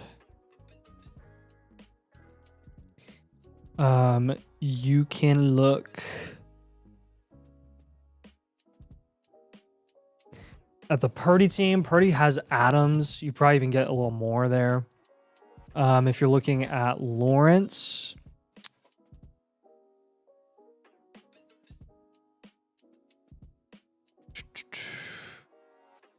says for Laporta, I was looking at Amon-Ra or London for Neighbors. If you get London, you'd need a little bit on top for sure. Yep.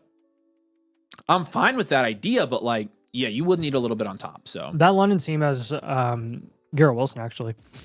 You could try to work that in somehow.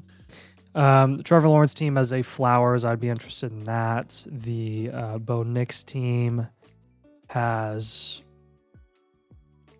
really not anybody. He's not a very good trade partner, unfortunately. Let me try to find the team with Jordan Love. That would be not bad. The Jordan Love team has Javonte Williams, so I'd look into that too. So those will be your 3 moves. A potential down tier from Neighbors. Only do it if you get a haul. Down tier from Mahomes, and then the pivot from Sam Laporta. I think this is going to help you out quite a bit. Honestly, if you wanted to fade tight end, if you don't get Fannin or Kraft, you can just fade tight end. You can get like a Devonta Smith or something for Laporta. But definitely want to take advantage of your QB value and reinvest in skill positions. And that down tiering is really with the intent to raise your overall production ceiling. Don't make any moves that don't improve your upside opportunity as a team that's looking to contend in 2026. So the Knicks team has Genty. I could pivot off of Love to get Genty and Knicks or something.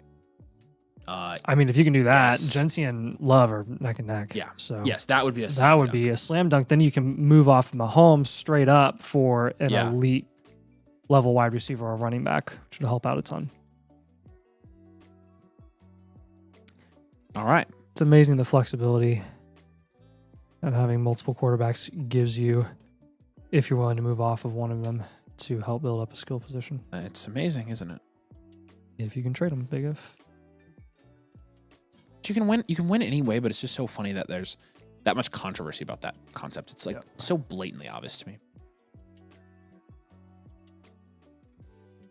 Those are mine. All right. Go Pat Go. Are you here? Say hey in the comments if you are. Appreciate you.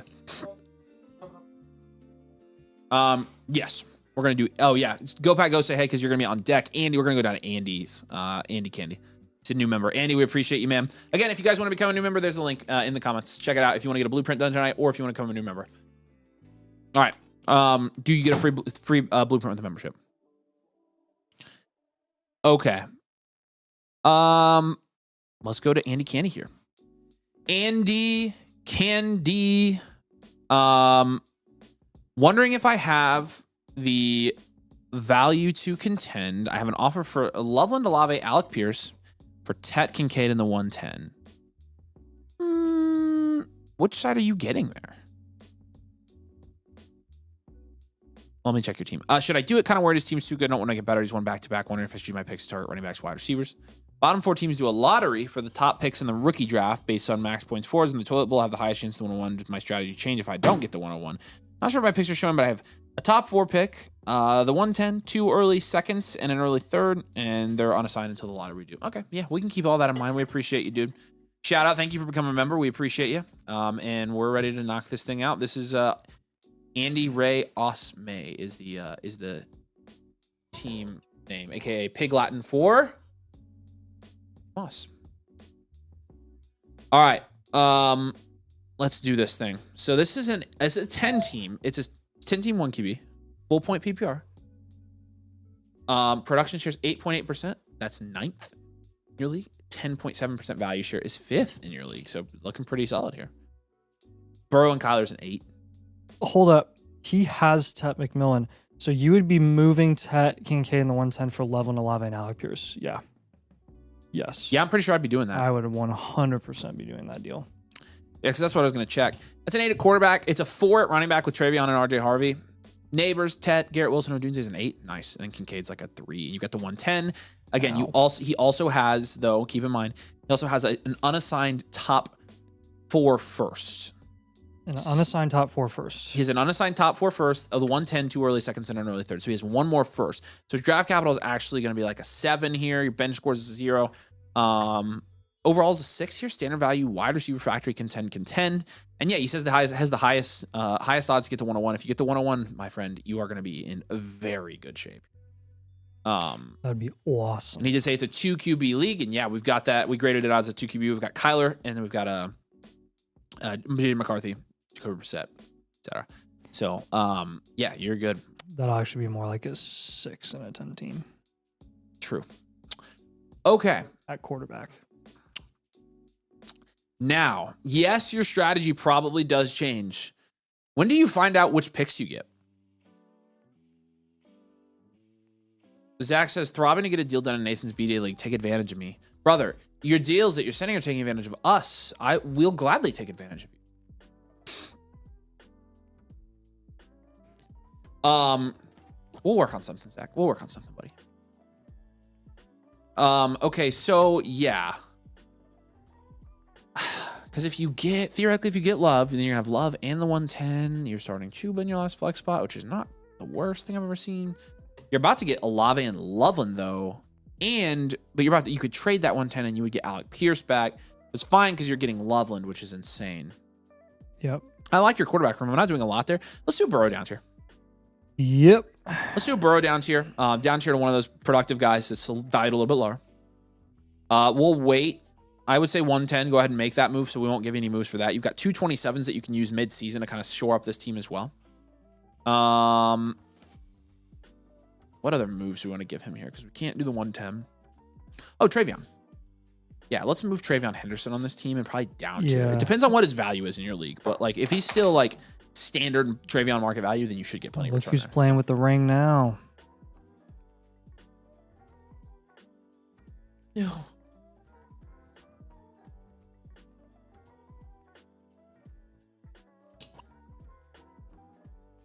Found out the pick in July. What is your league doing? All right. Make the trade for the 110. Get the Loveland side of that deal with Olave. We're going to do the Travion move. We're going to do the Joe Burrow move. I'll give you another one. But what? Where's that? Okay, I see where that. Okay. Probably too late 27 first if you're. So. Yeah. Should pivot off the 110. So he has an early first. Yeah, I mean, well, he's using the 110 in that deal to get Loveland and Olave. Oh, so. yeah. So yeah, I would hold there. Yeah, that sucks. It just like limits our flexibility. Like we're gonna have to figure out like what. Because again, if you get, but honestly, it doesn't change a whole lot. Let's shop Harvey. I would. Yeah, that's what I was thinking too. Yeah, Saquon, AJ Brown, Chase Brown are all go-tos. Yeah, I think those would all be nice little upgrades for your team that's looking to contend this year. He said, "Oh yeah, Zach wants to know BTJ and Harris for the 108 and 202." I'll take the BTJ side there. So whichever side, if you're giving us BTJ, we'll do it. What deal is this? That's birthday party. He said. I don't remember if we have BTJ in that league. I'm pretty sure we do. So that would be a no. You'd be winning that one. Let me down tier to the 104, and I'll send the 102. No, we can't up tier. We're a rebuild. We can't up tier in a rebuild. Zach, we're rebuilding. We can't up tier. So yeah, just make sure you take advantage of your positional dominance here at wide receiver, which looks like you are, to kind of get some extra tight end help there with Loveland. And then again, that down tiering from Henderson and Burrow, I think, is going to help quite a bit. Remember, over everything, worry less about production right now and more about just getting value wins as a whole. We can worry about production later. Doesn't mean that you can't like get make moves that really help your production quite a bit right now. Sometimes those go hand in hand, but value overall in February. Yeah. You have any questions on this, man?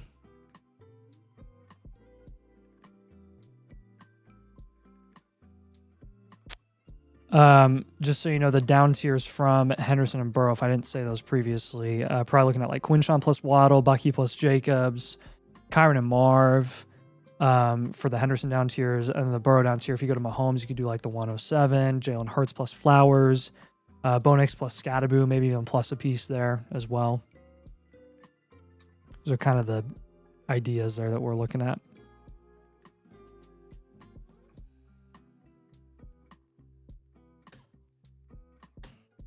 They'll just take Mendoza at the 104. Yeah, you're right about that, aren't you? All right. You know us so well. We, as rebuilds, man, we love those quarterbacks. Love those quarterbacks. Or Carnell Tate. Who knows? Well, we've wanted Carnell Tate. Why wouldn't we just keep the 102, dude? No, we're not up tiering. Zach, send us some better deals. Right. Ayuk for the 201 here. Gross.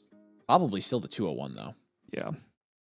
So appreciate you, Alec. Hope you're doing good. All right. Go Pack Go. Yeah, I think that should be our next one here. Let me double check. We don't have any premiums in here. If you want to skip the line, you could do that. And then, yeah, I think we're getting Trey to submit his as his membership blueprint, and then he's going to be up. And so, all right, sick. Y'all come by Drake May and Platinum. Corey, brother, we can't do that. Literally, why would we do that?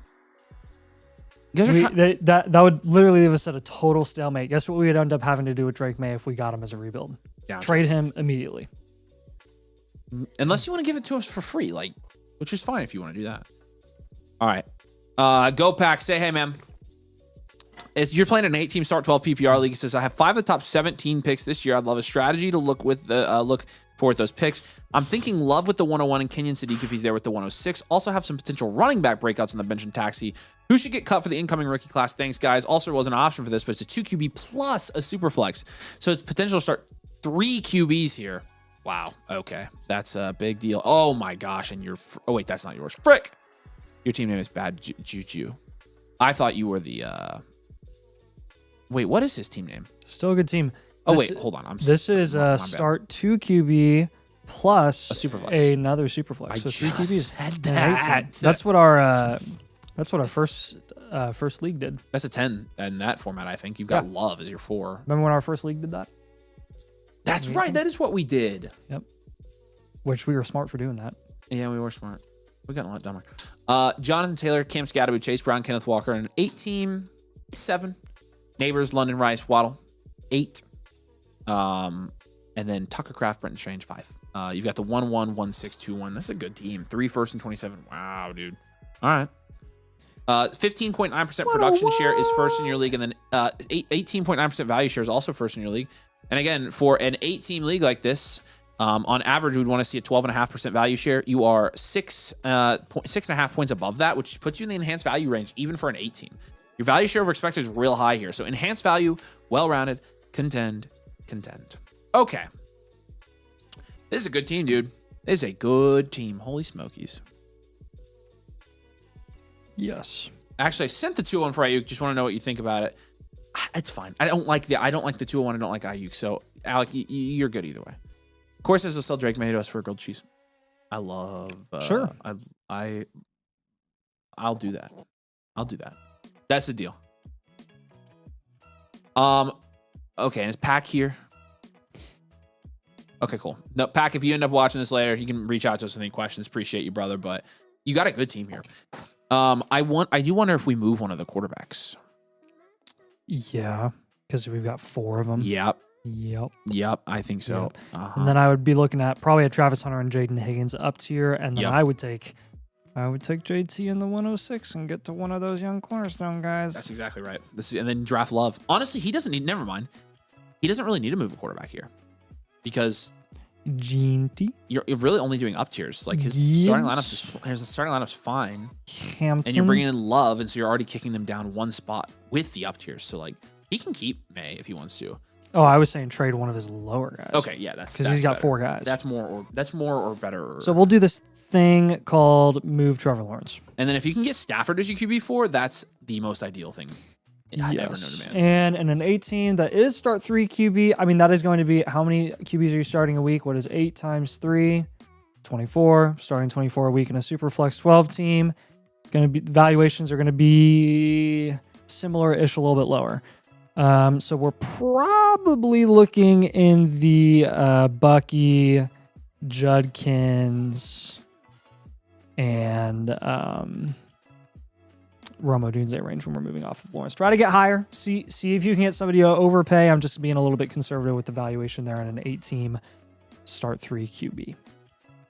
With the up tier from Higgins and Hunter, looking at Marv, T. Higgins, and BTJ. With the up tier from JT and the 106, looking at Genty, Gibbs, and Hampton. Be aggressive. Love that you have Jeremiah Love coming onto this team. But really, ultimate goal here is to not make any moves that fail to improve your upside opportunity.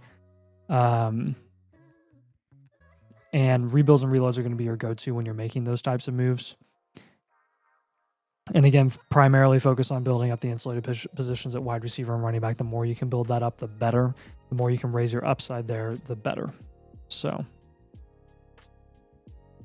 fun league settings. Again, this was this format was the first Dynasty format that Avery played in. Mm-hmm. The second one for me. So we both are very familiar with how this was. This is our language, dude. That is a fun fact for you. Very, very odd language. That is our origin story right there. So, yep. All right, go Pack. Good team though. Again, like even in that format, we really like it. So, we appreciate you, dude. Let us know if you have any questions. Let's go down to Trey Way 10, my man. We got him. We appreciate you, dude. Thanks for hanging with us there. And yeah, you're gonna jump up here. One of our newest members. So we want to take care of you. Welcome to the community, everybody. And let's get his review going. Traded May recently for Hampton, Bryce, and Tet. Yeah, that's a great down tier. I love that.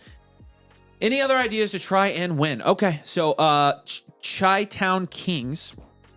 10-team Superflex full point PPR with a 13.1% production share, which is second in your league. And an 11.4% value share, which is fourth in your league. You have, in a Superflex 10-team, Caleb Williams and Sam Darnold. That's going to be a 6. Hampton, Bucky, and Saquon and Derrick Henry is going to be like a 9.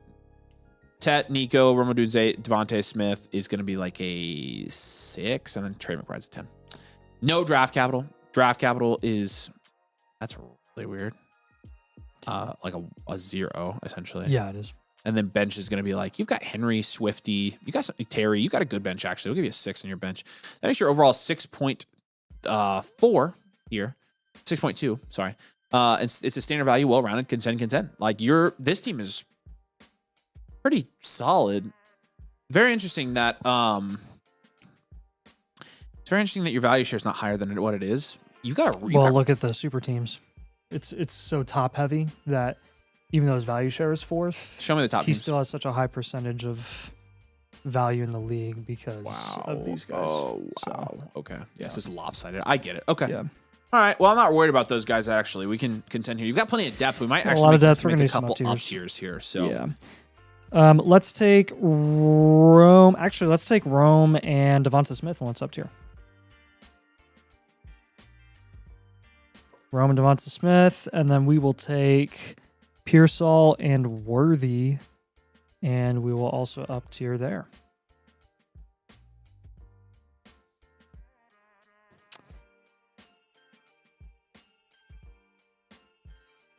It's raining. Mm-hmm. So with Pearsall and Worthy, probably looking at the he did say the Waddle Jacobs range. And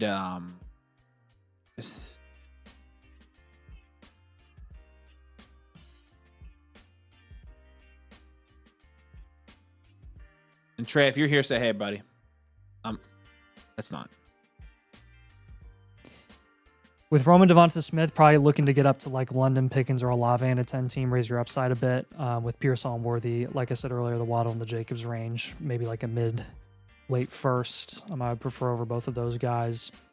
And then a little mini move that I think is going to go a long way for your team. You have Caleb Williams and Darnold. Your third QB is Bryce Young. I'd probably pivot to Murray or Shuck or Goff this offseason, specifically Murray and Shuck. I think Murray has quite a bit of value upside this offseason. It'd just be nice to play the market a little bit there. Yeah.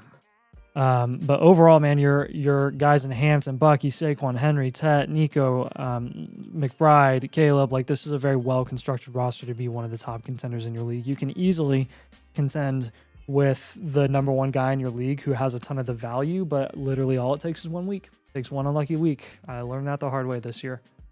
And my teams weren't near as good as that top team in the league. Yeah. So don't be afraid to add some productive vets to this team. When you're looking to up tier, again, rebuilds and reloads are going to be your go-to. And the more you build up running back and wide receiver, the better off you're going to be. Just raise your upside as much as possible. You've already done a good job with that. I mean, this is a killer team. Yeah, and again, don't get in an arms race. Like, I mean, all you can do is do you, like Nate said. It takes 1 week. It takes 1 week. So, any questions here, man? Does that all make sense? We're super happy to have you. Yeah, I like this welcome. team. It's a very productive team. And yeah, with a couple moves, I mean, we're going to be cooking with peanut oil. So, peanut oil. But welcome. We are so glad to have you, dude. Do you know Chick-fil-A chicken nuggets are cooked with peanut oil? Didn't know. Max says third round reversal and startup this year. Yes, yeah, but it's better this year for third round reversal. All right. All right, Land of the Cleaves. And then here comes our boy. What's up, Andy? Our number one customer, Land of the Cleaves. Appreciate you, dude. And Trey did say, by the way, I don't have 26 or 27 picks, but like 3 28s. Yeah, we when we grade, we don't grade the 26s or 27s. And so, but it's good that you have those. It's just, yeah, it's pretty far out. And so we can't really use them as capital to trade right now unless, you know, you want to sell low on them. So you probably should hold them. So let us know if you got any other questions, buddy. We appreciate you. And I've got you on Discord now, so you can message me. Oh, yeah, we're doing it. All right, Andy, let's freaking do this. This is the Charles Lee Ray team. This is the last of the startups he completed. Try to go for well-rounded and balanced, but I want the infinite blueprint on this one. Also, bless you, Nate. You're probably sneezing right now. You are probably accurate. This is a great startup draft, dude. Oh, man, you crushed this. Charles Lee Ray. I'm impressed. 12-team Superflex, full point PPR, no tight end premium. Let's get it, dude. Oh, yeah. Dang, man. All of your startups are good. You are killer at this. Production share, 10.7% is first in your league. Value share, 9.4% is also first in your league. Out of a startup. Bo Nix and Cam Ward, that's solid. It's a 7. Gibbs, Achane, Kyron, that's a 9. Olave, Rice, Ladd, Michael Wilson, that's a 7. And Mason Taylor is going to be like a 2. You got a 27 first next year. Draft capital is going to be a 3. Your bench score is going to be a 1. Overall, 5.8. Another standard value, well-rounded, contend. But again, coming out in first in both your production share and your value share right out of a startup is downright impressive, dude. Downright. This is it's another good one. Let's look at how you built this team. You did say you kind of were going for a more balanced build here. In terms of how you actually accomplish that, I think, you know, you're balanced in the sense that you're running back. You have 43% of your values at running back and 31% at wide receiver, and then 18% at quarterback. So you're not super wide receiver heavy here. You don't have any tight end or really draft capital value, but actually, if anything, I would say it's, you know, a little bit less balanced and more favored towards your running backs here. You have a 20% value share at running back. You have 20% of the league's value at running back, 6.7% value share at quarterback, and 9.1% at wide receiver. Very low at tight end. Your average age, 24 at running back and quarterback, 25.5 at wide receiver, and 21 at tight end. The 3 factors look great here. 7.5 for installation, 6.8 for production, and 7 for situational. Honestly, the only reason you're not like 7.5 across the board is because you're tight end. You get a tight end on this team, you're good. You're first in our power rankings on the blueprint. Right out the gate here. Your top categories are Jag Insurance and then Upside Shot. You drafted 4 Upside Shots in this draft. Upside. Michael Wilson, Matthew Golden, Trey Benson, Mason Taylor. But you have a combination of, out of a 12 team, I don't even know how you do this, 5 cornerstones and foundationals here. Gibbs, Achane as your cornerstones, Nix, Olave, Rashee Rice as foundationals, and then you've got, of course, upside premier guys in Lad, and this is a great freaking team. Lad and Cam Ward. I almost think Lad is foundational piece. If Rashee Rice is a foundational piece, I think Lad's a foundation. I think I moved him. Okay. It probably just hasn't updated yet. And then mainstay, Kyron Williams, obviously. This is if not, is he upside premier right now? Lad? That's what it says. Oh, okay, cool. Yeah. Yeah. Man, Rashee Rice has been all over the place too. So I'm just trying to wait and settle. I think they're both foundationals. I would put them both as foundationals. So that's my 2 cents.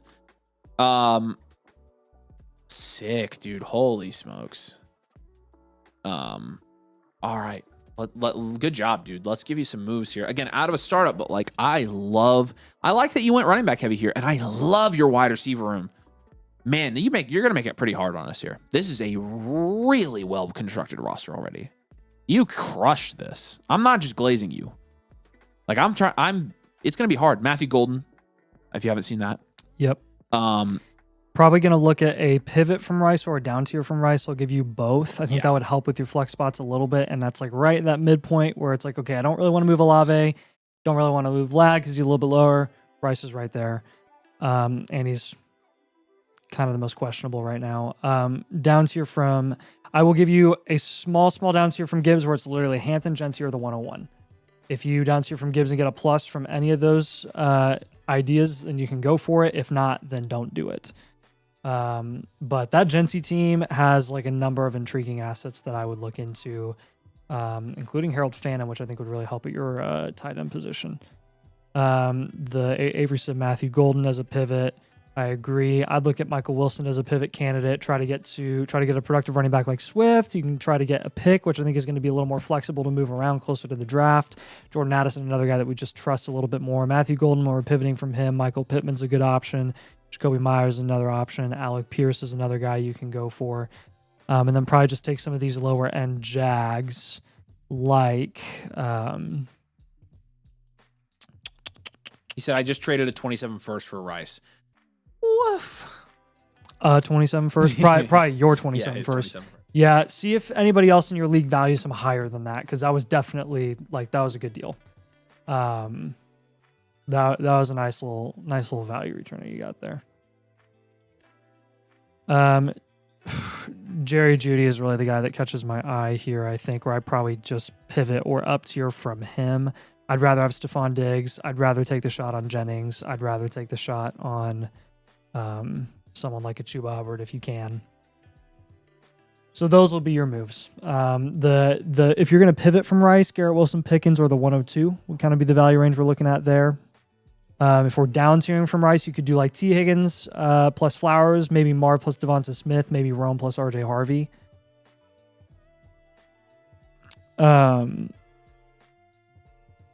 And yeah, with the 101 plus for a Gibbs down tier, that team has a number of intriguing assets, Adams being one of those guys. The Hampton team, actually, your QBs right now are fine. You have Bo Nix and Cam Ward. If you got like Baker on top of Omarion Hampton or something like that, some other really solid quarterback option that'll give you some more flexibility at the position to make a move or a down tier there from one of those guys. And that would further help you get more help at running back and wide receiver. So...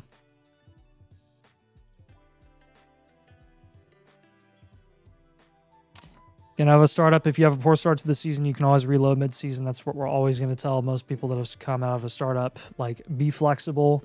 I think the way that you've built this team is going to merit one of the better contending teams in this league, barring injury.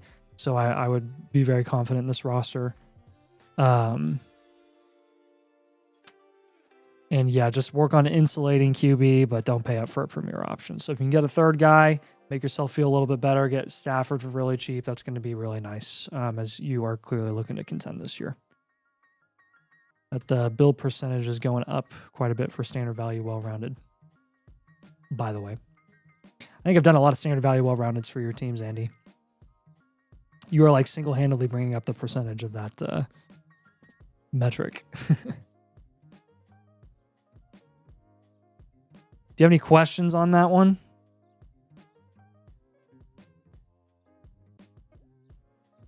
I didn't see you pull that one up. Oh, okay, I got you.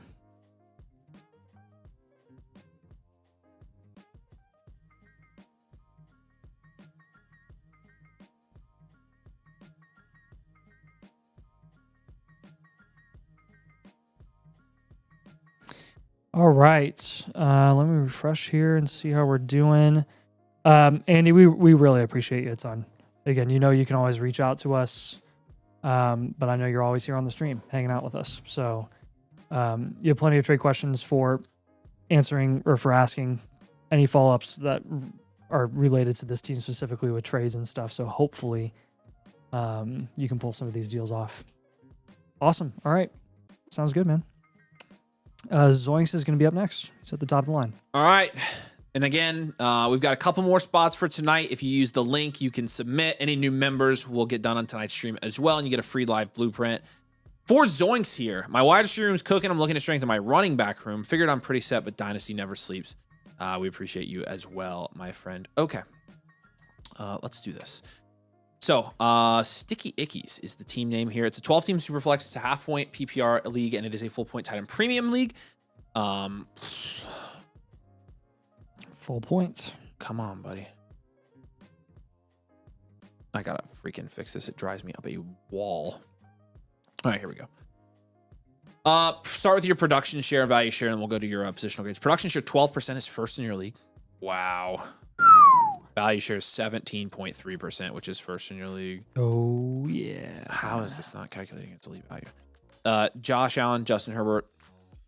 Yeah, this will be 8. elite. Gibbs, Judkins, Jacobs, 8. JSN, that's a 10. JSN, Lamb, London, 10. Yeah, McBride's a 10.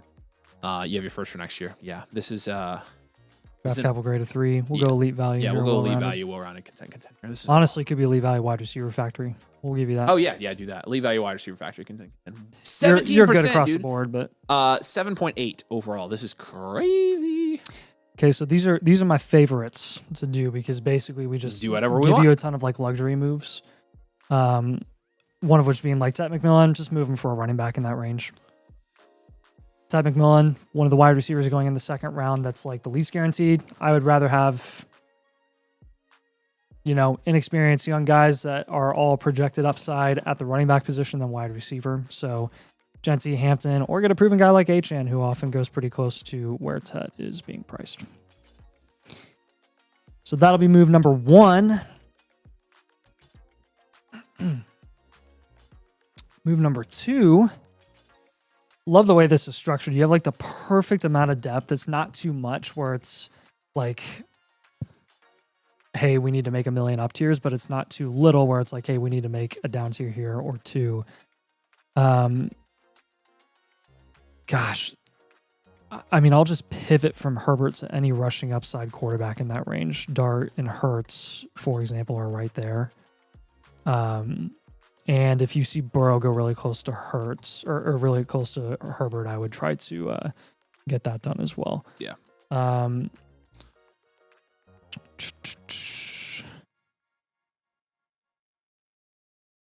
Third move here, probably going to take... Man, who do we want to your third move? Say like Gadsden and Diggs. Yeah, it's fine. You're not gonna plug Gadsden in your lineup. So yeah, we'll take Gadsden and Diggs and just see how high we can get. Plug and play guy, Javonte. If you can't get enough there, Devontae, Gadsden. Devontae, or a pick that you can play with and up tier that way as well. Yeah. Yeah, I mean, the name of the game for elite value teams is not making any trades that fail to improve your production upside opportunity. Don't be afraid to pay the price for highly productive vets. Adams, Derrick Henry, CMC, every single one of them should be at least targets for this team. We really just want you to get the best players at every position and absolutely dominate your league. And you've already done a really, really good job of that. Great production share, 17% value share. Like, this is definitely a flex-worthy team. Do you have any questions on that, Zoinks? I don't know if you're here right now. I don't think I heard anything from Zoinks. Beastless says, what about downtrading from Herbert to Dak to upgrade elsewhere? I mean, that's not a terrible idea. However, like, where's he going to upgrade realistically? Like, with a Herbert to Dak down tier, Right, yeah, you no, probably don't get anybody starting lineup quality or caliber here. Yeah, it's a possibility. You could, but I like generally moving off of Herbert anyways, but just like. But this is one where it's like, honestly, I don't mind the range of quarterback that you're in. I would just rather get a higher upside quarterback in that range. That's how I feel as well. So. All right, Blizzard up next. Blizz, are you here, buddy? Say hey. We appreciate you. Let's rock and also let's roll. Okay, so this is a Superflex 10-team start 10 PPR league. Coming off a first-round exit, I have a couple offers. Okay, let's talk about these. Actually, I want to do your offers after we review your team. Let me grade this team out. Team name Logan W79. There we go. Oh, he is here. Okay, just shopping Malik Willis round of the one. All right, there you go. Any other questions? But you got there, Zoinks. Zoinks. Let us know. We're gonna keep moving, but if you have questions, just ask. Okay, 10-team Superflex full point PPR half point tight end premium. 12.7% production shares third, 15.8% value shares second. Josh Allen, Patrick Mahomes is an 8. Gibbs, Genty, Hampton is a 10. Lamb, Jefferson, London, Garrett Wilson, AJ Brown is probably a 10 as well, and then Gadsden and Kittle is like a 6. No picks, 0. 0 picks. All right, this is like a go for it, 8, and you've 10, done it. 10, 6. Yep. And then draft capital 0, bench 5. Overall 6.8. And this is an enhanced value, well-rounded contend. This is awesome. Very, very good team here. We'll give that a 7.8, by the way. Yeah, that's what I said. Okay, so now I want to read your trades. Should I get Bowers in exchange for one of my top 3 wide receivers? No. I like your build at tight end. Yeah. You got Gadsden and Kittle. Should I receive the 101 for Garrett Wilson and a 28 first? Yes. Uh-huh. Yes. Yes. You're already not flexing Derrick Henry, so like. Yes. So then you're basically just moving from like flexing Garrett Wilson to flexing Jeremiah Love, and he's still on your bench. We're making another up tier here. Holy smokes. Maybe 2 more. Okay, honestly then, hold on. Who were the wide receivers he said he could get Bowers for? JJ, Lamb, and London. I would move London for Bowers, actually, probably on this build. Yeah, that's something you could look into. Or he asked if he should. Yeah, and if you can't, then move him for H-An. Dude, name your team CD's nuts. So yeah, we'll give you that actually as a recommended move. You can go from London to Bowers, or you can go for H-An. Yeah, because he specifically asked. You have Gibbs and Genty. Hampton. Oh, the other thing you could do actually. Yeah, I know, and it's just so the other thing you could do in Love, or he's gonna get theory, Love. If he makes that, in theory. The other thing he could do, I would take AJ Brown and Flowers. Is up tier from one of CD or J Jeff and get one of the top 3 guys. Actually, yes. I think I like that for this team. That might be even better than Let's do this. Okay. Let's do Lamb and Flowers. I don't care, and get Bijan, Chase, or Jackson, Flaxen, Waxen. Jackson, Flaxen. And if you can't do that, then we'll take AJ Brown and Flowers, and we'll basically just get as high as we can.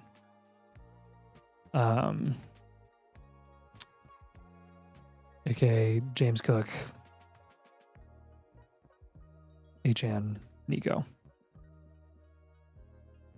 I do have actually kind of a little maintenance move for you. Pivot from Mahomes to like Burrow, Dart, or Williams, guys that you know are going to be ready to go to start the season. With you having 0 picks, we can't be waiting on anybody. So like just go and get guys that are value equivalent that are going to be just as insulated pretty much. Like we have seen admittedly a good amount of fluctuation in Mahomes' value. So it doesn't matter that he's the best quarterback in the NFL. Like, so the 101 will be projected 101 next year, the 27. The team. I thought you meant Jeremiah Love. The team that has it is awful, which is why I'm assuming the 101. Well, that's a little bit riskier. That is a little riskier. Though your 28 first is not really worth much. So I get why you'd want to do that in theory. Which team is trying to trade for it? I can look at the team and tell you, but they'd be getting back Garrett Wilson, so that wouldn't hurt. Which team is it though? Is it this E Smitty? Is it his 27 first? That's honestly not a bad move at all if you're getting that. I would probably take that. Is it eSmitty 27s?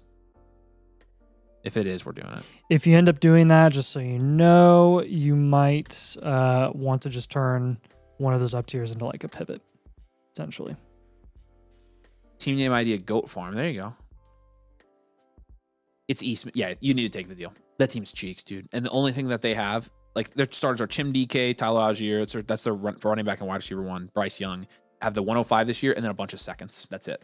They have nothing. So it's the 101. That's a really bad team. Yeah, it's a terrible team. I'm doing that. I'm taking that. So still doing that. I like the Bowers move as well for this team. And then again, a couple other moves for you. But what questions you got, Blizz? This is a great team, dude. You got some good team name suggestions here. So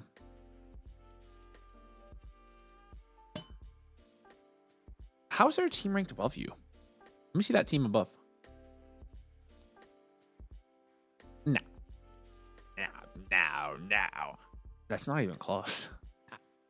Stupid quarterbacks, dude. All right, appreciate you, dude. Let us know if you have any other questions, Bliss, but great freaking team there. JT Roscoe. All right, JT Roscoe, say hey if you're here in the chat, man. You're up. We appreciate you, dude. Appreciate you being a member as well. Let's do this. Again, we've got a couple more spots for reviews tonight. If you guys want to get your team reviewed, there's the link. Again, any new members, we can get you taken care of right now. No cost for the team blueprint. It'll be free for you. You'll get the full blueprint and you get the full review tonight as well. Okay, so this team is Obi-Wan Kenobi. I did a start with a bunch of guys who are new to Dynasty. Oh boy. Because of this, I'll be able to get most of the early picks at great value. Oh boy. However, because of this, I do not think the picks will hold much trade value to them. Well, it doesn't matter. Yeah, again, you kind of got to find their weak spots, and it can hurt you and it can help you. But so you're saying you can't get anything for the 109, probably? Yeah, that's probably what he's saying. Yeah. Okay, 10 team, 1 QB, full point PPR. Or wait, no, he doesn't have a 109. My bad. Half point tight end premium, and this is out of a startup with a bunch of new guys. 10.1% production share is 4th in your league. Good Atlanta, dude. 13.6% value share, 1st in your league. Out of a startup, you got a 3.5% value bump. You crushed. Nice job. You crushed. All your early picks, it still makes you a standard value well-rounded this year because those are all current assets. So. Yeah, I mean, yeah, well, let's grade this out. Jaden Daniels, Patrick Mahomes, and Jared Goff, that's a 9. That's really good. Bijan, 4. Tat McMillan, Nico, Travis Hunter, 6. Okay, I see what you're saying. Mason Taylor and Elijah Arroyo is like a 2. Yeah. So insert draft capital's an 8. Bench is like a 3. Yeah. So yeah, and then you've got the 101, 102, 103, and 105 this year. It's a 10. Dude. Standard value, well-rounded, contend, almost enhanced value here. Very close to enhanced value. Good stuff. Yeah, this is insane. You crushed. And you've got your 27, which you can just hold if you want to.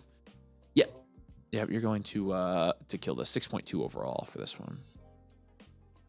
What did you say? Oh, never mind.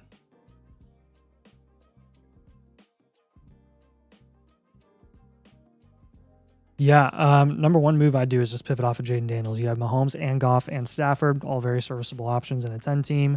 Take the value that you can get from Daniels, try to get a running back or a wide receiver, Brees Hall, Judkins, maybe Garrett Wilson, something like that. Yeah, you said the picks you can't really shop at the moment. I would encourage you to reshop closer to the draft and see if they start getting rookie fever in your league. But again, I understand why you wouldn't be able to move them at the moment. Since you have so much youth that's coming in, I would probably just move off of Hunter for a guy that's a little more proven. Go for like an AJ Brown. Shoot for a Jameson Williams, a Devonta Smith, something like that. Then I think our third move is going to be... He says you got Daniels in the 7th. What do you think, a Tet down tier? That's crazy, That is, dude. okay, that is wild. So it's a 1 QB, but still. Was Mahomes pricier or was Daniels pricier? Yeah.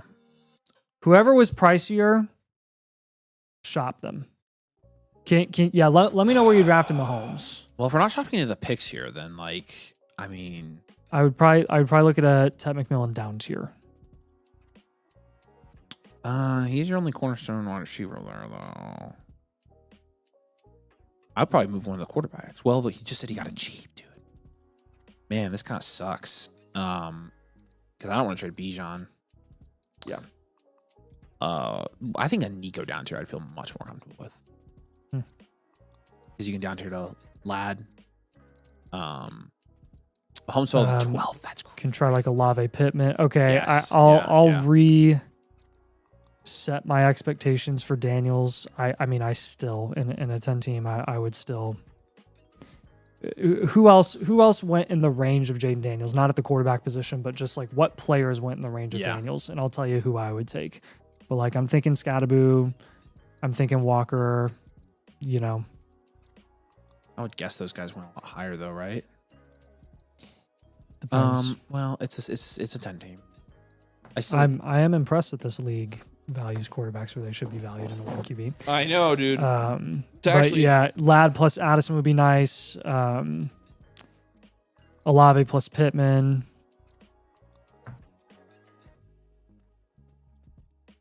BTJ plus.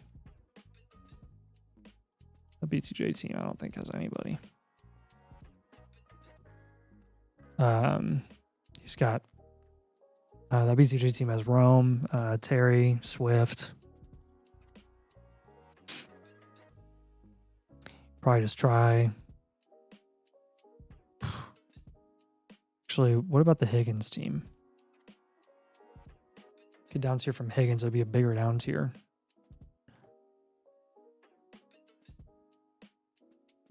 Yeah, that Higgins team has Kyron. I would go for that. When you're looking at potential Nico down tiers. Yeah. Travis Hunter. Again, I already mentioned AJ Brown, JMO, and Devonta Smith. So, again, be patient with your league. Kind of wait until their valuation of different assets changes. Rome, T, Scott, T, and Luther went in the 6th, and then Zay, Swift, Warren went in the 7th before Daniels. So Zay Flowers will be a target for you. Yeah. Warren is in Tyler Warren. Brother, if Tyler Warren and a half-point tight end premium went where Daniels was going in the 7th, I would definitely have you target Tyler Warren there. And then after that, I got Hunter, and then Watson, Metcalf, Michael, Wilson after Daniels. Okay, cool. Gotcha. Yeah, so really just want to take advantage of the value that you have with your rookie picks eventually. Like don't depend on all these rookie picks ideally to plug all of the holes that are on this roster. Again, I'm crossing my fingers hoping that your league mates are going to get rookie fever and then you can get some overpays for some of these picks. Work your way up instead of down in terms of like, hey, I want to shot the 105 first, then the 103, hold the 102 and the 101. Definitely don't move the 101. It's going to be a nice pairing with Bijan Robinson. But the down tier to raise your production ceiling is going to be really, really helpful. You can always reload midseason if you need to. If you have a poor start to the year, hold that 27 first, because this could end up being a future value team if you end up just kind of having to stick with all the young guys. And whatever ends up being your positional dominance, use that to answer your upside questions at other positions once you kind of know where you're actually picking in this year's draft and who you're selecting once we get to the draft. Does that make sense, man? Unique league situation. You did a good job drafting.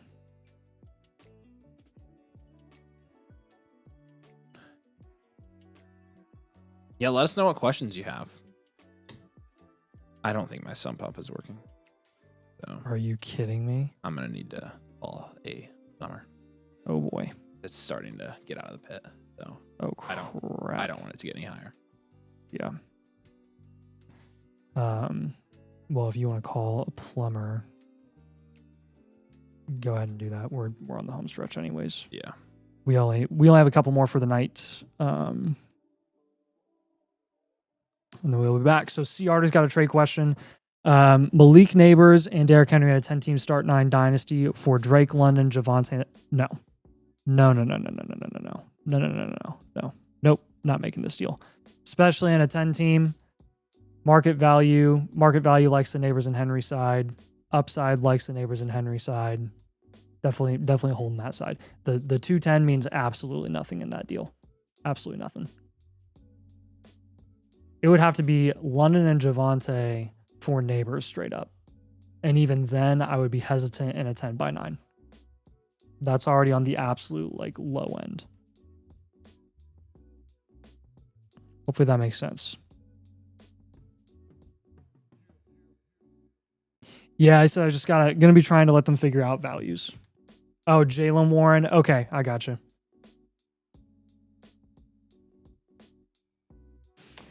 Okay, our web is going to be up next here. I know you've been waiting, man. Hopefully you're still here. Giving you a shout out. Let me know if you're here. But should have clarified. Guy with the 105 wants Fernando bad. So you're looking to trade back from the 102 plus Benson Tootin for the 105 plus Chase Brown, since the guy with that team is a Hoosier like y'all. Hoping to get some more trade ideas to keep the rebuild going. Check out the ones I've made already this offseason. Thanks, fellas. You're trying to move back from the 102 to the 105 plus Chase Brown to get leverage on the IU fan in your league. So you're trying to take advantage of your league mate. Awesome. What's up, man? All right, so Brees's Puffs is going to be your team name here. The 102 to the 105 plus Chase Brown is a fair down tier. I'm okay with that. It's not like my most favoritist, but I think it's fine. Let's look at this team and see if I even want you to down tier from 102. We're going to see here 10 team. Start 1, 2, 3, 4, 5, 6, 7, 8, 9, 10, 11, actually. So start 11. Full PPR, halftime and premium, 8.3% production share, which is 8th in your league, 9.8 value share, which is 5th in your league. Okay, you have 327 firsts. Oh, baby. Quarterback is going to be an 8 with Joe Burrow and CJ Stroud and Kyler Murray and Tyler Shuck. A lot of depth there. Brees Hall, Bashal Tootin, Trey Benson is going to be a 3. Garrett Wilson, Ladd, Marv is going to be a 6. And then Tyler Warren and Dalton Kincaid is going to be a 7. Draft capital grade is going to be a 9. This is very, very interesting because a lot of your value is tied to the future assets in 2027, which you have to hold. You can't turn that into production this year right now. You got a lot of value at QB to mess around with. But our RB2 is Bashal Tootin. Benson's our flex. Noel is our flex. Kincaid is our flex. Okay, we are going to go very soft. Overall grade is going to be a 5.6, by the way, Scott. This is going to be a very soft 1-year reload, well-rounded. If this were a 12 team, you would probably break the standard value threshold. But you're middle of the pack in value share and you are bottom 3 in production share, and it's a 10 team, and it's a little bit deeper. I'll feel a lot better heading into 2027, where you're probably you'll be at least standard value at that point. The 102, like, again, you're talking about potentially down tiering from that. I'm okay with that, but I'm not going to give you a ton of recommendations for moving off of it, because honestly, I don't mind if you just hold on to that pick. Even in a tight end premium, we're probably going to have you shop Tyler Warren. He's undervalued in domain leagues. He's not undervalued everywhere. We are going to pivot off CJ Stroud for another position entirely, and we're going to do that right meow. Going to be looking at guys like Scadaboo, T. Higgins, probably Brian Thomas Jr. Give Garrett Wilson, Ladd, and Marv right now. I'm cool with you holding all those guys. Brees definitely hold until until free agency starts.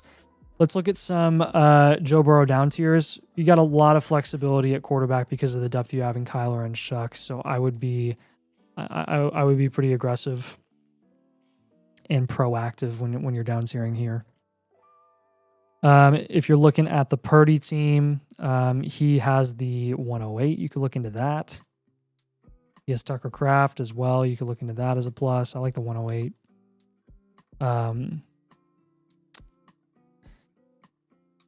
Jackson Dart, that guy has Gadsden actually. So that's worth looking into.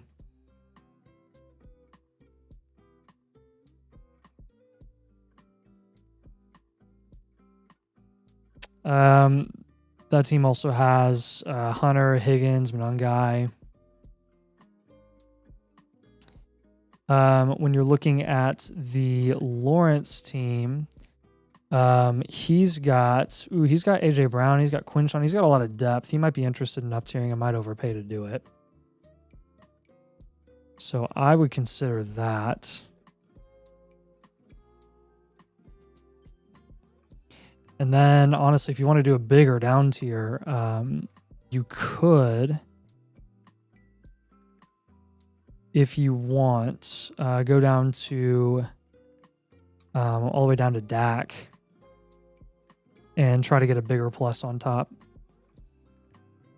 The Dak team has Chase Brown. He has T. Higgins. T. Higgins is a guy that I want to go for sure.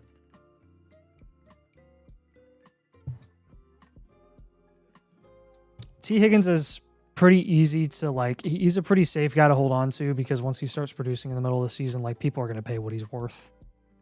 And then yeah, I will give you some pivot ideas from Tyler Warren as well, that are gonna include Quinshon, Bucky,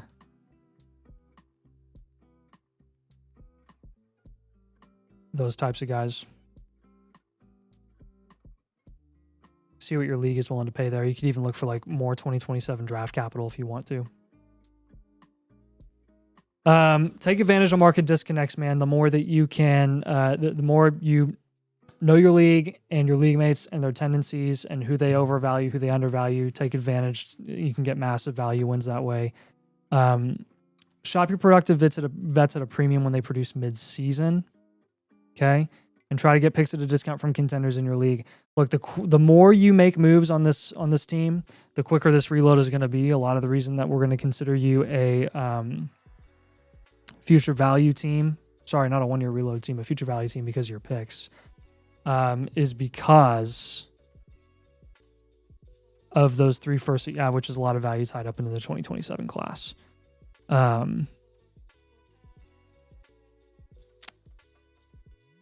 Let me know if that makes sense. Yeah, any questions here, man? It's a good roster. I'm going to have to be... Okay. Water out of there. All right. Going to get my floor. Okay. All right. Avery's house is crashing out right now. My sump pump, So when Avery doesn't crash out like on startup videos, the sump pump crashes out. So, and it's raining here. So I've got to get a shop vac and get the water out of the pit because I don't want it to get on my floors down here. And you don't want the studio ruined because then we can't live stream. So we are live again tomorrow though. So using X3 guys, I'm sorry, it's kind of an emergency, but we'll take care of you and get you guys done tomorrow. Thank you for understanding because I got to go get this freaking water. Yeah, we actually almost got to the end. At a basement. Yeah. So yeah, yeah, we're close. So again, we're live tomorrow night. If you guys want us to wait until Tuesday to do yours, just let us know. But again, appreciate you understanding. I got to go fix this now. So I don't want my house to flood. All right. You guys are the best. Again, back here in less than 24 hours. So make sure you stay tuned. Our web, we appreciate you, man. If you have any questions, just let us know on follow-ups and stuff like that. So, all right. Love you guys. See you soon. Bye.